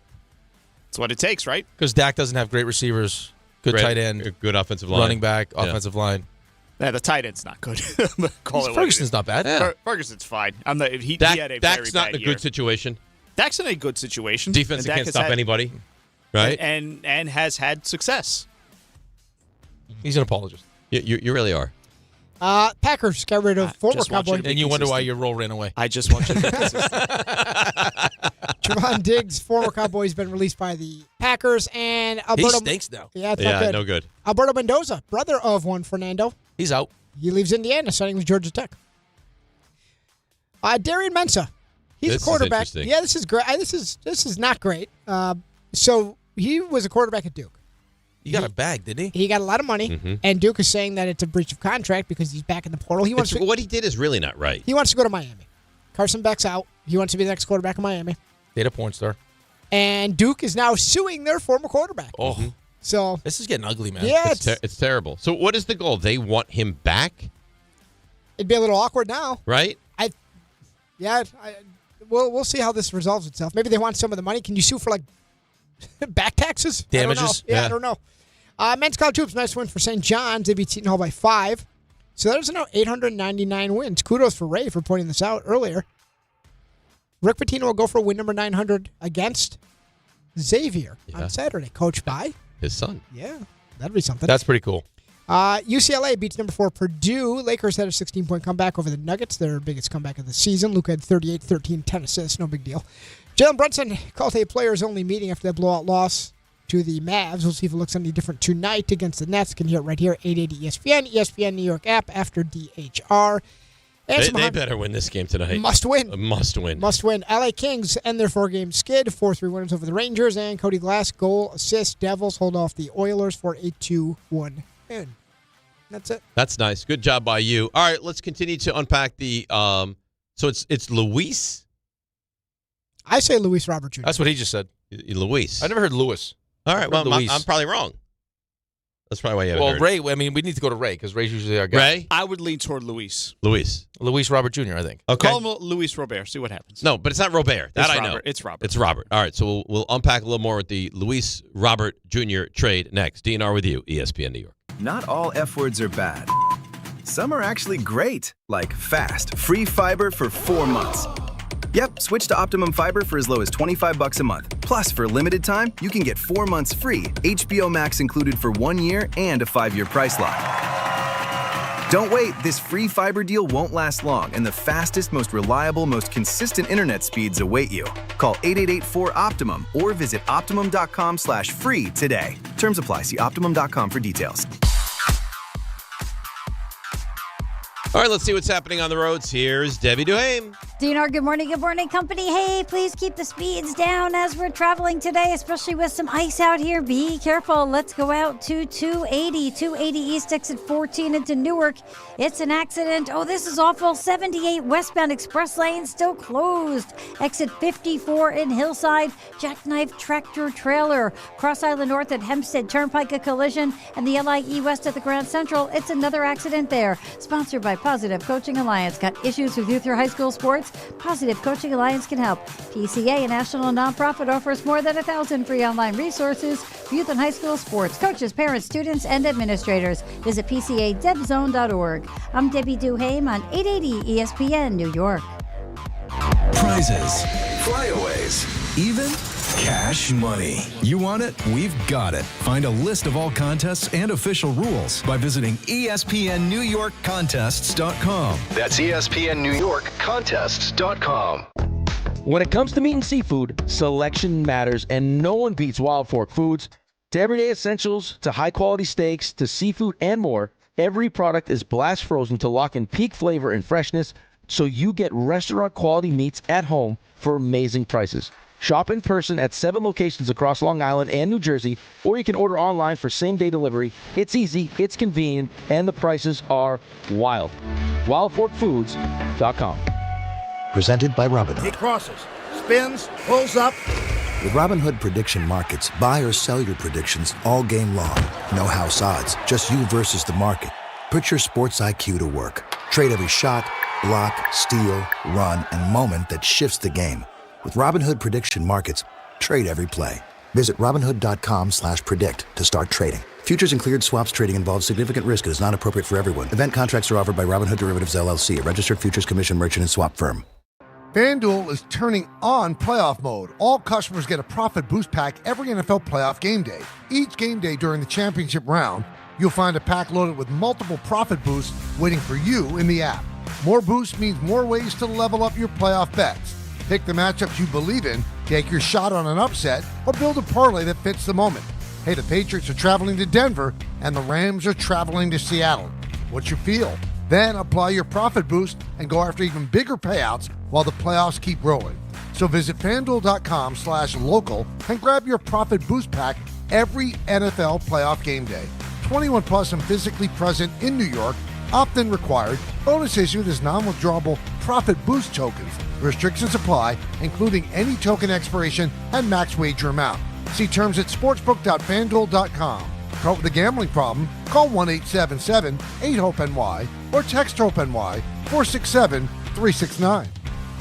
My name is Whitney Allen. I am a widow. My husband, Ryan, died. We never thought in a million years we'd have to use life insurance. The unexpected happened. With Ethos, it is so fast and easy. It's 100% online. You can get a quote in seconds, apply in minutes, and get same-day coverage. No medical exams, and you can get up to $3 million worth of coverage through Ethos. Get your free quote at ethos.com/game. That's ETHOS.com/game. Time spent on application may vary. Online health questions required. Every great team has its core players, but when the season gets tough, adding the right free agent can make all the difference. The same goes for business. At Robert Half, we found that 67% of companies surveyed plan to increase their use of contract talent to handle workload peaks and backlogged projects. With Robert Half's specialized recruiters' experience, combined with their award-winning AI, you can quickly find the skilled candidates you want. At Robert Half, we know talent. Discover how we can help at roberthalf.com/talent.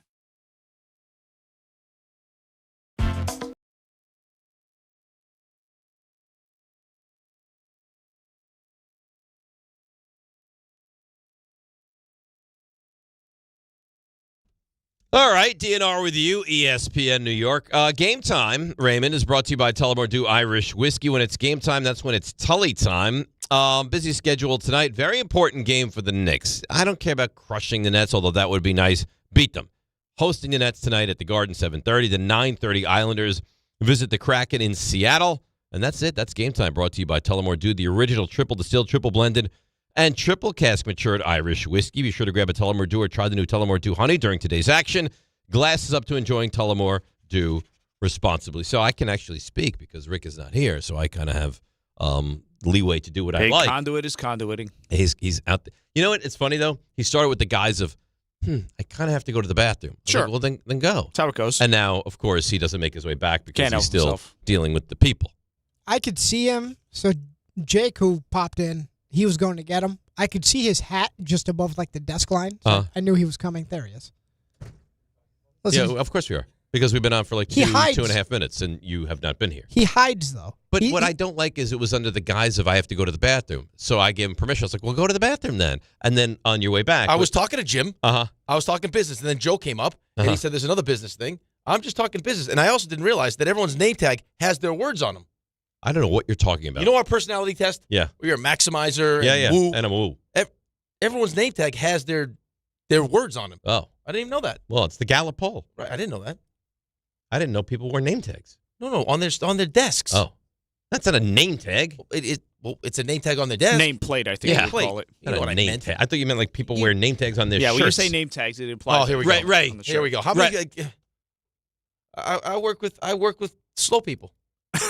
You work with slow people. You just called a desk plate a name tag. You know what I meant? I actually did not. Spell it out for you. Hey, listen. Only one of us got into Harvard. Yeah, right. Sorry, and that was based on intellect solely. The nameplates say their words on it. Can we get it to the Mets? Whatever you want, okay, Lewis? It's Luis. No, I'm told it's Luis. Thank you. Okay. I like this trade because you're not really risking anything. It's what the Mets now like to do. Depending on what you thought of Acuna, which doesn't really fit now. Where in the world are you gonna play Acuna? He was nice off the bench. For what? For speed? Speed. For defensive purposes? Well, you don't really need. I mean, that's my point. So Robert is a speedy guy, right? And when he's on base, yeah. Okay, and Simeon is a great defensive player. Yep. So I guess you could play him at third, but we don't even know what Bichette's going to be. Oh, Bichette's going to be a third baseman, but we don't know if he's going to be good or not. Like if you would ever take him out of a game to put Acuna in at third, it doesn't matter. You're going to keep his bat in the lineup. Point is, it's low risk, right? You agree with that? Like, what did you risk? Well, no, you're paying him. I mean, now we're paying him $42 million. And how does that affect you? It doesn't affect me at all. No, if you're willing to spend it. I mean, listen, you're better. It's a better option than Tyrone Taylor.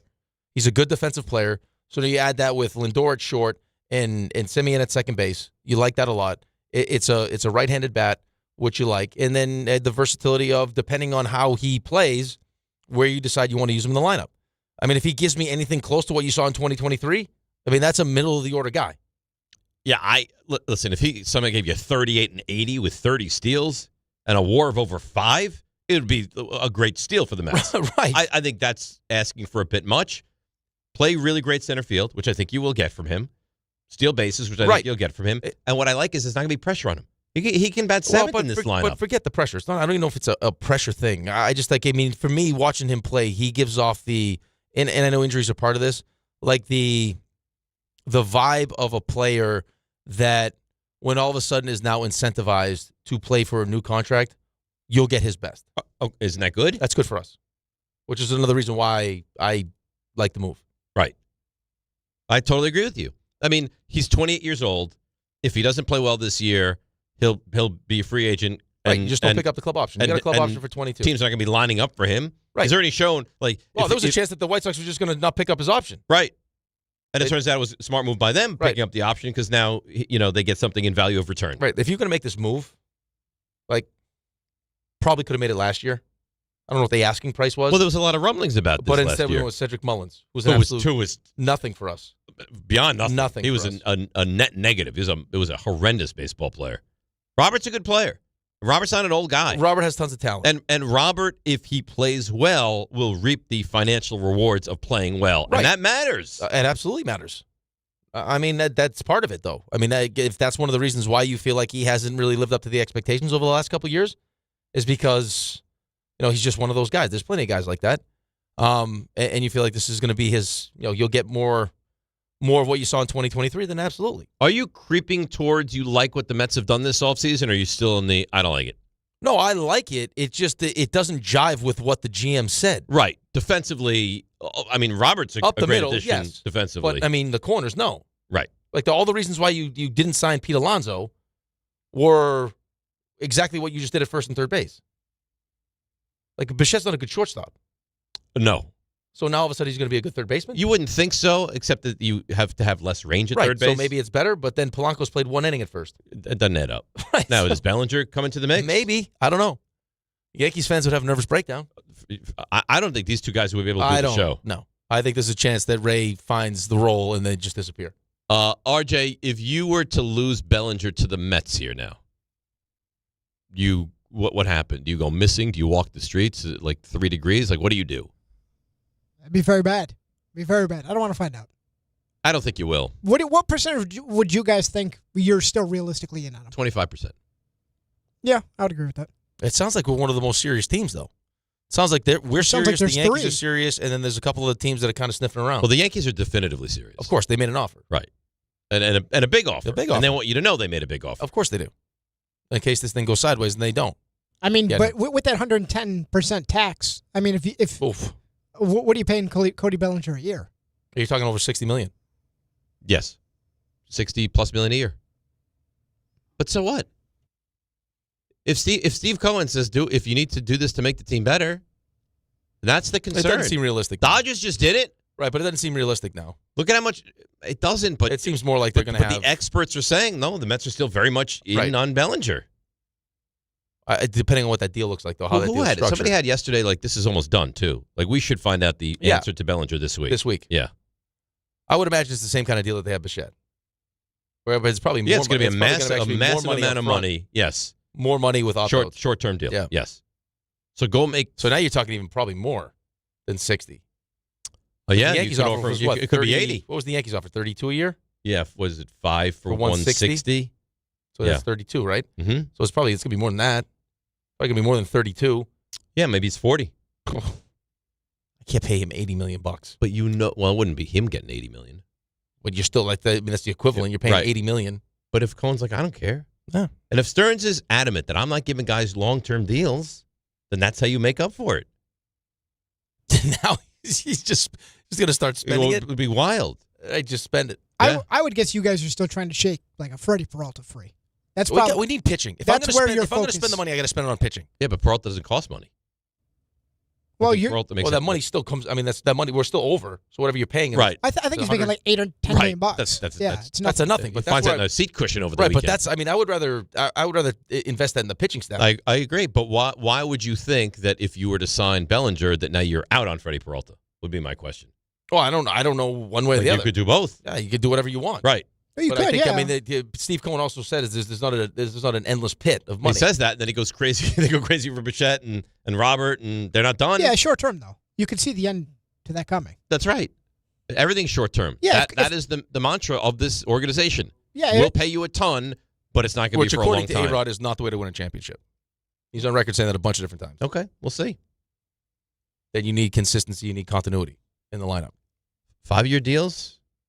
No, especially I'm not for saying, pitchers. Listen, dangerous I'm not saying proposition. that I hate it, but there's a chance that Bichette has a good year and he's gone. Okay, but if he has a great year and fans love him, maybe just bring him back.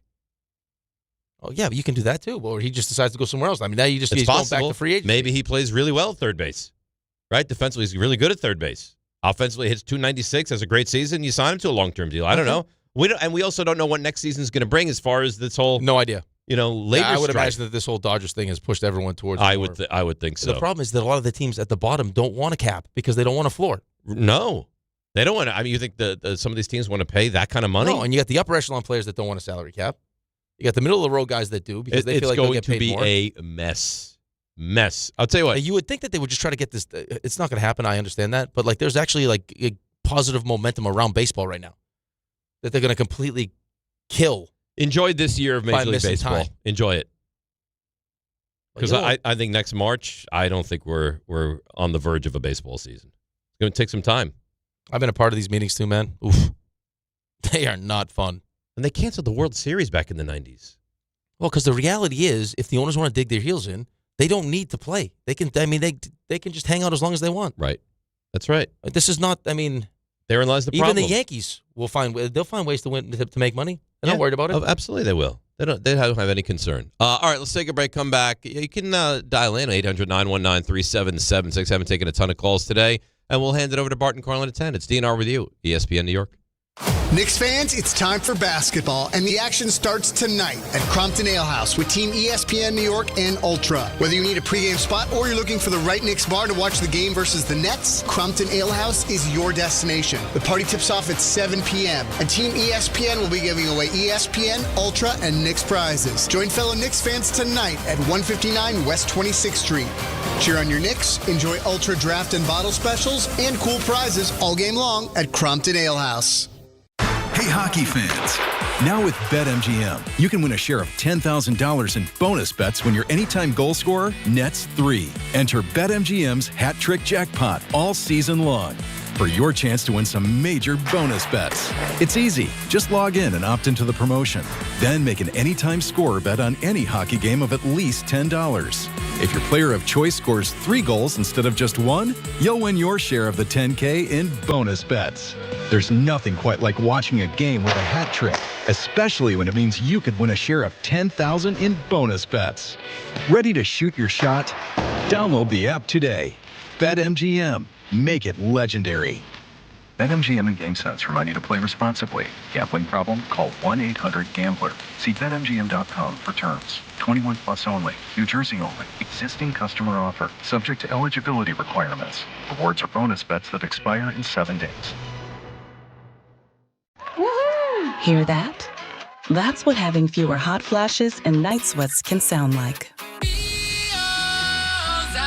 Veoza is the #1 prescribed hormone-free treatment FDA approved for moderate to severe vasomotor symptoms, also known as hot flashes and night sweats, due to menopause.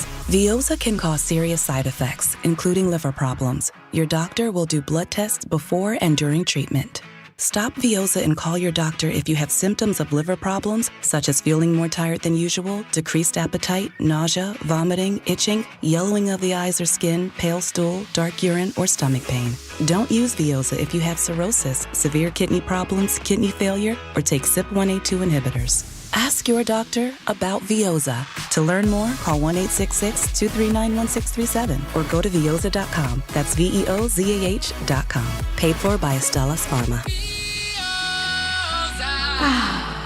Texting enrolls you in a recurring automated marketing text messages. Consent not required to purchase. Message and data rates may apply. The team's looking good this season. I think so. Man, I miss playing football. Ever since I turned 40, I just can't find that fire I used to have. Think it could be lower testosterone? What do you mean? I was feeling the same way. After 40, the body has less testosterone, and men lose their edge. That's why I take Nugenix Total T2. That's the testosterone booster, right? Yes, but Total T2 is their brand new formula that skyrockets nitric oxide levels in as little as 3 hours. Since I started taking it, I've been lifting like when we played for Coach Carter. My energy is way up, and it even spiced up things between me and the missus. Are they still giving out complimentary bottles? Yep, just send a text. Text HAWK to 321-321 for your complimentary bottle of Nugenix Total T2, the next generation testosterone booster. Text now and we'll include a bottle of Nugenix Thermo X, our newest, most powerful fat burner ever, absolutely free. Text HAWK to 321-321. That's HAWK to 321-321. These statements have not been evaluated by the FDA. This product is not intended to diagnose, treat, cure, or prevent any disease. Step inside the game you love with the NBA app. Tap to watch every game as it's happening. Jalen Brunson does it again! And never miss a moment of the jaw-dropping action. Get closer to the players than anywhere else. Follow the latest schedules, scores, and stats. Keep up with every story from across the league. And with NBA ID, it's all personalized to you. The game lives here. Download today.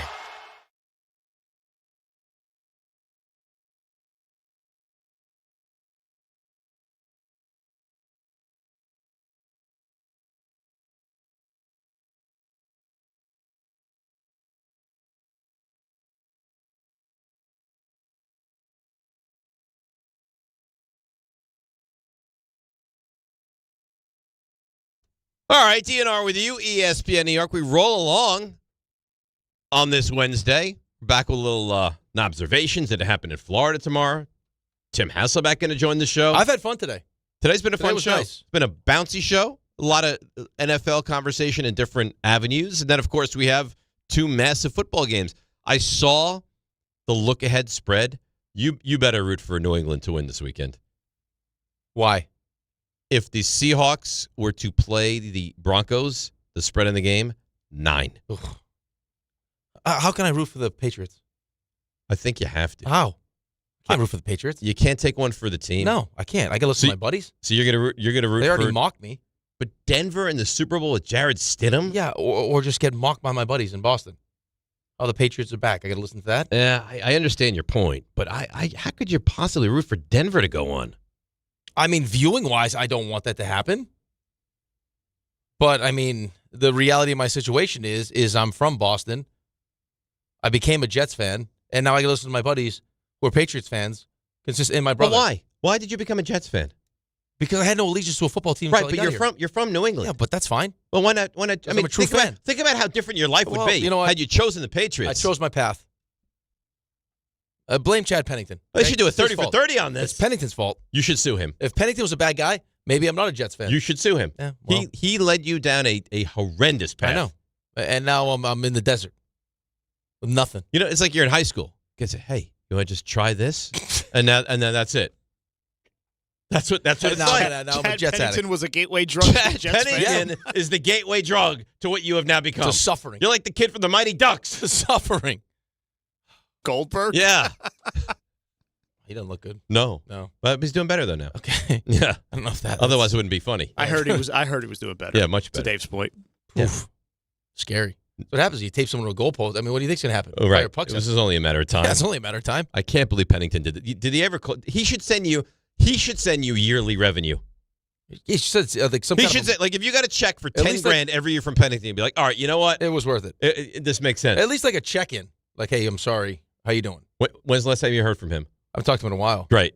So, did you see what this man did to you? I know. He led you down a path. He pushed you in, and now he's gone, and you're still here, and you can't get out. And I'm stuck in it. It's like the Blair Witch Project with this guy. Yeah. What am I going to do? I'm committed. I'm a loyal fan. I'm not Mel Kiper.